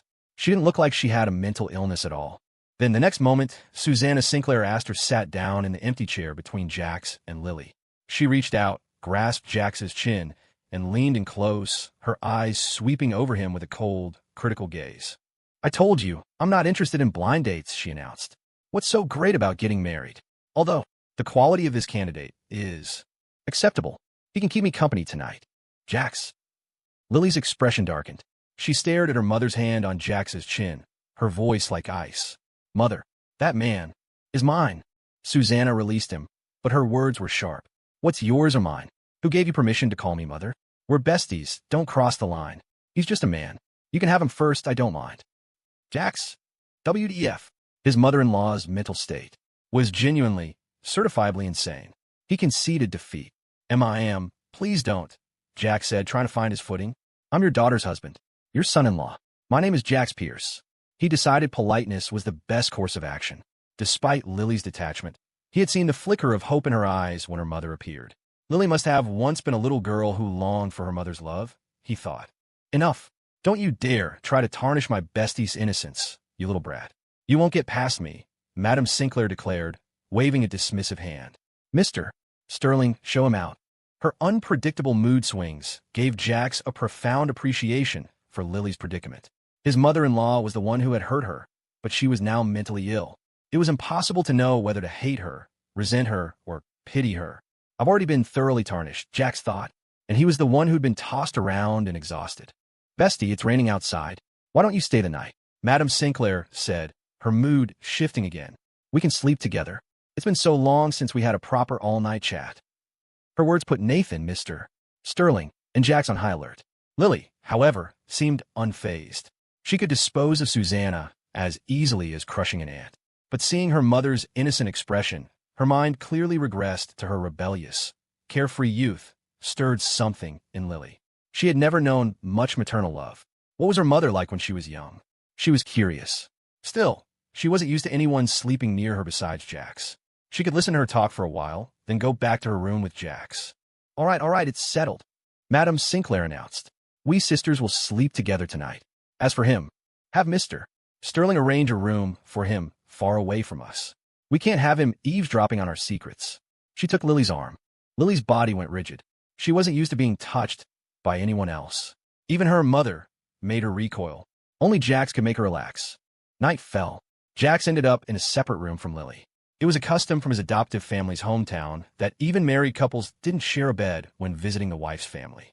Since Madame Sinclair wanted to sleep with Lily, he had reluctantly agreed. But after weeks of having a warm, fragrant body in his arms every night, tonight he was alone. Jax couldn't sleep. I miss my wife. I really miss my wife. I want to kiss my wife, hug my wife, make love to my wife. He tossed and turned, finally giving in and sending Lily a message. Jax, Lilybug, you asleep? The reply was instantaneous, as if she'd been waiting. Empress Lily, not sleeping. Thinking about sleeping with you. Jax shot up in bed, his heart pounding. Since his rebirth, he and Lily had been inseparable. This brief separation had only intensified his longing for her. A nagging, craving gnawed at him, his mind filled with images of her cute, pouting smile, her cold, imperious threats, and the roguish look in her eyes as she tied him to the bed, ready to have her way with him. Ahem, stop thinking about that. If he kept this up, his little brother downstairs would have a breakdown. Jax, sleep with me? Jax, Lily baby, we're at the estate. Shouldn't we be a little more restrained? He felt a flush of embarrassment. The master bedroom at Moonshadow Estate had been upgraded multiple times in his past life. Its soundproofing was top-notch. But this old house, he couldn't make any guarantees. Empress Lily, can't be restrained. I'm going crazy thinking about you. I just want to wrap myself around you and kiss you senseless. Empress Lily, Madame Sinclair is asleep. I'm coming to you now. Lily couldn't wait. She threw on a robe and was about to leave the room, but then an idea struck her. She closed the door, opened the window, and a lithe figure in red slipped out, melting into the night. Jax blinked, unable to believe how eager she was. He paced by the door, ready to let her in, completely unaware that a soft, red shadow had already slipped in through his own window and was now nestled in his bed. He waited with anticipation. Suddenly, another message popped up on his phone. Empress Lily, sorry Jax, my mother woke up. See you tomorrow. Lily was playing with his heart like a roller coaster. Jax, good night, wifey. He was disappointed, but there was nothing he could do. In the dimly lit room, despite the cool October weather, he felt hot and restless.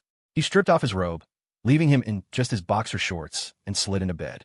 The sheets were warm and carried her familiar, intoxicating scent. He figured he'd spent so much time with her that her scent had rubbed off on him. Yeah, that's it. It's not like I'm obsessed or anything. He was a married man. It was perfectly normal to think about your wife at night. The bed was huge, at least 10 feet wide. He rolled over to the other side. Suddenly, he felt a warm, soft touch. Jax froze, turning to stone in the bed. Hiss, that feeling, in the middle of the night. It's just like the snake that coiled around me in my hospital dream. Shit. I'm being haunted again. But before he could scream, the snake expertly wrapped itself around him again. The blanket rose. A cascade of dark red hair appeared, followed by a familiar, beautiful face. Lily kissed his neck, her laughter a low, teasing chuckle. What are you so afraid of, Jax? Besides me, what other woman would dare to climb into your bed? Jax's racing heart slowed, then nearly stopped. Wait, back then, when I was sick and at rock bottom, the one who moved me to the VIP ward, the ghost who touched me all over in the middle of the night. Was that Lily? Damn, that's intense. So our story started that long ago. But with Lily's aggressive assault, Jax couldn't think straight. He shook his head and managed to ask, Lily, you lied to me? A smirk played on Lily's red lips. She assumed he was talking about her little game. She leaned close to his ear and kissed it. No, I didn't lie to my Jax, she whispered. Good boy. Lift the covers. You'll find your favorite surprise. Just as Jax was about to lift the blanket, his phone, still clutched in his hand, rang.